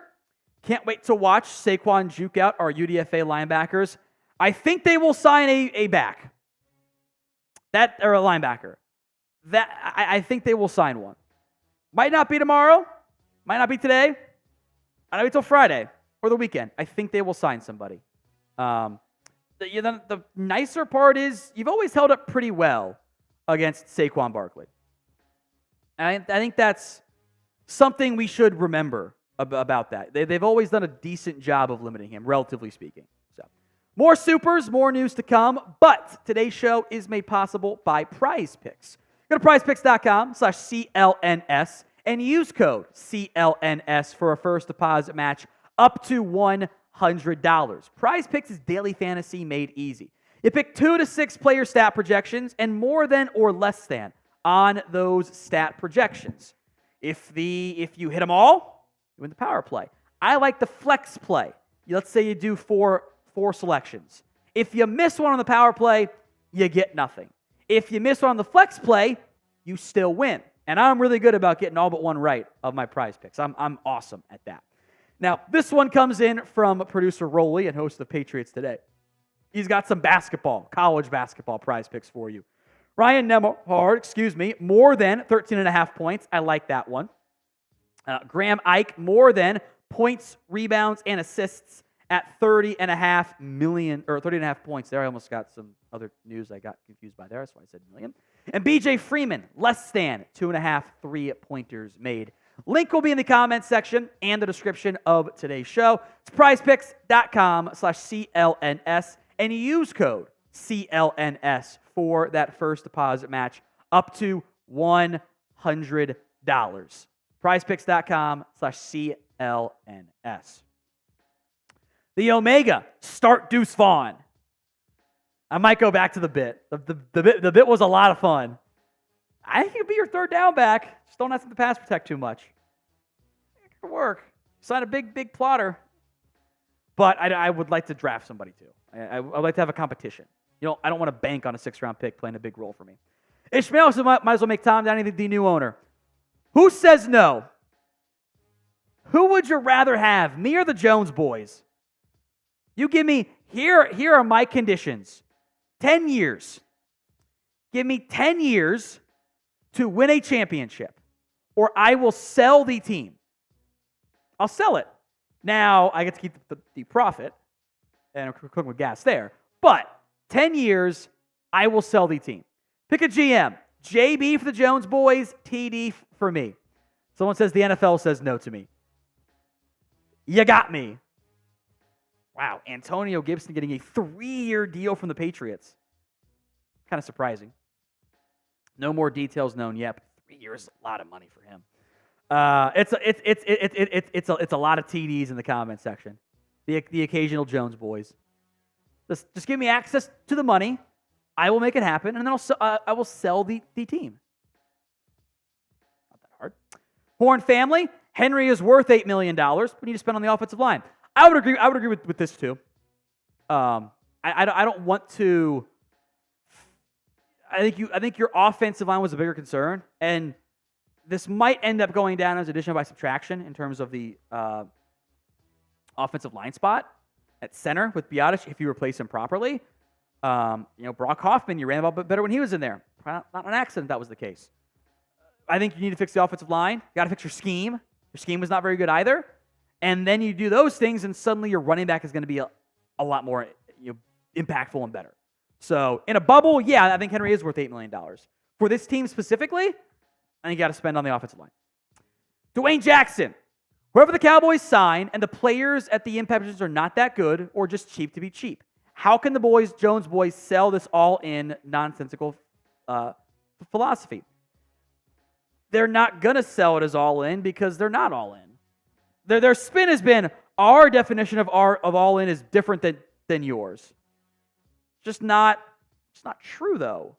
So, again, in the end, I don't believe that the Cowboys are all in because they've never shown they are all in.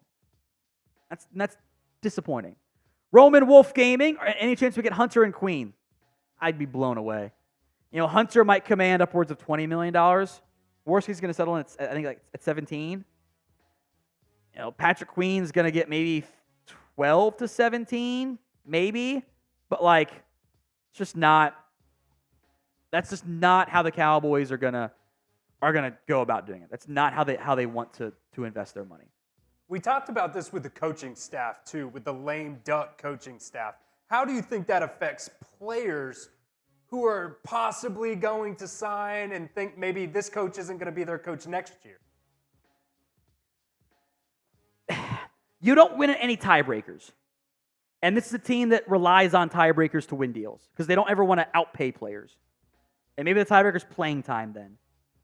But in general, I'm like, The same with the random coaching staff stuff. They're all on one-year deals. There's no commitment from this team right now. And if they just do a bunch of one-year deals, that's not going to go over well in the building itself. The scouts aren't going to like it. The coaching staff's not going to like it. The players aren't going to like it. And that's partially how things can get really out of hand real quick. real quick. Otherwise, it's going to be a disaster for him. All right, Pug Racer. How does that Kirk Cousins deal affect Dax? Are we screwed? I mean, I think in the end, it's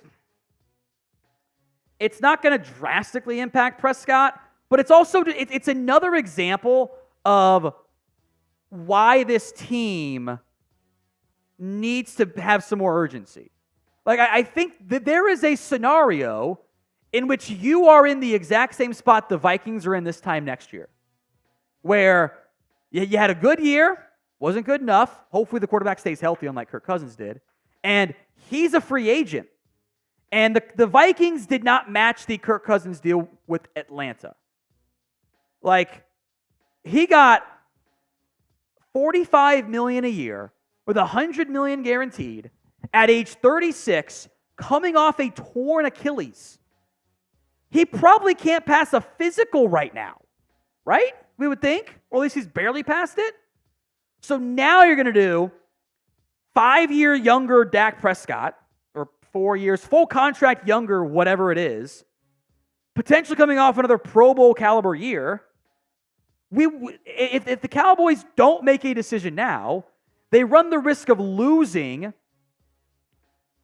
the best free agent quarterback ever.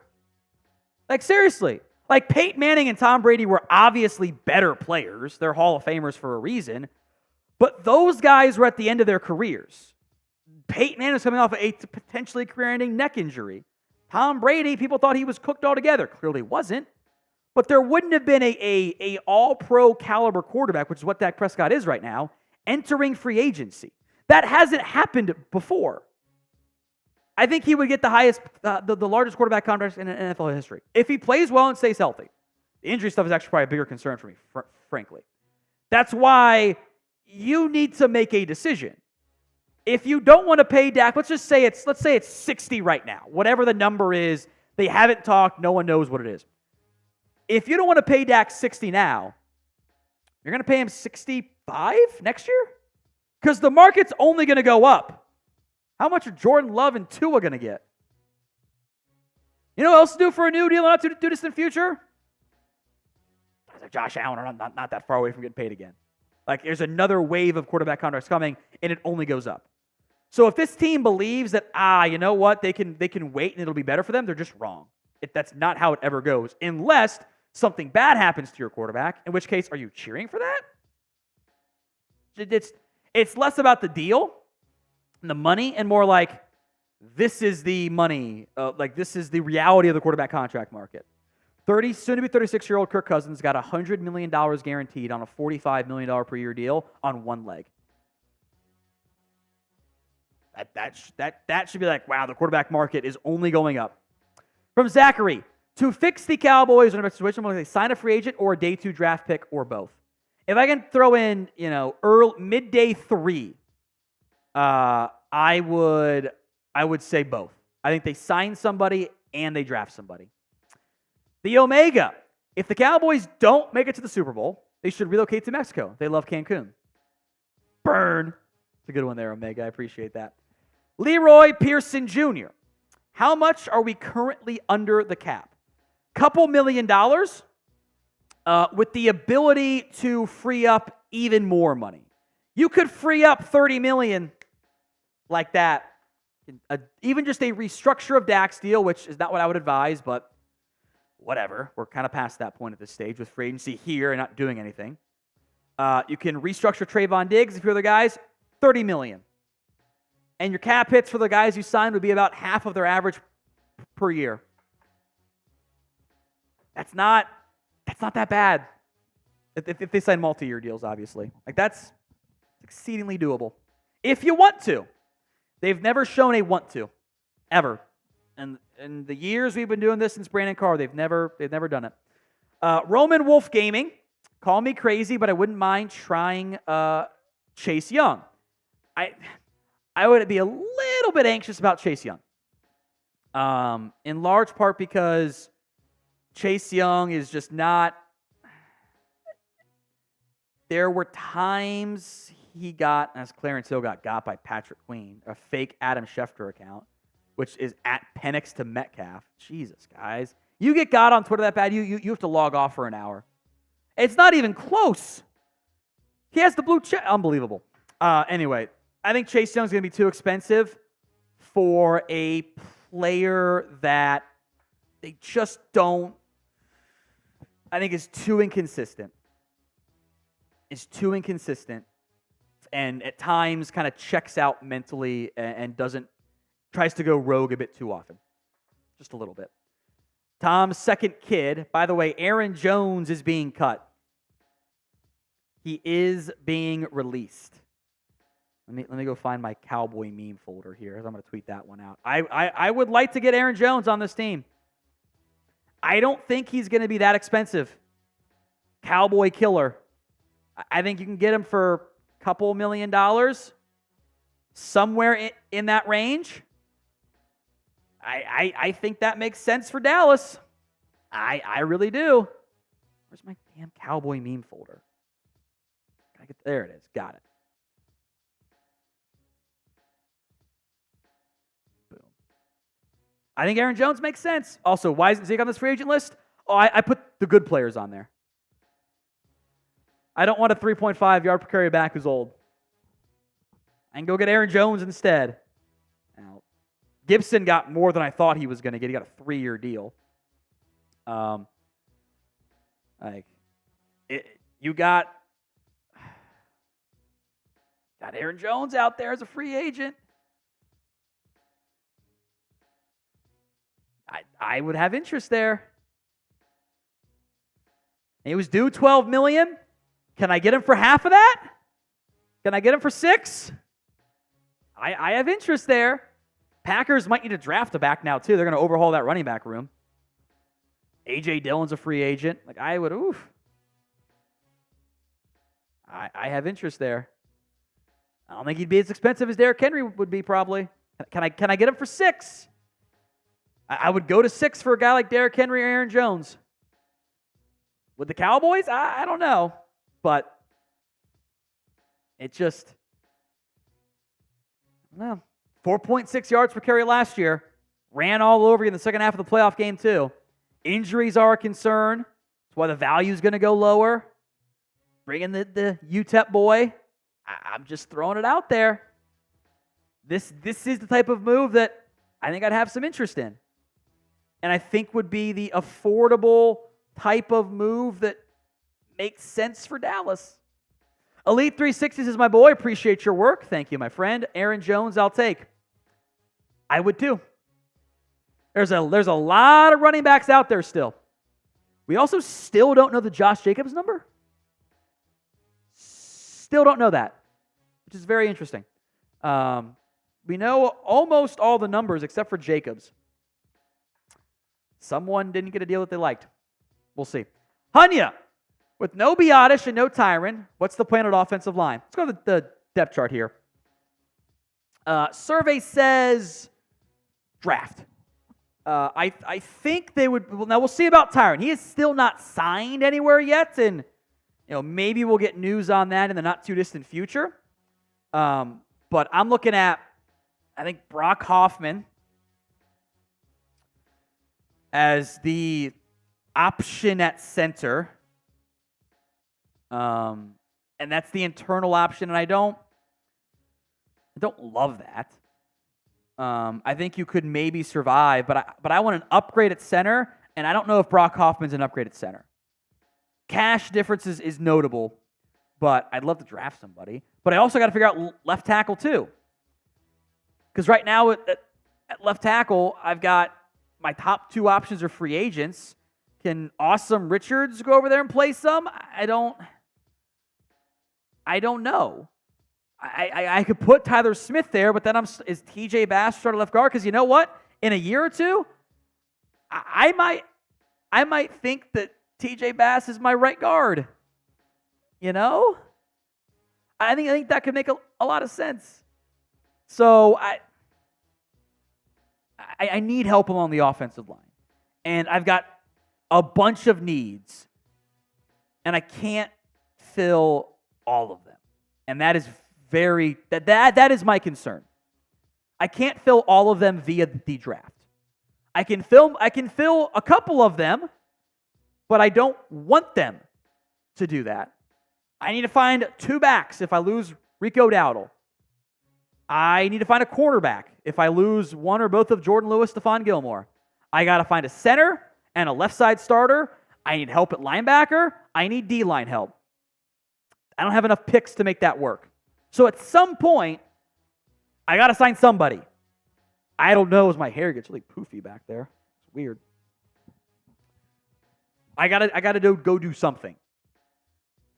Doesn't have to be today, but I have to do something. Pollard's gone. Armstrong's gone. We'll monitor Gilmore. We'll monitor Tyron Smith. If Tyron Smith goes a few days without signing, gives me hope he could return still. Gives me hope. But hope's a dangerous thing. Can drive a man insane, and it might end up biting me in the butt there. So, Aaron Jones has been cut by the Packers after they signed Josh Jacobs. Antonio Gibson. Q Credo says Tom has a headphone dead in his head. It's like that the hair gets like poofy if it's not laying right. So it just looks really weird sometimes. So I always try to fix it. That's why the head's moving around there. I wonder what happens next. I really do. In terms of the big movement market here, because Tyquan Lewis is signed. There are still a bunch of free agents out there. Let's revisit the running back market here. Ooh, linebacker off the board. The Vikings are signing Blake Cashman to a 3-year deal, $25.5 million. So Jordan Hicks will not be returning. $8.5 million per for Blake Cashman. So put Cashman. Oh, he wasn't on there. Perfect. Let's go to the linebacker market then, where things sit currently. There's a lot more names on here. Eric Kendricks is not on here. Might swap him in at some point. At that point, Patrick Queen is unsigned. No market yet. The news here is that Blake Cashman getting 3 years, $25.5 million. He went to Minnesota. He's from the area. It's a homecoming there.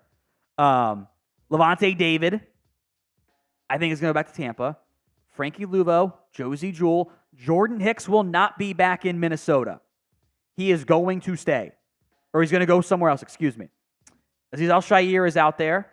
Jordan Brooks, Bobby Wagner, Nicholas Morrow is like your they signed a linebacker, but it's not really a good one option. Jerome Baker got cut already. I think this team needs to sign a linebacker. They cannot not get one. Like they have to. And they have to sign a running back. They have to sign somebody. Again, it doesn't have to be today. I understand the frustration over it. They got to go out and get somebody. Denzel Perryman maybe is now more likely to go back to Houston since they lost Blake Cashman. Houston had been linked to some linebackers, to some pass rushers, to defensive tackles. They linked to Saquon Barkley. Houston got nothing so far. I think that might be a bit of a frustrating day for Texans fans too.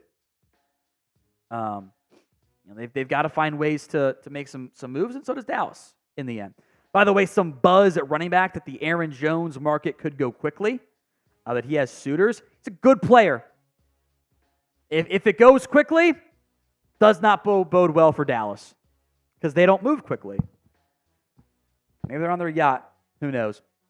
Hit that sub button for more free Cowboys YouTube videos. Solid audience today. I might go live again tomorrow because why not? But hit that sub button. Some super chats in here. Michael Parson, a lot of position needs rattled off for this not to be the start of a rebuild. What is happening? Well, they have to sign people too. Like, you can go look at Houston too, right? Houston needs a running back. They probably need another receiver. They might need a guard as well. They have big needs at linebacker, defensive tackle. They want a corner. They want a safety. Like, there are a lot of teams that are in a similar boat, right? That are in the market for multiple players because you had needs going in and you have multiple free agents. If you start to include the free agents on a team, then things start to be a little bit more like, okay, I get how that is an area of concern. Like let's go to the Chiefs, for example, right? They obviously have already re-signed Chris Jones. Tackle's a need for them with Donovan Smith, a free agent. They need a receiver. They're going to look for some running back depth as well. They have multiple free agents at both defensive end and defensive tackle. Willie Gay is a free agent. They'll probably find a linebacker. They might trade L'Jarius Sneed. That's a concern. So corner's a need too. Chiefs just won the Super Bowl. So having a bunch of needs on March 11th is not a sign of concern necessarily. Having a bunch of needs in April, in May, is a sign for concern. Even 2 weeks from now, if they still have gaping holes at starting options at left tackle, center, linebacker, running back, like that's not going to work. So they need to sign somebody at some point soon. It's a matter of what that timing in the end ends up looking like, and that's something we don't know yet quite at this point. And it's going to have to be some patience there. By the way, 2 new signings. Thank you, Michael, by the way, for the super chat. Robert Hunt, the Dolphins guard, to the Panthers. So he's going to Carolina. Bilal Nichols is getting 3 years, $21 million from Arizona. What? That's a lot of money for him. I don't get that one. And that does not bode well for the Grover Stewart market either. There are multiple getting got.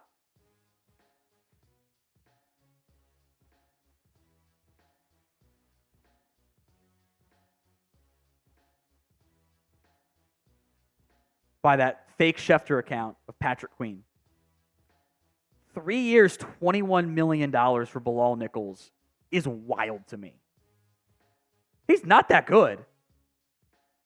I mean that if that is the market for others, that's gonna take you out of the market for. Let's go to the defensive lineman here. That takes you out of the market for so many guys. Bilal Nichols is like an average at best defensive tackle. So for him getting $7 million per year, DJ Reader's going to get more than that. Grover Stewart's going to get more than that. Daquan Jones might get more than that. Calais Campbell's going to get more than that. If that is the floor of the market, maybe it kind of puts you in the Armin Watts, Ashawn Robinson tier of like affordability for what they want to do. Maybe Greg Gaines fits in there, but He's not that good. He's really not. I am not. I don't get that one. I really don't. That's big money for an okay defensive tackle. He'll start for him, but man, if that is the market. Also, we have the details on the Robert Hunt contract. 5 years, $100 million. Holy crap. 5 years, $100 million for Robert Hunt. Boy, you feel like Zach Martin's a steal at his current contract now, don't you?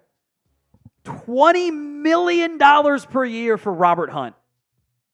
$63 million per year. That is unbelievable money. That's 2 players Miami lost, and they got 9 figures. Wilkins and Hunt. That is one hell of a signing. I mean, that's... See, stuff like this is why the Cowboys might go, that's why we're not involved in the market. Like, yeah, but you can find value still elsewhere. The guard market is out of control. That's how it always rises, Thank God you got the Zach Martin deal done last year and not this offseason. Jesus. Like, Hunt is a very good football player. $20 million a year to fix your offensive line? I mean, wow. That's big. I don't love that one. Between the Bilal Nichols and Robert Hunt deals, like, we've not really gotten to a point yet where I'm like, that's the deal Dallas should have done.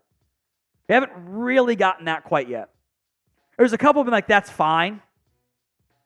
Like now looking at the Jonah Jackson deal, I'm like, I would have done that one. That would have been a steal for Dallas relative to what Robert Hunt just got. Man, that is big money. That is big money. Carlito says, Tom calling a pro athlete not good is crazy. It's all relative to them. Like, I'm not talking about, like, they're not better than me. But, like, we can call players bad, too. It's like in draft time when I say, he's not a good athlete. It's relative to the rest of the NFL athletes that we're comparing. Like, the worst NFL athlete, he goes to play pickup basketball, he's the greatest athlete you've ever played against man-to-man. Smoke you. Kellen Moore is not a good athlete by NFL standards. He's probably 10x the athlete that I am. It's all relative, you know? Like, you're already in the premier athlete football player caliber. It's how you compare against those other guys in the end. Some more super chats coming in here. I want to get to Mark Paragas is the last one. Will the Jones keep Tyler with the left guard to be cheaper to re-sign as a guard than left tackle? What I want to say is they're just going to play Tyler Smith where he thinks he's at his best. Because at this point, the difference between the highest paid guards and the highest paid tackles is not that different. We're talking, at this point, we're at like a $5 million gap right now. You know, Laramie Tunsil makes $25 million a year. It's due for a reset. These guys are getting $20 million a year. You know, Chris Lindstrom's at 20.5. Zach Martin is at, perfect job, Chris. Highest paid left tackles. Now, David Bakhtiari has been released, so you can kind of cross him off that list to an extent. Laramie Tunsil's at 25. Andrew Thomas is a right tackle, or he's a left tackle. He makes $23.5 million. Trent Williams makes $23. The left guards entering this offseason, which has changed drastically now. Chris Lindstrom was the highest at 20.5. Nelson makes 20.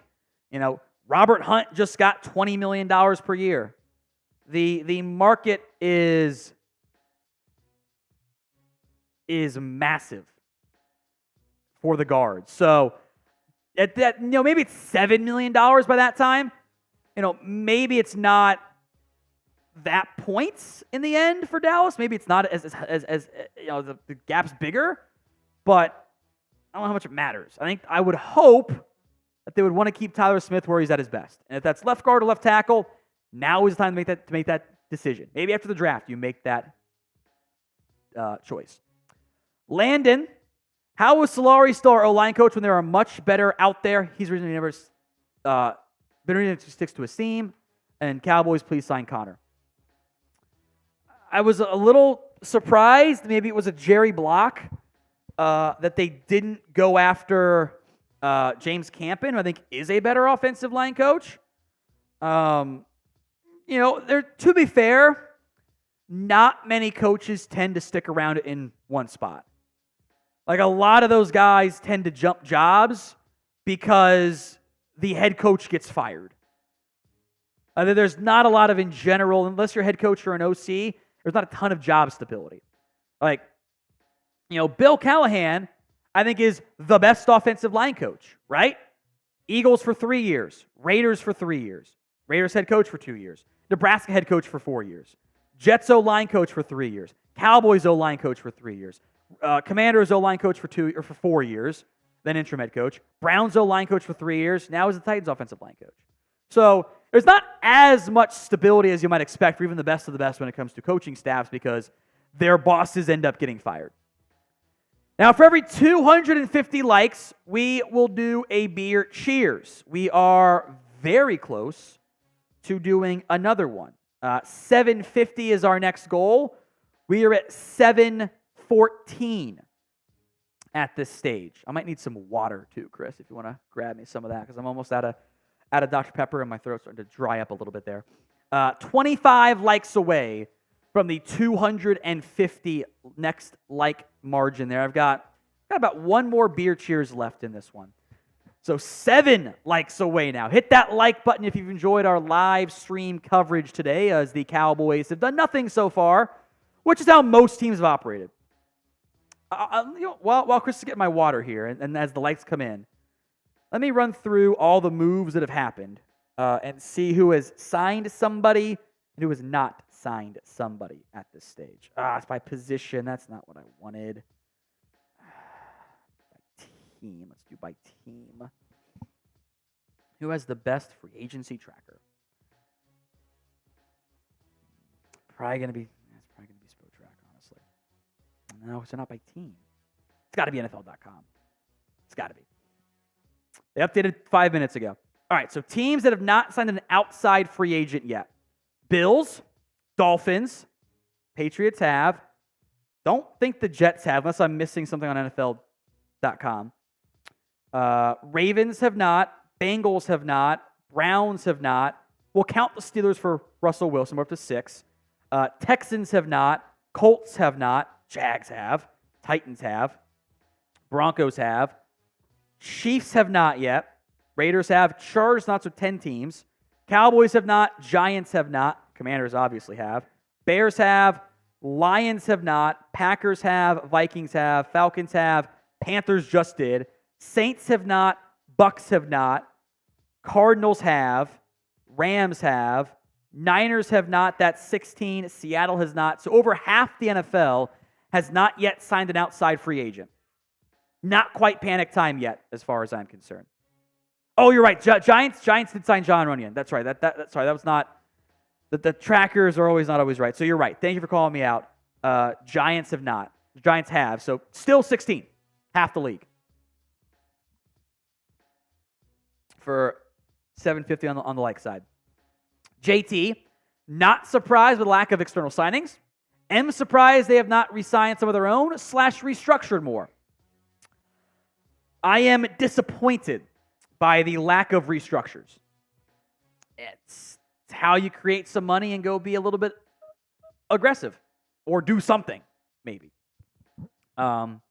So the re-signings, I think that those will come. See how the market goes for some of those guys. I am slightly surprised that Tyron Smith has not signed yet. It's a good thing because I would like to find a way to keep Tyron Smith. But you just got to be patient on that front and see what happens. I think there'll be more news coming soon. From Jangly Echoes, Barkley is an Eagle, tying my noose now. I don't think you should panic about a running back going to Philadelphia. I think Bryce Huff is going to make a bigger impact for Philadelphia than Saquon Barkley will. Because Bryce Huff against whoever your left tackle is or your right tackle, Terrence Steele, might not be great. I would not panic about Barkley to feel like it helps Philadelphia, sure, but a running back has not put a team over the top since Emmitt Smith had his contract holdout. It's the last time it happened. In fact, statistically, you are more likely to win a title with a very cheap back than an expensive one. All the backs are cheap, all of them that have won, that teams have won titles with. So I'm not too worried about that one. I think it'll be just fine. We have another signing here, as this is kind of hilarious. Dav is not good at his job. So Dav has tweeted out, the Falcons are going to sign Charlie Warner to a 3-year deal worth $12 million per his agent at Mike Rothstein, who of course is not the agent of Charlie Warner. Mike Rothstein is the Falcons beat reporter for ESPN. So he has cited an agent that does not exist, trying to give credit to the ESPN reporter. It's kind of funny. 3-year deal worth $12 million for Charlie Warner to be tight end 2 for Atlanta and be a blocking-focused tight end. I'm sure the Kyle Pitts people will freak out about that one, but that should be just fine. So tight end off the board wasn't someone we were going to have on our list. for the Cowboys at all. Just kind of a noteworthy. When the deals happen, we'll update you guys on them. But lack of action here for the Dallas Cowboys, which is not a surprise on day one. Again, about half the league has not yet made a signing yet, outside free agent signing.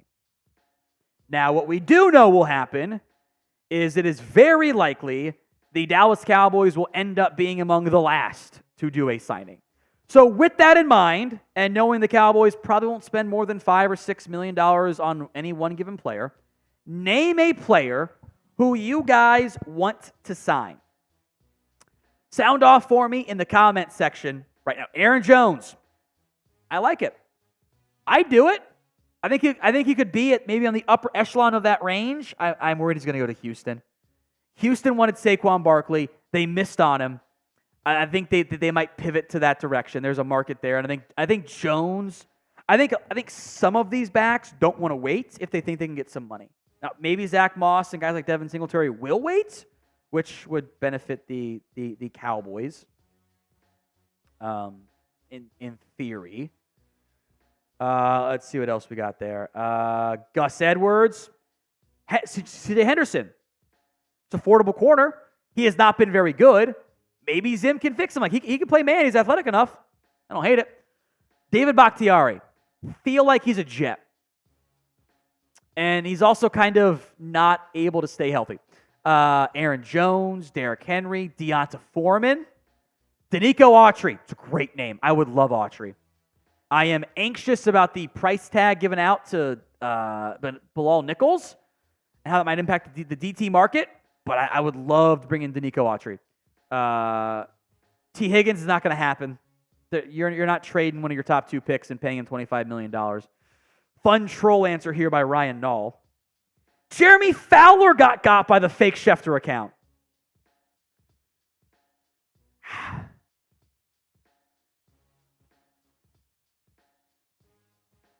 Just unbelievable.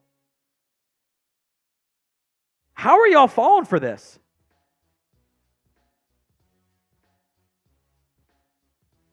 It clearly says at Penix to Metcalf. Like, how are they all falling for this? Blows my mind. Anyway, Autrey, Leonard Williams, that might be too expensive. Trent Brown, I would be down. You're not, but Gallup Higgins isn't happening. Like Gallup has like next to no value. Like, it's just not going to happen.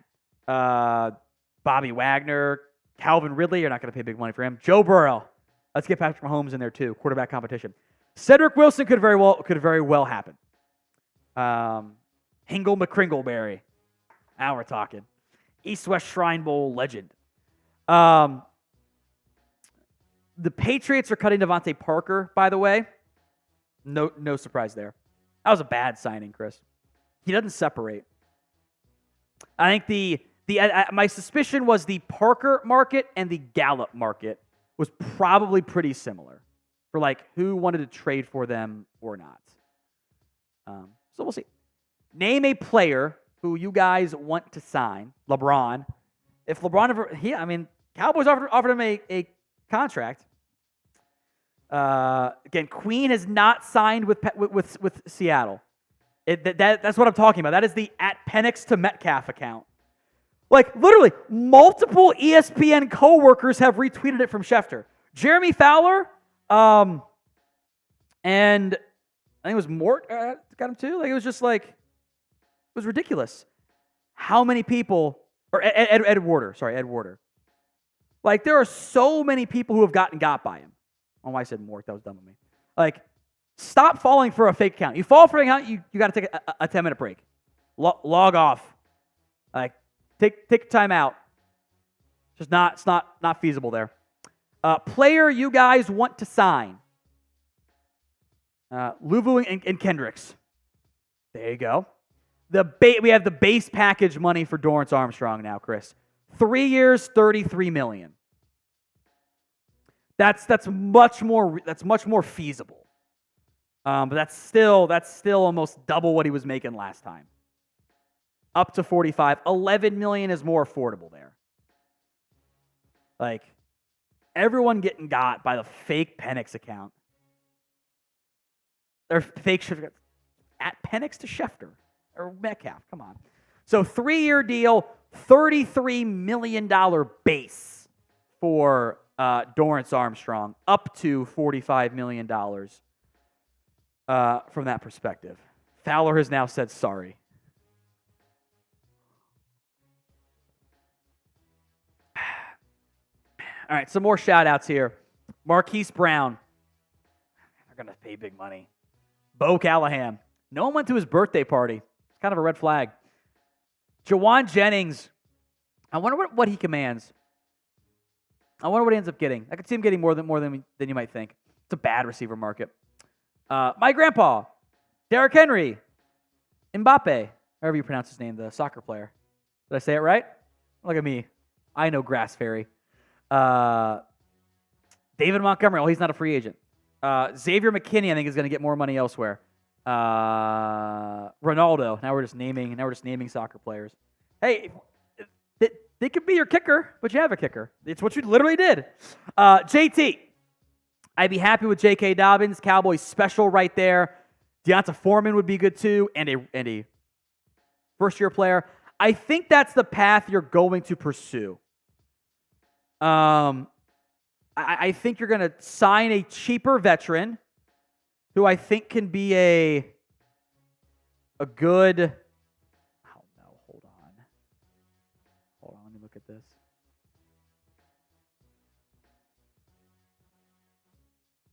I think I know where the yacht is at. You give some shout outs. I'm gonna have to track this one here. There's so many wild names coming in the comments now. It's so funny. I think I know where the yacht is. At this point, it's like nobody's saying anybody real. It's all troll answers. Queen Elizabeth, Donald Trump, That's how desperate we are. Patrick Starr, Harry Potter. I mean, my goodness. The Cowboys delusion. As somebody said, sign Harrison Graham. JT also saying Lyle Collins. Yes, I'm serious. The yacht's in the fucking Bahamas again. They took a fucking vacation again. Jerry said the phones work, don't they? Unbelievable. They're out in the Bahamas. Unbelievable. I hear it's beautiful down there this time. Actually, it's not unbelievable at all. They are in the Bahamas. The Cowboys yacht is in the Bahamas again. This is an unserious franchise. A completely unserious franchise. To go take your time to go leave free agency and go take in the middle of this and go to the Bahamas when you have a job to do is a joke. I care more about the Cowboys doing stuff in free agency than the ownership does. It's unbelievable. Unserious franchise. I was hoping this year they wouldn't take a trip to the Bahamas or wherever. The yacht's in the Bahamas again. Unbelievable. What a joke. What a joke of a franchise, man. JT says, Lyle Collins, yes, I'm serious. Okay, it's fine. It doesn't fix any of your needs. It's depth. Depth is great. Sure, 1-year deal, no guaranteed money. Awesome. But you still have to find a left tackle or a left guard and a center. Like, it's. I'm sorry. I'm still mad about the freaking yacht stuff. The Omega. Screw it. Let's get Evans with that out of retirement. Emmett might care more. Unserious franchise to take a vacation to go on a trip to the Bahamas. You have a job to do, and you're like, hey, let's go to the Bahamas and not do anything in free agency. Come on. Be a normal franchise for once. John Holiday. Aaron Jones for $7 or $8 million, or someone cheap Connor, or drafting Allen or Estime for added power, be idea switching. Running back, O-line is also a must first round. I would like to get some speed in there. So maybe you sign someone cheap that offers you some more juice, but that is that's getting a little bit thin from that perspective. The speedy backs, I think you almost might be able to flip that and get a power back like a Connor, who I think is a pretty good back size there, and then go after a speedy back like a Jalen Wright in free agency, who's also fairly big. But I think cheap and a draft pick makes a lot of sense at running back. O-line, pretty much going to have to. Caden Pruitt, what would you pay Bobby Boucher per year? Bobby's not too good at math. I think I could get him a cheap contract. I think they absolutely could. I think that'd be very easy to do. The Yacht boys, in the worst possible way, are doing it again, and I hate it. There he is, Toxic Tom Downey burner account. Someone was asking about you, by the way, earlier, like if you knew what this was talking about. Where is it? So we are the Oakland A's. We cheap and don't care. You're not wrong, necessarily, and that's what's very frustrating about that. Red Hurricane, anyone else want to play Pirates in the Bahamas? Don't disagree. They're out there in the Bahamas right now, just chilling. Just chilling. Not doing anything of note. Hanging out. Not doing their jobs. Very frustrating. Very frustrating to have an organization that says they're they're all in, and they're just chilling at the Bahamas. Really annoying. It's very annoying.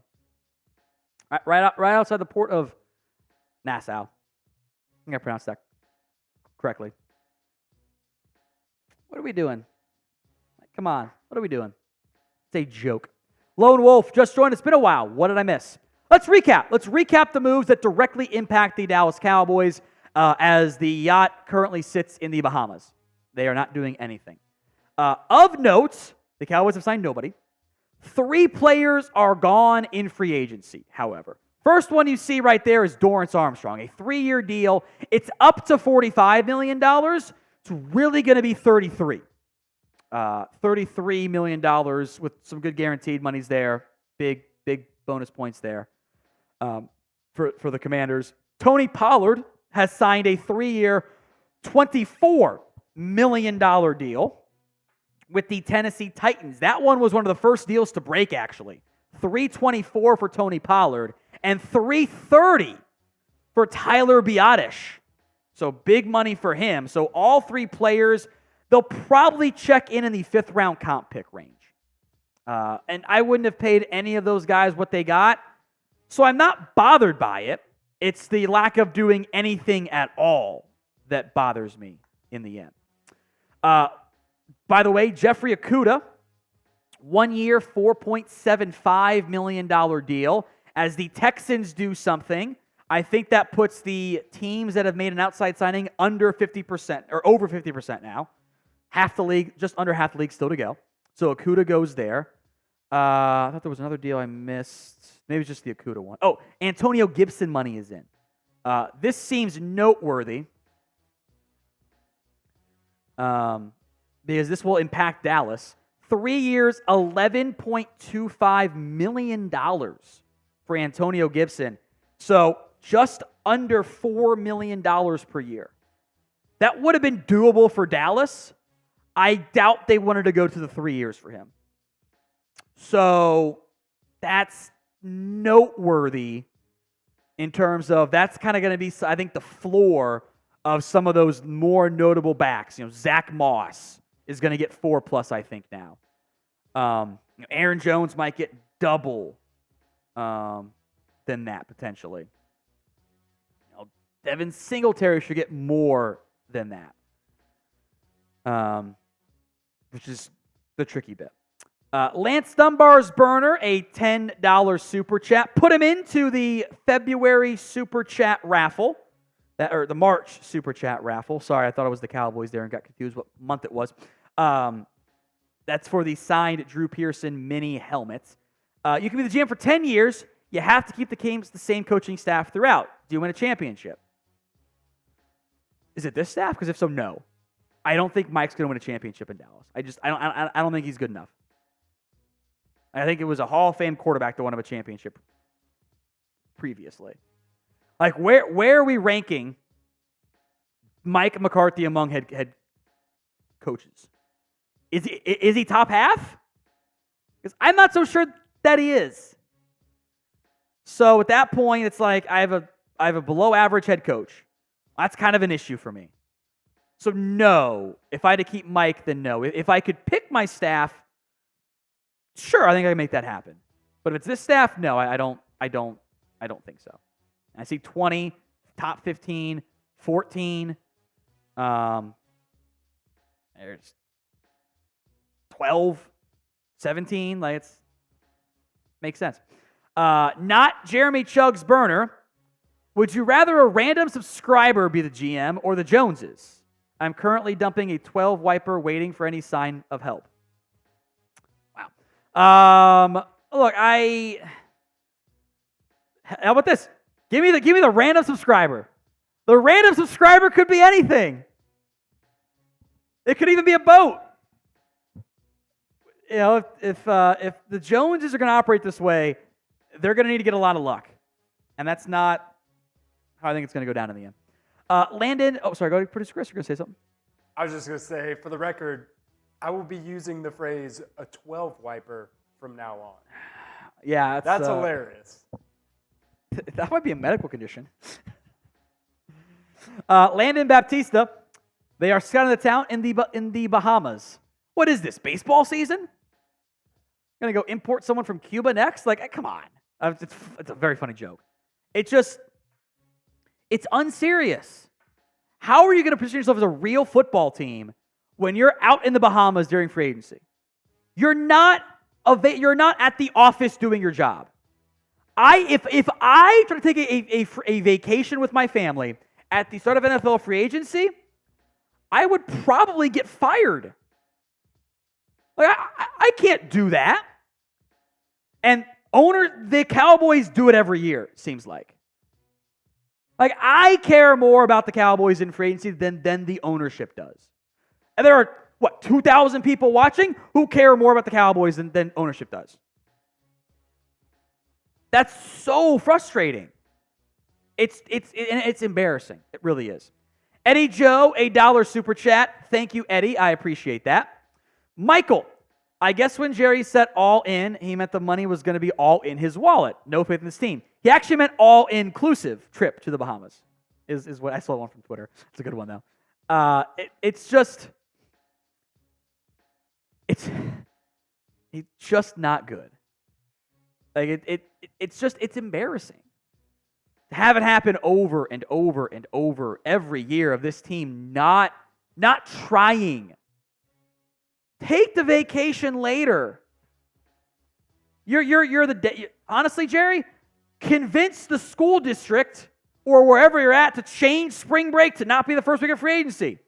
Throw money at them. Sure, they'd do it. So for this organization to again be on vacation when the owner and GM, and that goes for both Jones boys, by the way, aren't available, it's unserious. It's just not real. And I get you got cell service in the Bahamas. So? Do your job. They're not doing their job. It's very frustrating. JT, been a Cowboys fan forever, but I would give my left nut for Howie Roseman as our GM.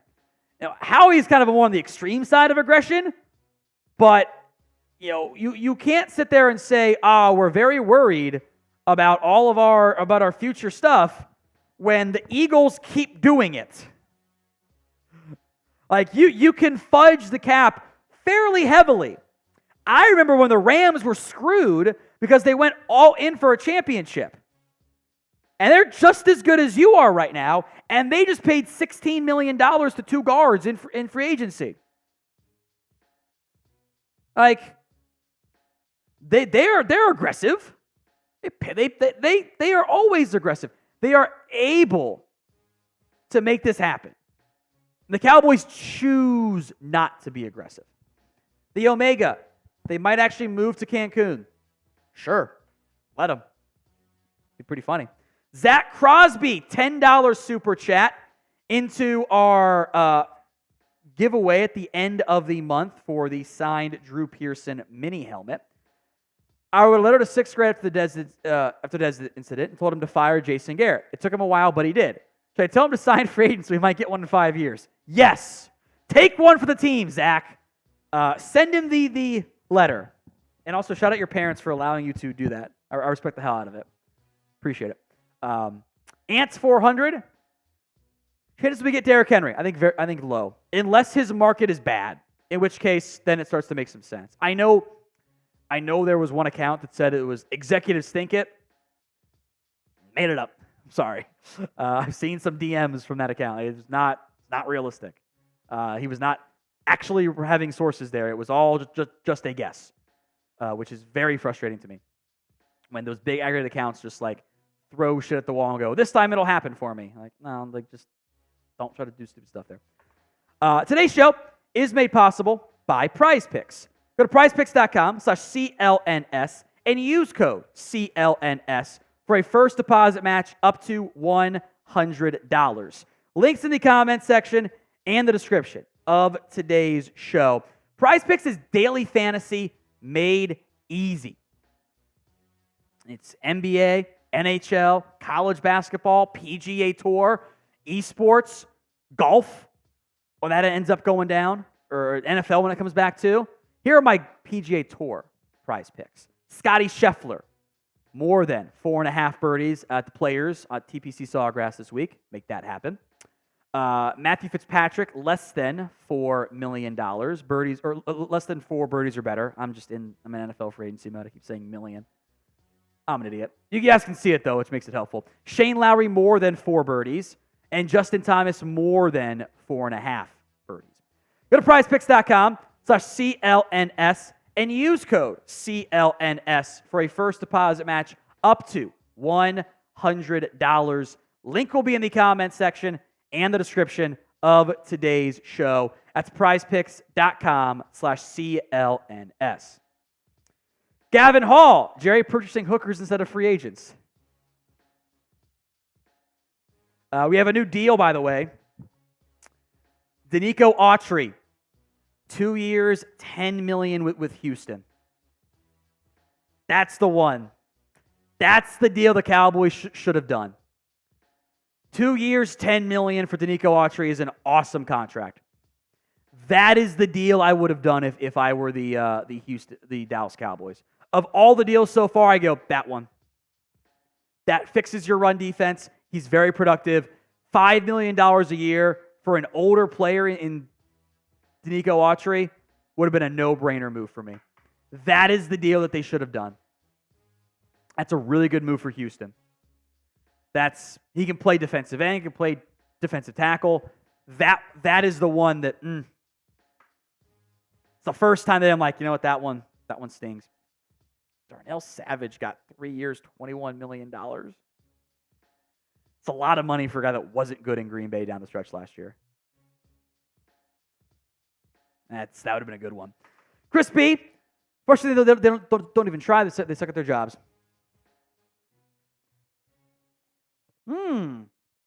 Xavier McKinney to the Packers. 4 years, $68 million. So the Eagles did not get him after all. Green Bay getting aggressive. How about that?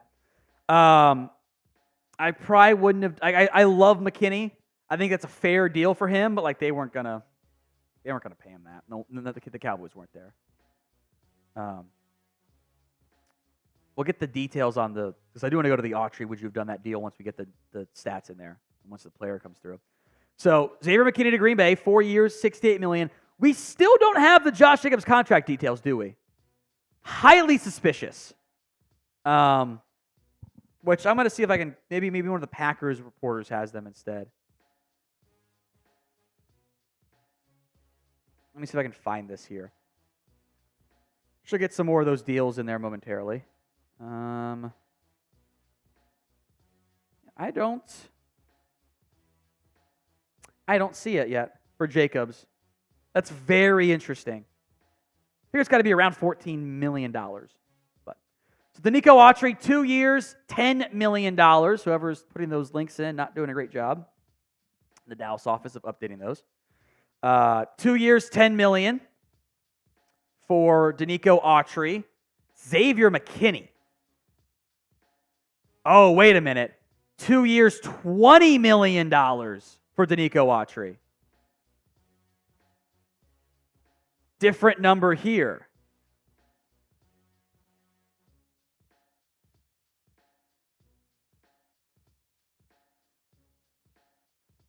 Not nearly as much of a steal. So, Tom Pelissero saying 2 years, $20 million. So I guess in the rush to be first, Ari Merov had sent out the per year numbers. Very different than the total and per year there. So, 2 year, $20 million deal for Denico Autrey. I feel not as bad about that one. Now I feel a little bit better. Xavier McKinney, 4 year, $68 million deal. That's $17 million there for Xavier McKinney. So McKinney gone. The L3 is working. The top one should be working too. It's slow to send. Gotcha. So McKinney to Green Bay as they get aggressive this free agency cycle. And Denico Autrey to Houston, kind of maybe a pivot from the Christian Wilkins, Jonathan Grenard misses there. I still like the move for Houston. The Cowboys weren't going to pay $10 million for him. So I didn't know what his market was going to be. I do feel almost better that he signed for more than what had been initially reported. I like McKinney a lot. He's a very good football player. But he's like 24. That tell you what, folks, that the Packers have one player over the age of 28 years old right now. It's Preston Smith, which is hilarious. The Denico Autrey numbers, initially reported as 210, I think is still more of the TBD. But the number from Tom Pelissero is 220. I think that makes more sense than 210 for Denico Autrey. So some conflicting info out there on Autrey. I would guess that the 220 number is more likely there. From KEU, I guess you changed your name on the YouTube side there, my boy. By the way, it's going to be 220 for Autrey. That's very clearly the case there, because Aaron Wilson says it too. You chose this life, Tom. You can't escape. I am trapped. I am Stockholm Syndrome already. I can't get out of here. I am here to stay. There's nothing I'm going to do that's going to get me out of here in the near future. I am stuck. Nick Robinette, a first-time super chat. 2 claps for Nick. Thank you, my friend. I think KEU's comment rings true for a lot of us right now. We are trapped. We are stuck. We are not going anywhere. Cowboys Report live right now. How about the Xavier McKinney signing? Give me your one-word reaction to it. Or maybe just one word to all the signings so far. Been a quiet day for about half the teams. Houston kind of getting some action here, which I find interesting. Give me your one-word reaction to this signing. The McKinney one. Proper. And I think that's about what he was going to command. Back's tight. It's frustrating here. There's the Autrey one. I was like, I would have loved to find a way to do that. I was hoping he could have been more like 7. So him going for 10 happened. Is what it is. Ecuador man, great drinking game. Cowboys weren't going to pay. RIP to everybody. It's true, though.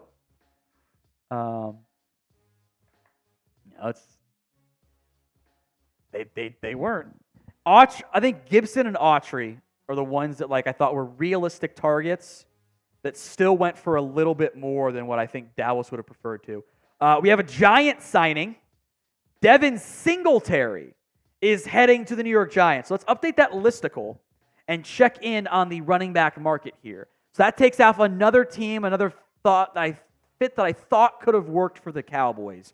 Devin Singletary off to the New York Giants. No contract details at this stage, but the Giants have pivoted away from Saquon Barkley after he went to Philadelphia. Devin Singletary now to New York. I am worried about the Texans and their running back interests, specifically with Aaron Jones, who I would like to find a way to acquire as the market thins out there. So updates here.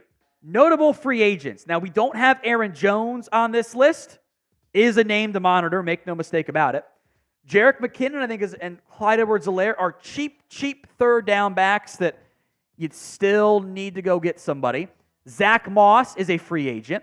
James Conner is a free agent. You can now add Aaron Jones to this list. Deonta Foreman, J.K. Dobbins, A.J. Dillon, Alexander Madison, more buy low options.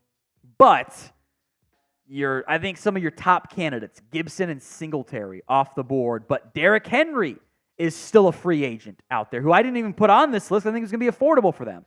Longer he goes unsigned, better chance you have of getting something done with him. If he remains super duper unsigned, if the market drops to $5, $6, $7 million, I think that is doable for Dallas. Maybe the 7 is on the high side.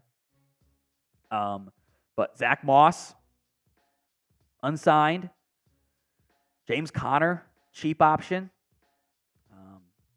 I wouldn't love McKinnon or Edwards-Helaire, but it fits the mold of what I think they might be looking for. If they want to go the speedy back that's younger and a veteran, and go with the young guy who would be your power back. I think running back and linebacker, areas you have to address in free agency because the depth works out pretty well there. Now, Jose Ortiz, $20 super chat. It's shot time. Let's go. Still waiting on the Devin Singletary contract numbers. Let me see if I can guess here. So I was pretty close on the Kirk Cousins deal. I'm going to go Devin Singletary, 2 years, $10 million. Gibson got, 2 years, 11. 2 years, 11. About $6 to $7 million guaranteed. Josina says 3-year deal. 3 years, $18 million. 20. 3 years, 20. Yeah, 3 years, 20. I'm going to pivot to that now that I know it's a 3-year deal. 3 years, 20 with $11 million guaranteed. Let me write that one down. Prediction for Singletary is going to be 3 years, $20 million with $11 million guaranteed. We'll see how dumb or smart I look there. Because if you had told me Bilal Nichols, I would have went 2 years, 6, and you got 3 years, 21. So cheers to you, Jose. I'm available to take over. I am ready to ride. I was kind of close. Hold on. 3 years, up to 19.5. It's actually 16.5, though. That's not that bad of a deal. That's not that bad of a deal. That's $5.5 million per year. So I think that's going to be the range for a Zach Moss too. You can do it if you want to. Takes the Giants off the free agent running back board as well. Dwayne Jackson. If the Cowboys don't sign anyone by the weekend or by the start of next week, should we be worried? Depends on who's out there.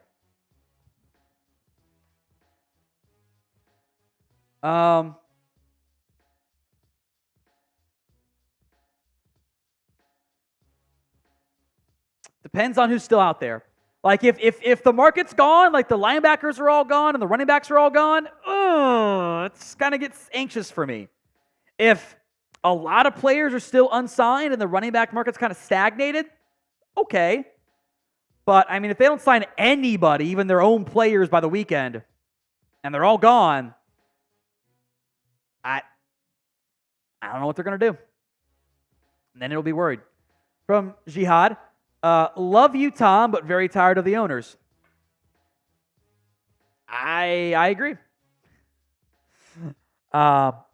It is very annoying to have them once again, spend big money or not spend any money while other teams spend big money and they're in the Bahamas. Like, that's frustrating to me. Like, it just tells you that they don't care about it. They don't care about trying to have success. It's really annoying. Really is. So Devin Singletary, a 3-year, $16.5 million deal. Would you have done that deal? Sound off for me in the comment section. Would you have done that deal if you were the Cowboys? Y for yes, N for no. Would you have made that signing, 3 years, $16.5 million, up to $19.5 million, to replace Tony Pollard? Significantly less. Now, Singletary did not have a great year in Buffalo, went to Houston, had a good year, now gets to be RB1, and also helps my dynasty team, because I have Devin Singletary on my dynasty team. So, held on to him when people wanted me to cut him. Worked out well. Y for yes, N for no. Would you have done that one? This one a little bit more split. No, he's average. Yes, no, yes, no. Yes, he's mid. No. Ultra Cowboys last year were complaining within a week they traded for Gilmore and Cooks, and that's all they did. And then they used those moves at the deadline to say, oh, we don't need to make anything. We did our trades already. So they can't just make 2 moves and say, okay, we're good. Like, you have to do more than that, right? It's fine that they did those moves. I was happy that they did. We enjoy those moves. They got great deals on both players. But I can't have them sit up there and say, we made 2 trades. That is our free agency and our trade deadline moves. Like, they can't double dip from that standpoint. Eddie Joe, the Cowboys are to match any offer to RFA Rico Dowdle. I actually don't think Rico Dowdle is an RFA. I think he actually has enough qualifying years to be a unrestricted free agent. I think he has met those requirements. I know one of the sites had him as an RFA. I think they corrected that. But I do not believe Rico Dowdle is actually a restricted free agent. I think he met the accrued seasons. I think he is a UFA. Now, with that said, the contract's going to be so cheap, I don't think they're going to have to, I don't think he's going to get big money. So I think they could match it if they wanted to. AJ Medell, what's our TV order? And then qualified it to mean running back order. So I assume you mean guys on the market. So let's check in then.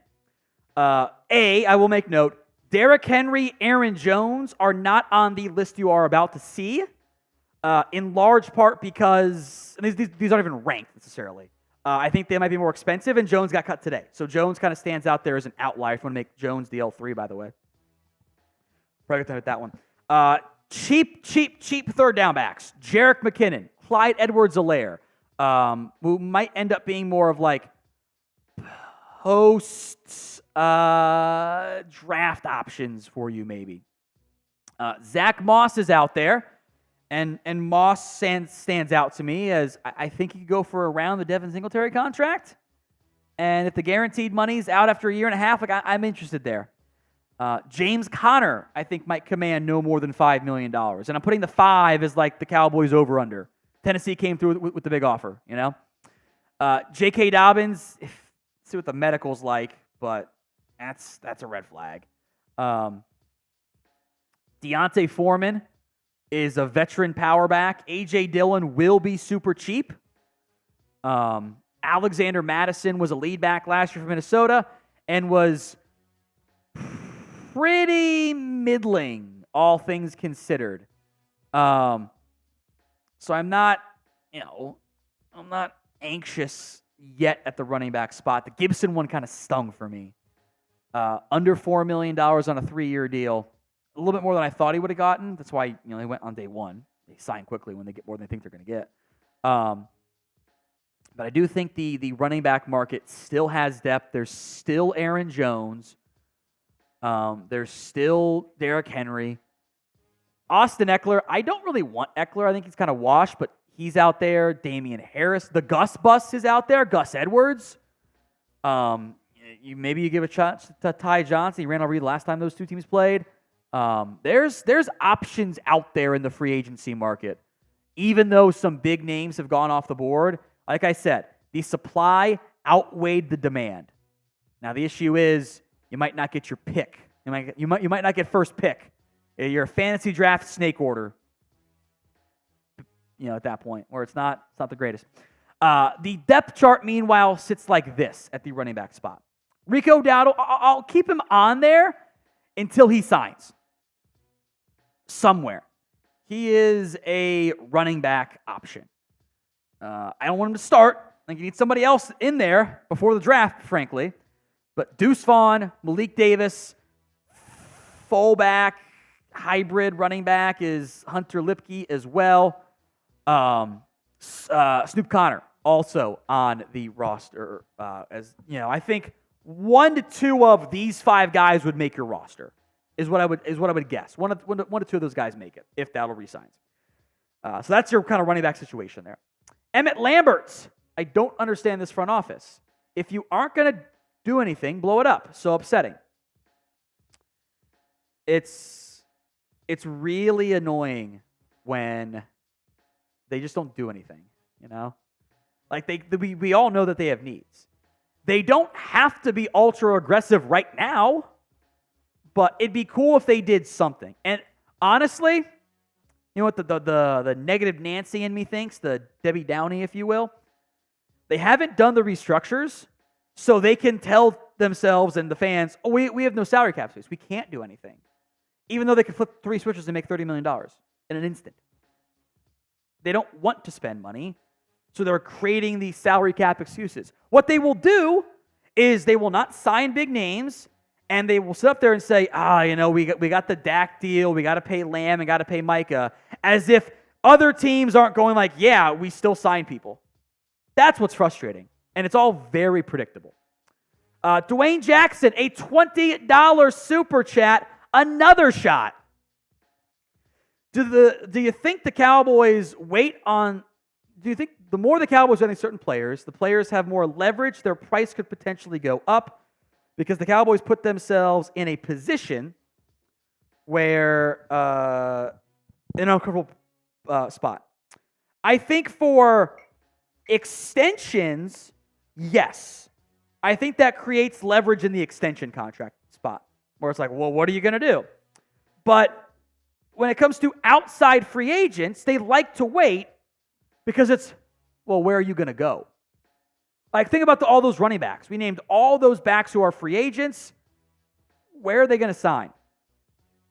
Like, at a certain point, they run low on options of like, I'm not going to find too many starting spots available to me. I'm going to go sign for less with Dallas and get more playing time. And Dallas goes, well, we'll ride. Like, they'll say, we'll ride with Rico Dowdle or something ridiculous. So I think the longer they wait on outside free agents, the better deal they end up getting. And that's why they wait so frequently. It's also why they end up getting bargain bins options. It's not a great grouping, frankly. It's why they don't spend big money. So extension-wise, like the longer they wait, the more expensive it becomes. Like the top of the market guys, the longer you wait, the worse it becomes. You want to get the deal done with Lamb before Justin Jefferson gets paid, which might not happen. Cheers. Jonathan Seat. Cowboys cap space is only $2 million. Who can they even get? They can make more money. Like, they can flip switches that are built into the contracts of guys like Terrence Steele, Brandon Cooks, Donovan Wilson, Trayvon Diggs, Dak Prescott if you want to. And they can create $30 plus $40 million instantly as Grover Stewart re-signs with Indy. Damn. And they can have money. It is a choice to have limited salary cap space right now. It is a choice by Dallas. A choice they want to make because they don't want to spend in free agency. So they are using it as an excuse. And it works. All right, Grover Stewart's 3-year, $39 million deal.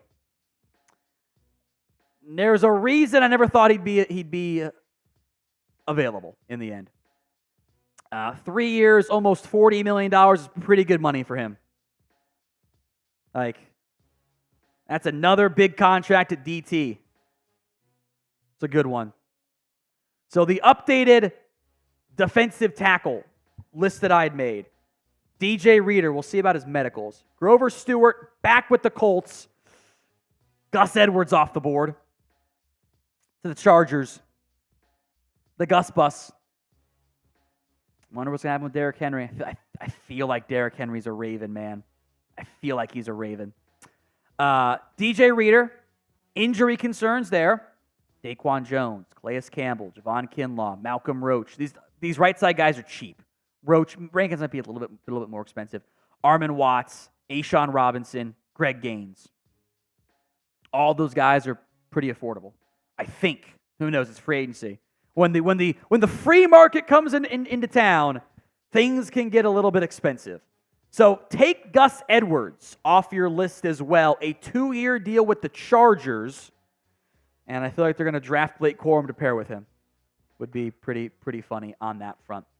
We'll break down the super chats that have come in, but make sure you guys are subscribed as well. Robin, breaking. Cowboys have signed Tom Downey as the new GM. You sign me right now, I'm going to sign somebody. Make me the GM. Open the checkbooks. I'm going to call Trayvon Diggs and say, hey, I'm flipping your contract. Boom, easy peasy. I'm making it happen. It's not that hard. I would do it.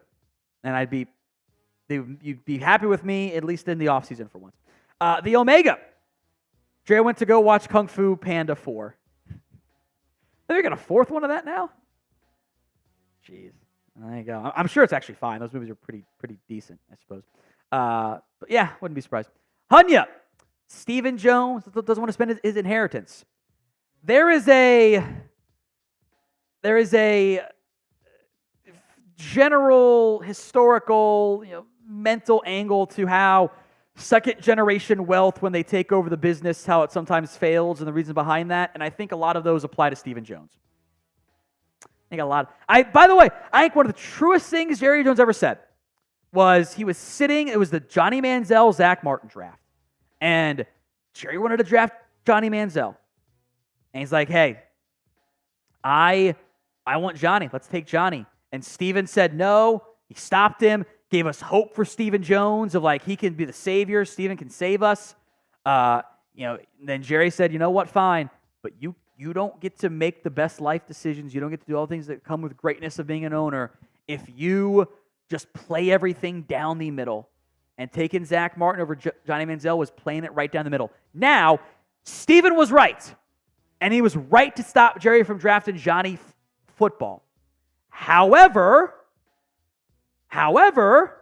every single move that has been made since then by Stephen Jones is right down the middle. And Jerry was right. You got to pick and choose when to not go down the middle. But at some point, they have to take a chance on something sometime. And they have yet to do it.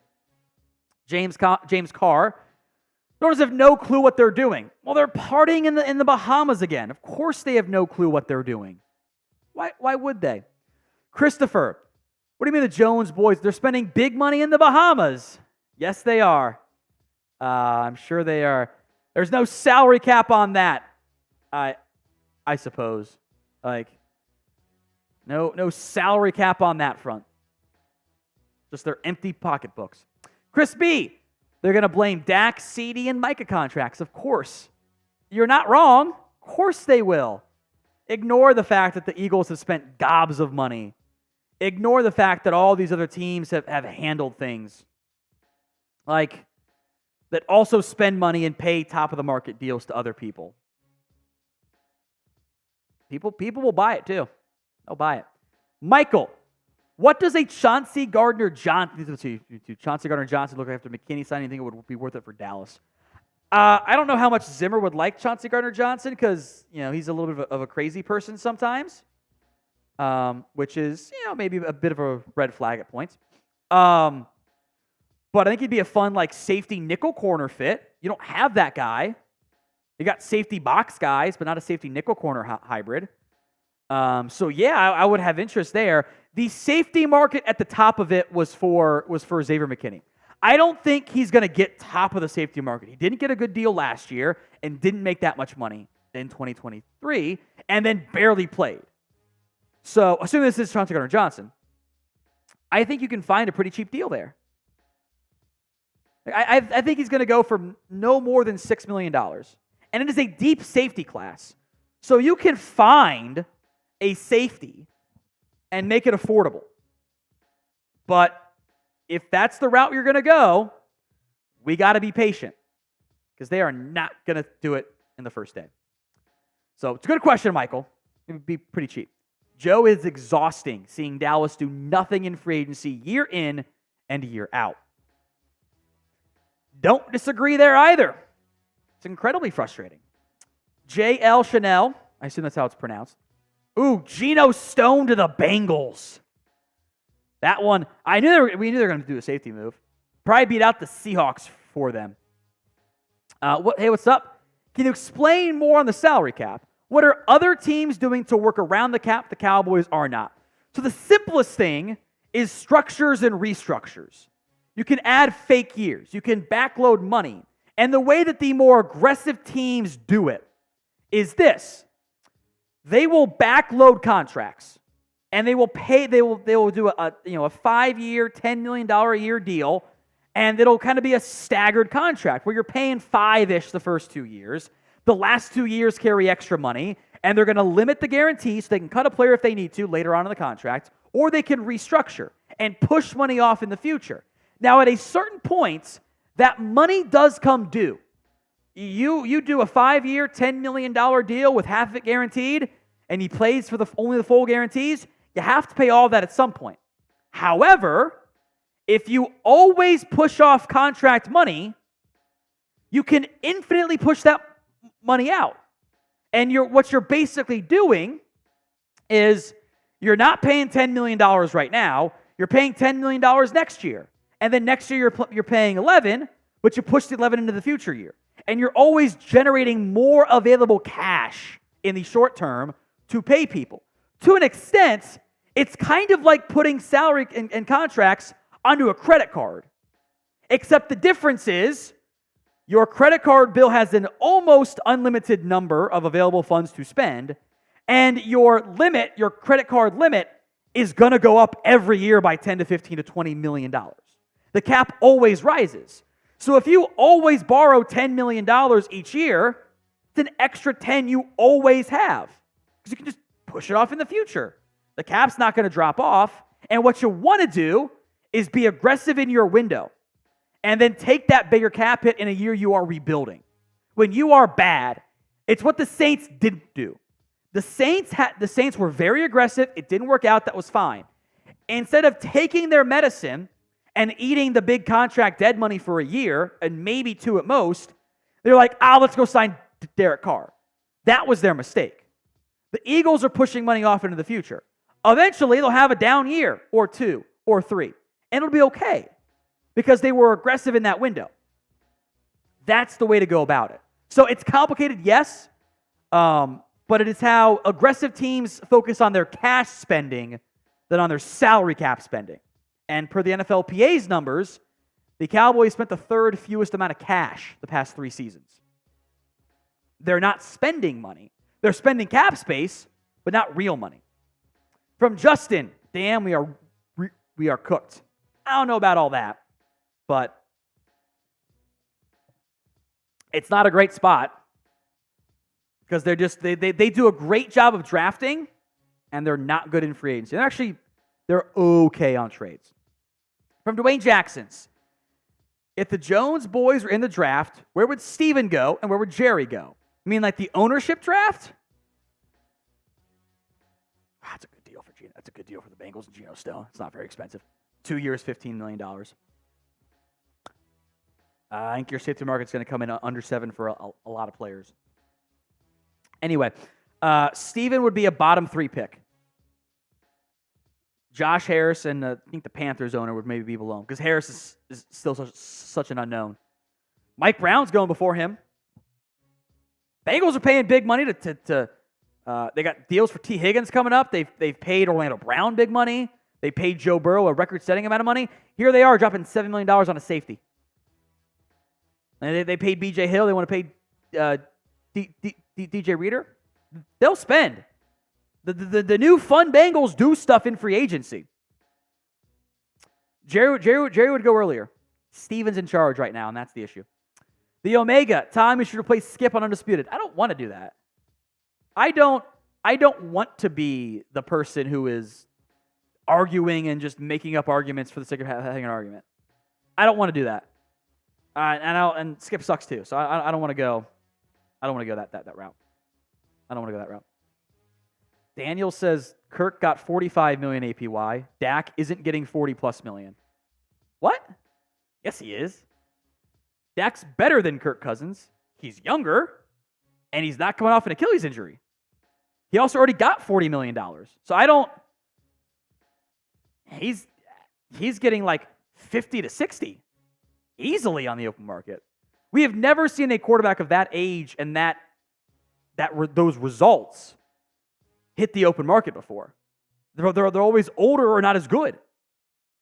Like, that's not. You get way more. The Omega, thank you. I don't want to do it, but thank you.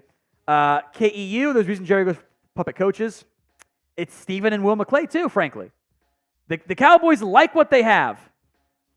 They like it. We don't like it, though. Michael, did meant CJG. Much love for still responding. Well, see, I don't think he meant that, though, because he clarified it. So who's he talking about, then? It's not Chauncey Gardner-Johnson. So I assume he meant safety. That won't make any sense for me. Oh, he clarified the abbreviations. That makes more sense. Okay, he meant the initials. Okay, we're good there, Michael. Happy to help you there. Yeah, I think we just saw Geno Stone get 2 years, $15 million. I think that's going to be the max for a lot of other safeties on the open market.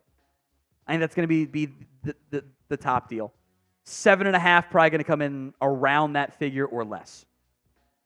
Martin, is there any hope for Aaron Jones? Maybe, but I think the Cowboys have to move with urgency, and they're not going to move with urgency. I feel like he might be a Texan. Because Houston wanted Saquon Barkley. They did not land him in the end. So they'll explore that market. Apparently the Commanders and Raiders have made inquiries on Austin Eckler. Okay. I don't think he's that good. I think there is some hope, but I'm not going to get overly excited. Crispy, am I crazy thinking we can miss the playoffs? I mean, yeah, injuries happen. It all falls apart. You know, your defense gets worse. You don't make any changes. You could miss the playoffs. I think your miss the playoff scenarios, you still could win like 9 games, though. Like, barring just disaster injury-wise, who's better than you? Let's give them Philadelphia.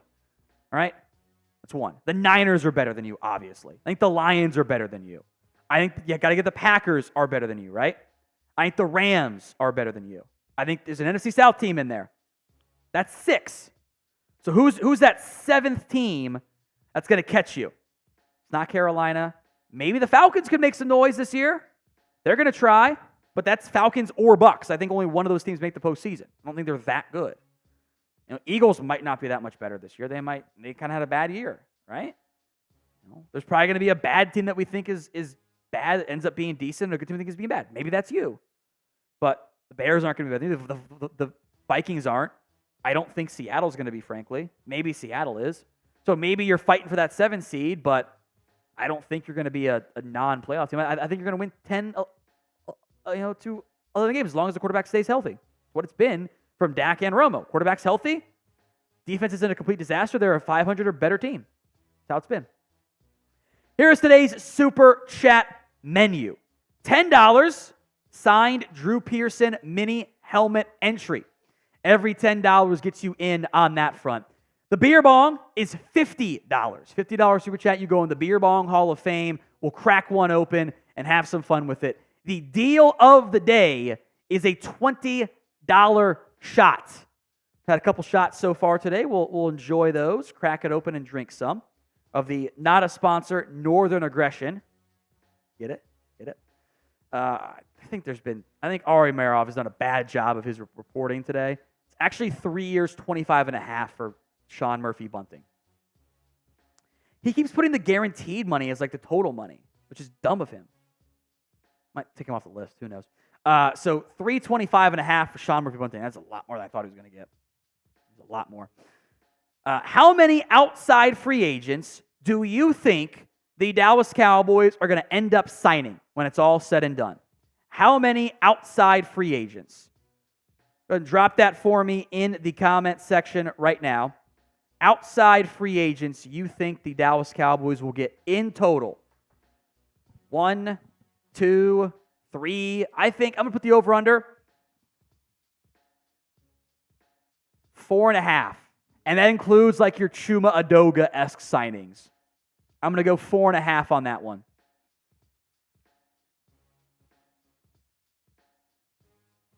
People saying 0. They'll do outside signings. It's just not going to be big names. They'll sign a linebacker and a back. They'll sign a veteran swing tackle.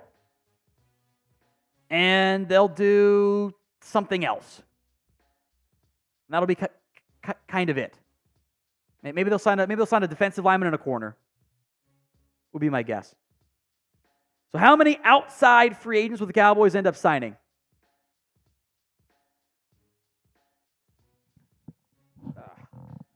They'll sign somebody. Just not going to be a big name. The Omega, are you going to be live tomorrow? Probably later in the day. Do some rumors, videos in the morning, and then go later in the day, or when news happens. We'll do that. That's the plan. That's the plan. I see back to the outside free agents here. 3, 4, 7, 4.5. We have the details on the Josh Jacobs deal. $448 with 12.5 guaranteed. That's why the agent didn't send it out. There's no guaranteed money in that deal. That's fairly cheap, but the per year figures are pretty large.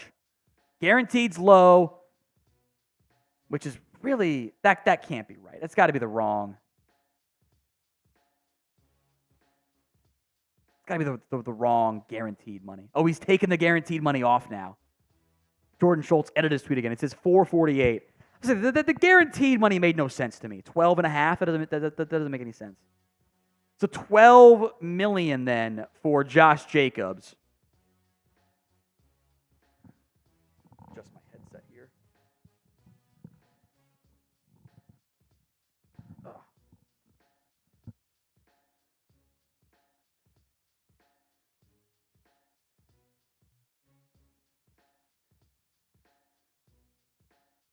$2, $4, 6.9, 3, -1. 2 cheap, 4 cheap signings. There you go. It's acting like Kirk 45 is the max of Dak's deal. Oh, guys, he's coming off a torn Achilles. Imagine if Kirk was healthy, what he would have gotten. He's coming off an Achilles injury at age 36. This is probably his last contract. Like, oof. Guys, I think he's going to command more than that. I really do. A lot more than that. Again, he's big money. That's how the market goes. Kirk has that's like 4 years left playing football. Think about it this way. It was what? Kirk got 25 million, 20 million more than Brady got. Big money. One legit signing. I could see that. By the way, Vic Tafer reporting that the Raiders discussing a possible trade with Chicago for Justin Fields, putting him back with Luke Getsy. How funny would that be? Like, is that really the path the Raiders should go down? It didn't work in Chicago. That'd be something. That would be something. It gives the Bears the if we had kept them, how would it go path. 4 years, $48 million for Josh Jacobs. About double per year what that team wants to spend. This team wants to spend. Another suggestion of trading Gallup for T. Higgins. No chance of that. Like, there's no way the Bengals are like, yes, we will take Michael Gallup in exchange for T. Higgins. Are you throwing in your first round pick too? They follow up with. It's not going to happen. I don't even know if T gets dealt, by the way. You know what I would be interested in doing? I might call the Bengals on Daxton Hill, see if he wants to come if they want him to come make him my nickel corner. Because Bengals have a log jam at nickel. Because Mike Hilton's there.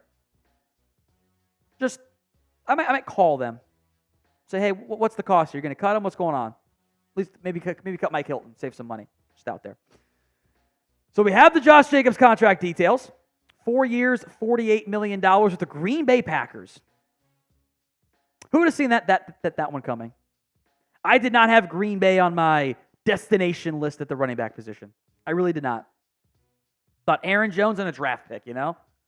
Like, they've cut Aaron Jones, by the way, which I would have interest in doing. Depend, again, at the right cost, whatever. But I would like to find a way to, you got to get it back in a linebacker, I think. Like, the offensive line market, it's going to be way more expensive than even they want to do, so I'm not even going to get my hopes up there. But running back and linebacker, you got to do something there. You can't enter the draft with no signings at that spot. It's not a good idea. Jones being a free agent, I'm intrigued by. There are still a lot of good running backs out there if we want to go look at that graphic here. There's a lot of backs still out there, and not that many teams in the market still. You know, I did not include guys like Austin Eckler. I think he's kind of washed, frankly. Raiders and Commanders linked to him. Didn't include Derrick Henry. I think he's going to be too expensive. Obviously, Aaron Jones not on this list because he was not a free agent when we began today's show. But cheap third down backs. Jerick McKinnon, Clyde Edwards-Helaire. Okay. I think you'd let those guys compete with a Rico Dowdle, a Deuce Vaughn, a Malik Davis for that number 3, number 2 RB role potentially. Zach Moss is out there. I'm curious what happens. James Conner's a free agent. J.K. Dobbins is a free agent. Deonta Foreman, he'd be a nice stopgap. He'd cost maybe $2 million, whatever. As the Raiders have signed Gardner Minshew. I think. Yeah. Gardner Minshew on a 2-year deal. That's a terrible quarterback competition.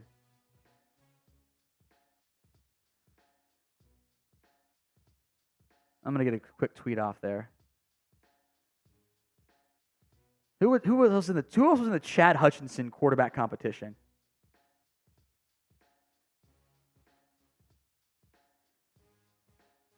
Let me pull that up. Let me go, what year was this? This was the Dallas Cowboys.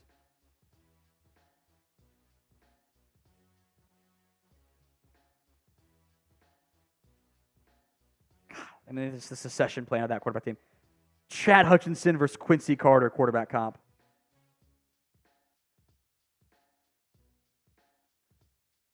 Who was in the Drew? Vinny Testaverde was in that. Vinny Testaverde versus Drew Henson quarterback comp. That's a good comparison for it. Testaverde. I don't know if I spelled that correctly. Firing off a banger tweet and just making bad content as a result on air. Vinny Testaverde versus Drew Henson quarterback competition. I think those two competed. Yeah. Testaverde and Henson competition right there. Minshew's not that good. He's just not. Colts, he held back the Colts this year. They're going to be exciting with Anthony Richardson. They're going to be very exciting. Test it. Minshew and O'Connell. They don't have a good quarterback yet. They really don't. All right, where was I here? Yeah, Minshew to the Raiders. Devin Duvernay to the Jags. And Greg Gaines is going to re-sign with Tampa. He was on my DT list. So Minshew to Vegas. Okay. I don't think he's that good. I really don't. I think they have to go get a better quarterback still. They really do. But we'll see. Duvernay to Jacksonville. That is the Raiders receiver return man. Which I guess means they're going to get rid of Jamal Agnew finally? Maybe? I don't know. Very funny timing, by the way, for the Raiders exploring Justin Fields trade into Raiders are signing Gardner Minshew in a 5-minute span. Like very, very humorous timing on that front. I don't think there's any way that they're going to give Minshew big money and pick him over Fields. But we'll see on that front. I'm sure we'll get details in the near future. So Jefferson Brown coming in here. We'll get to that momentarily. Minshew and O'Connell is just not. That's such an ugly quarterback competition. That's not a serious free agency or serious quarterback room. We're gonna get the number 1 overall pick quarterback room. That's so bad. That's so bad. Because their OC is not as good as the one in Indy. I'll tell you that much right now. Tristan Brown, $2. Where is Justin Fields going? I don't know. Let's run through where things sit across the NFL, right? Like teams that could make some sense. We'll go by division. Buffalo, Miami, the Jets aren't doing it unless they get him as a backup. Defeats the purpose. Patriots, maybe if they don't want to go quarterback at 3, but I think a quarterback is going to go 3 to the Patriots or somebody, so maybe New England. Chiefs aren't. I would not rule off the Raiders at this point, until we get the Minshew contract details. I don't think that's going to be the case. Denver, I think he's a terrible fit in Denver. I think he's a bad fit for the Broncos. Chargers, no. Ravens, no. Browns as a backup actually makes sense, I think, but that'd be kind of bad luck for Fields. Steelers picked Russell Wilson. Bengals, no. Texans, no. Jags, no. Colts, no. Titans, no. Cowboys, no. Eagles, no. Giants, maybe, but probably not. Commanders are going to go quarterback at 2. Niners, no. Rams, no. Seahawks, no. Cardinals, no. Lions, no. Packers, no. Vikings need a quarterback. I don't love his fit in the Kevin O'Connell style offense. Oh, they gave Gardner Minshew some big money. Big-ish money. 2 years, $25 million for Gardner Minshew. Why? Gardner Minshew might land with a starting quarterback job here?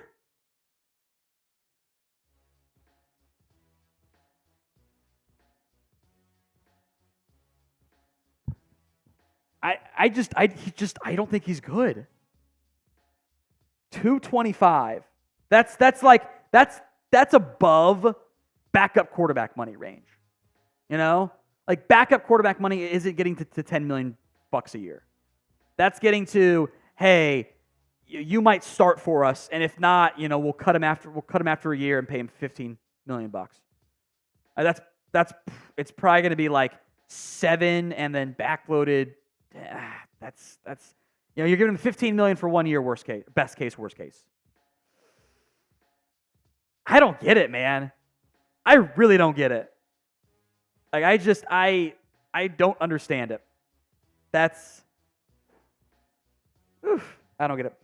So Vikings, maybe. Bucks, no. Saints, no. Falcons, no. Panthers, no. So that Justin Fields market dried up real quick. Because The Raiders paid Minshew $225? I don't get it. Let me pull up some comparable quarterback contracts here. Let me pull this up here.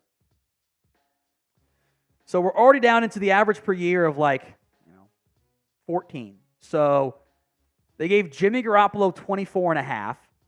The other high-end backup quarterback money is really no contracts to fit this mold at all. Jacoby Brissett, $8 million. It's already in there. I don't know why the Raiders guys always that. They're always putting in details when it's already on screen. We have the details. That's just wild to me. They just don't pay attention. Sinking, can't stop laughing. Mitch is in shambles right now. Jacoby Brissett got $8 million a year. Taylor Heineke got 7. Stidham got 5. Now, fully guaranteed that gets to around $15 million. Dalton got 8 from Carolina on a 2-year, $10 million deal. Brissett got basically 1 year. Heineke got 2.7 with 6.5. That is either a record-setting backup quarterback contract or, hey, we might let you go after this. We might let you go down this path and be our starter. And I don't understand that. I really don't. It's very confusing to me. So it's a weird move for the Raiders, man. It's a weird move. And as for Fields, I don't know. He might have to go be a developmental backup somewhere. And that's going to tank the market in a major way. I think his market is drying up pretty damn quickly. And also, if you're the Raiders, why are you paying Minshew $225? That's either a bad backup deal or underpaying for your starter and not having a good starter. Very, very strange. Very strange. But for Fields, I don't know. Maybe he goes to the Browns as a backup. It's not great. The Raiders should still go trade for Fields, frankly. Because, Minshew as quarterback 1 is not going to work. That just doesn't make sense to me. It really doesn't. Weird stuff happens in free agency. Hit that sub button for more Cowboys YouTube videos. We will have you guys covered here on the channel. YouTube.com/@CowboysTV. From Carl Bruh, $5. Words cannot describe the hate I have in my heart for this organization's ability to sign anyone good. They got to do something here. At a certain point, they have to do something. Might not be today. I would have liked that deal for Greg Gaines, by the way. Good, solid one. He was on my list. On my list. And nothing yet with the Cowboys. I don't think it's going to be today. Would be my guess. From Ratio, don't the Raiders have Jimmy G on the books still? A portion of it, yes.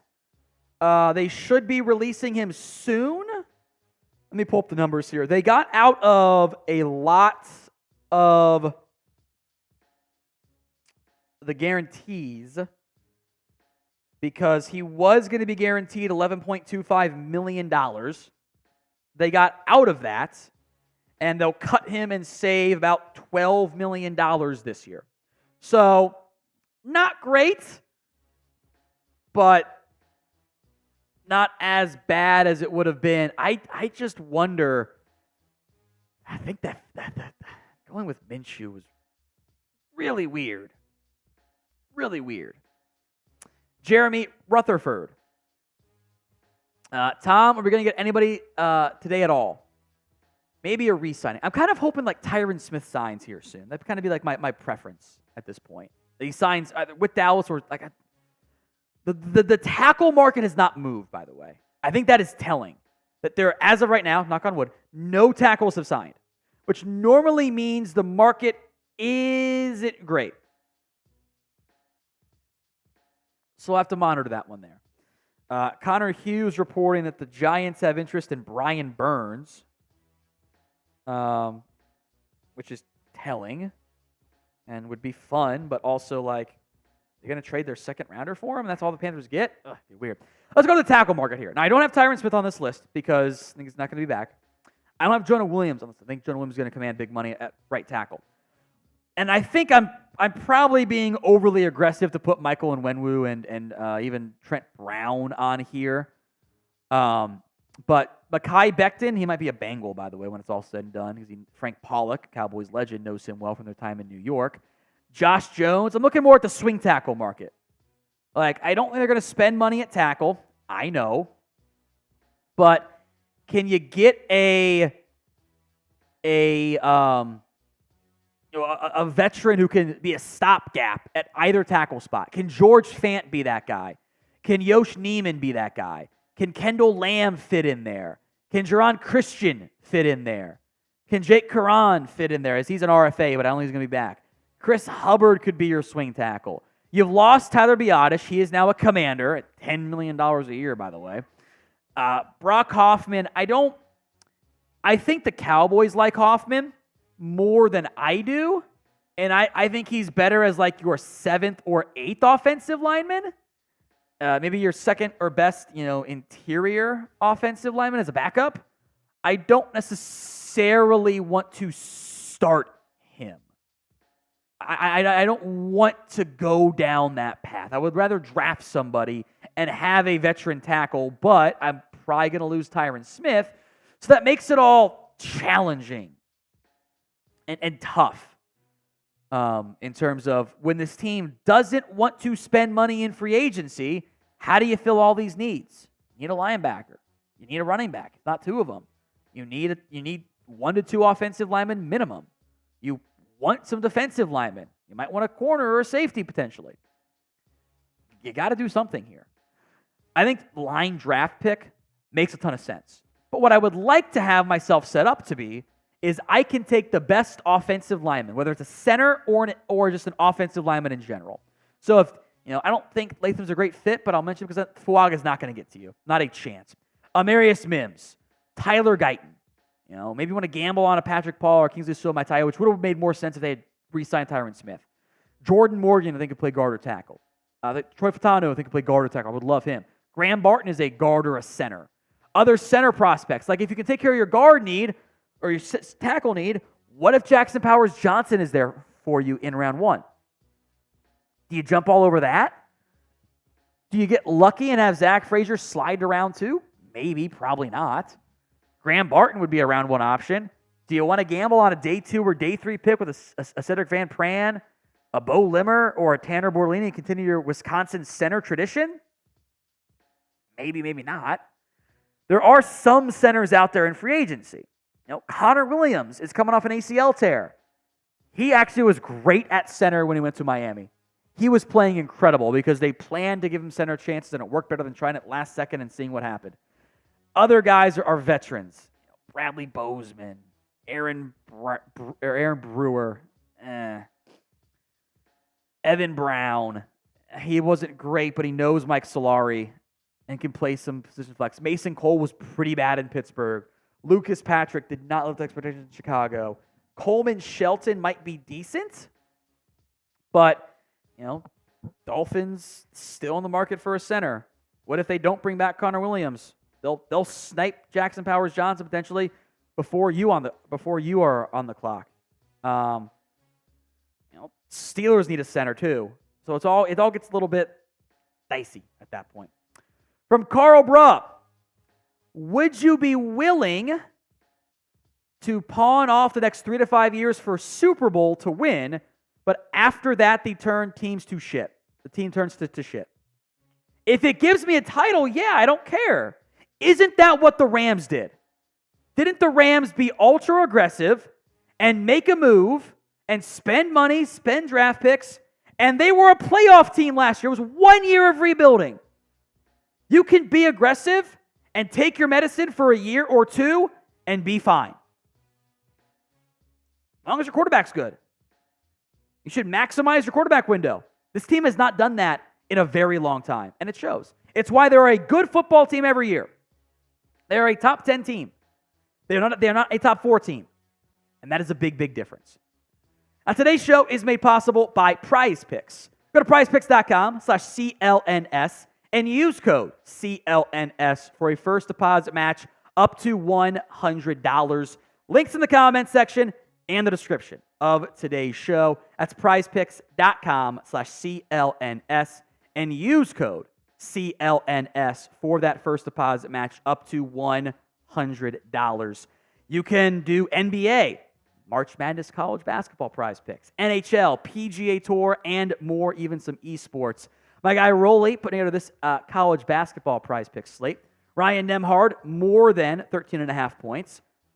Graham Ike, more than 30.5 points, rebounds, and assists. And BJ Freeman, less than 2.5 3-pointers made. The link will be in the comments section and the description of today's show. Go to prizepicks.com/CLNS and use code CLNS for a first deposit match up to $100. Links in the comments section and the description of today's show. It's prizepicks.com/CLNS. Giants have re-signed Carter Coughlin. 1-year deal, super cheap money. That's not a big deal there. Other news, Leonard Floyd is a Niner. So Leonard Floyd jumping over to San Francisco. That means they're probably not going to retain Chase Young, but movement there. So TBD on that front, on the details, but Leonard Floyd is now a member of the 49ers. They made a signing. Now, a big quarterback contract difference there too, but they've also spent a lot of money overall. Again, you can spend money on the quarterback. The quarterback alone does not prevent you from doing other things like this team tends to operate like it does. It's frustrating. I'm going to guess Floyd, 2 years, $17 million. That might be way too low. 2 years, 21. 2 years, 21. I don't know. I don't know about him. It's going to be interesting. The list of teams who have not yet signed an outside free agent continue to get thinner and thinner at this stage. So we will keep an eye on that front, as the Cowboys have not yet made any signings. Will they make one today? Y for yes, N for no. It is now 76% say no. We are getting into the later hours of the afternoon, 5 p.m. Eastern Time. Will the Cowboys make any signings? Y for yes, N for no. Chris, do you have any predictions here at this time? No, I have no idea what they're doing. I genuinely just have no idea what they're doing. Why you're on vacation right now is beyond me. They're in the Bahamas, as they always are. Because there's so many things you could do. So many things. A lot of things you need to do. Yeah. You know? Like, a lot of things you have to do that they have not yet done. It's very frustrating when they just don't do anything. I genuinely thought, when Jerry came out the very first time and said we're going all in. Ooh, I was super close on Floyd. 2 years, 20 up to 24. Yeah.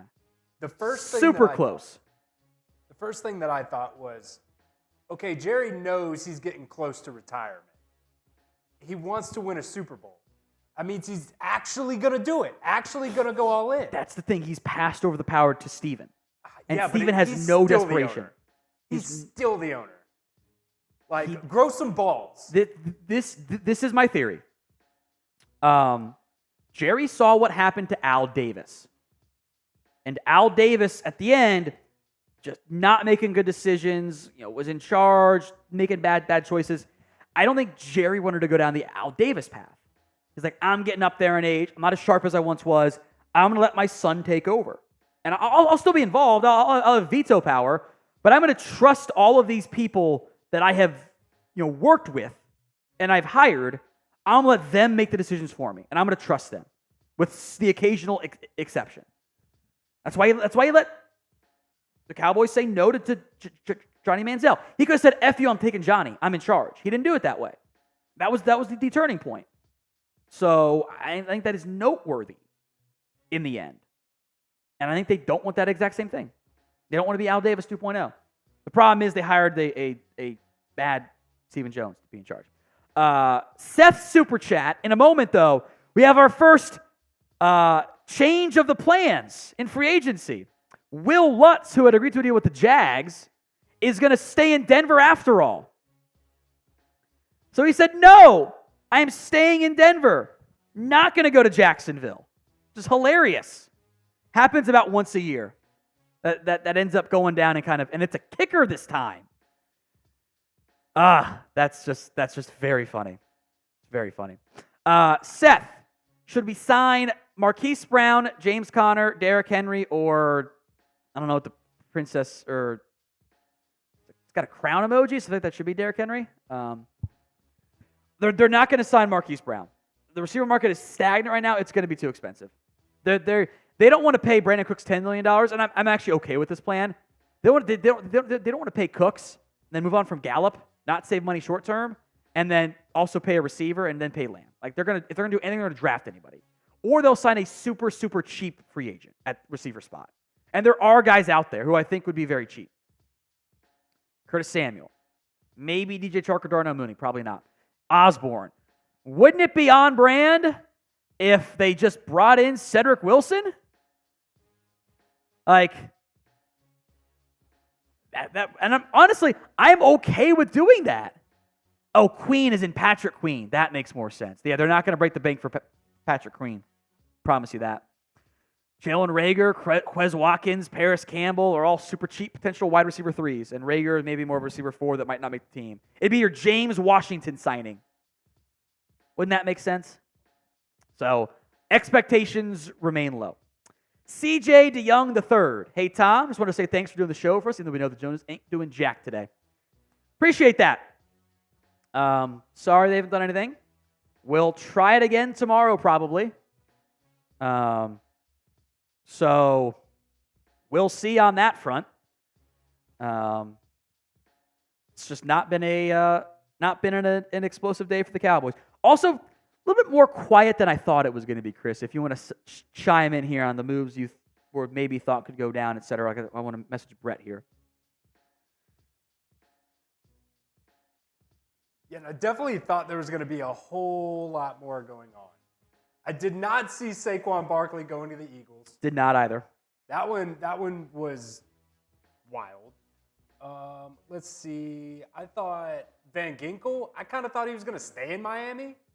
Did not see him going to the Vikings. Obviously, the most exciting one, in my opinion, is Kirk Cousins to the Falcons. Love that. Let's see. Who else was kind of a shocker? Obviously, Gardner Minshew. Really not necessarily going to the Raiders was a shocker, but how much money he got. That was ridiculous. 2 years, $25 million. I guess he's going to be the starter. I really thought they were also going to try to go after Jaden Daniels, move up in the draft. Doesn't seem like that's going to be the case, though. I don't think they can get Jaden Daniels. I think they know they cannot get him. Maybe they've tried. Maybe they've tried talking to some of those top teams in the draft, the Patriots, the Commanders. I think they were have. like, no. Yeah, I think that they know. To get to 3 is so expensive. From where they're at, they're giving up everything, and for a gamble at that point. So, great question though, CJ. Or appreciate your support there, CJ. All right, JT coming through here with a $5 super chat as well.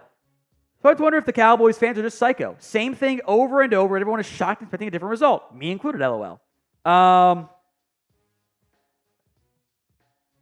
There's an element of this year it'll be different. I think they're going to sign somebody. It's just not going to be in the early phases. It's going to be a week in. I just don't think that. I don't think they're going to be active in the end. Like I just don't foresee. I don't foresee them being aggressive. That's just not how they're built. And it's very frustrating. It's very frustrating to have that continuously be the case.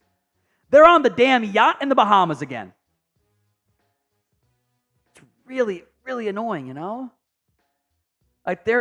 We care more about them, about the Cowboys in free agency than they do. They're going to spend time with their family. Okay? Do your job first. You don't get to have the normal family work-life balance when you're an NFL owner, an NFL GM. And you're making the money to make it justifiable. You know? It annoys me. Okay. Go to a weigh-in here, Chris, and give some shout-outs. We'll do that here momentarily.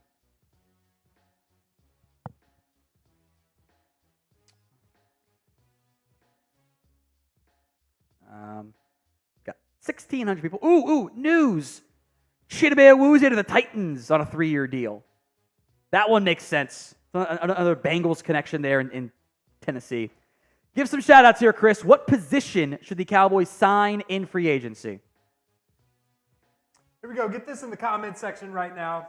If you guys haven't already, also like the video. We've been live for you guys for 6 hours now. For 6 hours. It's been a fun day of tracking to see what everybody else wants to do. Two Fly Rye says every position starting with quarterback. Don't see that happening. Running back, center. Shane says running back. Joe says left tackle, center, linebacker, running back, corner. Chris says GM, like that. Jason Dyer, running back. Lone Wolf says all. Jason says running back and GM now. For extra little cheese on it too, give me the position and a player. Give me a position and a player. Linebacker. Yeah, they're going to have to do something at linebacker. Because LVE's probably retiring. They have to. You've got really safeties playing linebacker. A couple of their... Aaron Jones, Patrick Queen.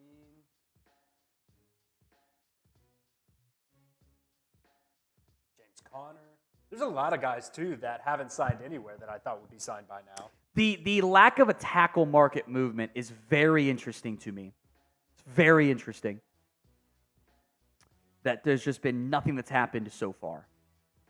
And even only 3 players have gone from the Cowboys' standpoint there, you know?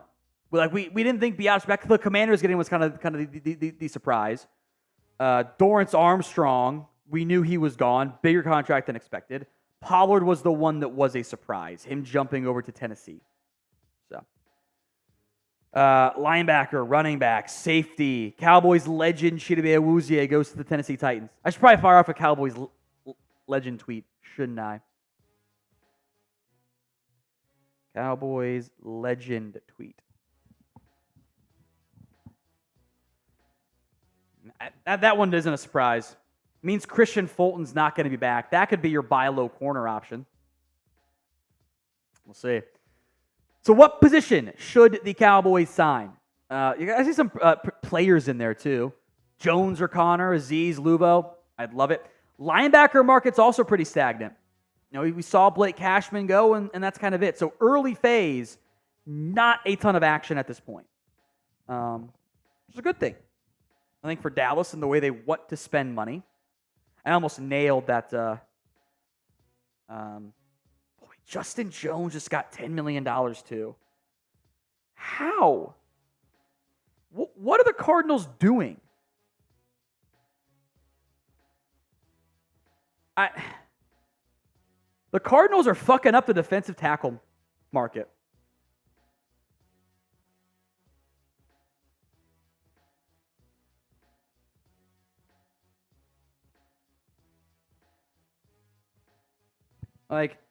Justin Jones getting $10 million a year? Why? They are ruining the defensive tackle market for me. How am I going to sign somebody cheaply when Justin Jones is getting 3 years, $30 million? I don't get that. That's not a good deal. What is Arizona doing? He's not a premier defensive tackle. He's just not. Like, he's fine. He'll start, but that should be like a $5 million deal, not 10. They are ruining the defensive tackle market for me. How am I going to do anything if they're not going to? That annoys me. That annoys me to no end. I was so close on that Floyd deal too, by the way. I was so close on getting it done. Would have been nice. Would have been nice. All right, here's what we're going to do, Chris. We're going to put 2 minutes on the clock. 2 minutes on the clock, and then we're going to sign off. We're going to sign off, and if stuff happens tonight, we got you guys covered too, from probably at home stuff with no fancy graphics. 2 minutes, last call for supers. And if the supers keep coming in beyond, it's just $1. We got to move along. But decent money, 2 minutes. We'll stay live here, give you guys some respect, and then we'll sign off after what? This has been how long has this show been? 6-hour live stream. Long day. From Santana Perez, the Jones boys are pissing me off. Sad to see about the Eagles while we do nothing. Time for GM. Here's the thing. I don't know who I would have signed today. I probably would have been more aggressive in a linebacker running back, but maybe those markets are still stagnant. And maybe I wouldn't have gone down that path. I wouldn't have paid Barkley. But you guys also know I'd be trying things, and I wouldn't be on vacation in the Bahamas. You guys know I would not be doing that. The longer that King Henry sticks around as an unsigned free agent, the longer Aaron Jones is out there, I'm super intrigued by those guys. Super intrigued by them. You know? But the market's also getting kind of screwed up today when Justin Jones is just kind of a mess. Getting 3 years, $30 million. Jose Ortiz, how much for a beer bong? $50 is the beer bong cost. $50, Jose. Other Jose retracted that one, so don't count it. We'll skip it. Seth says, sign Simmons, Henry, Curtis Samuel, Bobby Wagner, draft BPA. I got to go offensive line in that case, too.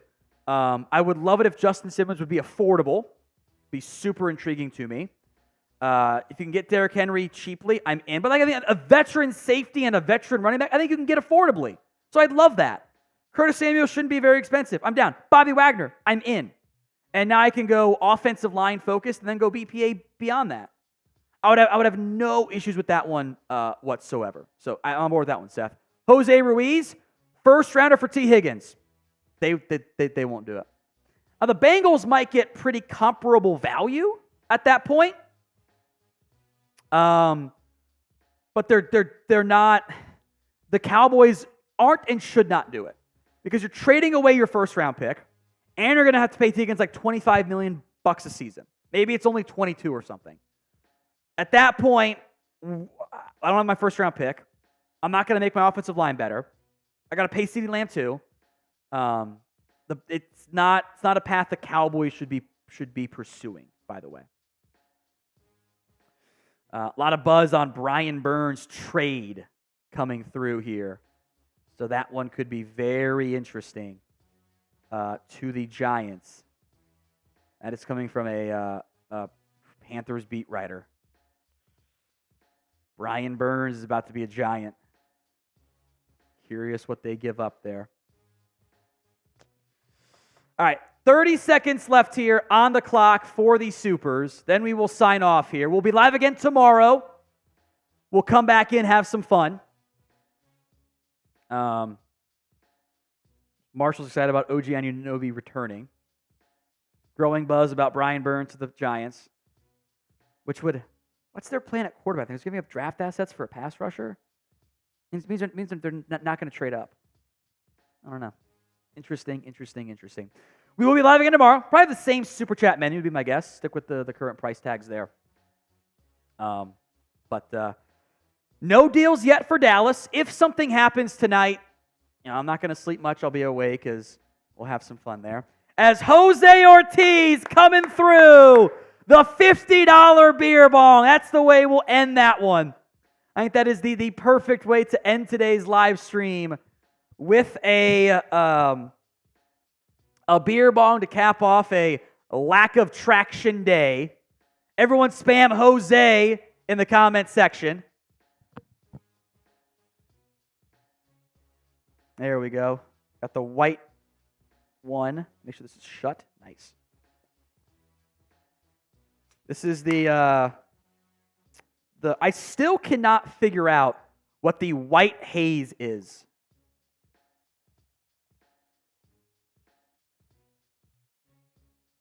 I don't know what flavor white haze is, you know? Like what is white haze as a flavor? It doesn't smell like anything. I haven't tried that one. It's okay. It's also very cold, which is kind of a mistake on my part. But makes it more fun. Check out the bubble out there. There we go. All right. Here we go. Everybody spam Jose in the comments right now. We'll finish off this live show here. Jose, Jose, Jose, Jose, Jose, Jose, Jose, Jose, Jose, Jose, Jose, Jose. Out of way. It was really cold.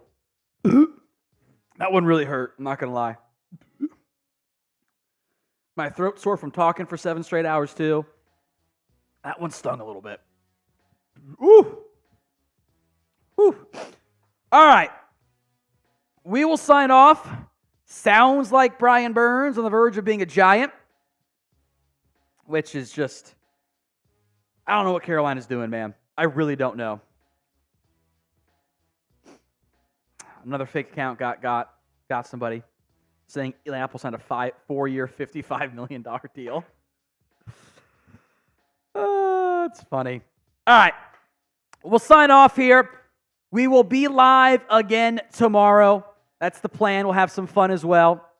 Stick with the same prices. You guys get me hammered again. Appreciate everyone who tuned in. If and when the Cowboys make more moves, or even lose players tonight, we got you guys covered. Hit that sub button, youtube.com/@CowboysTV.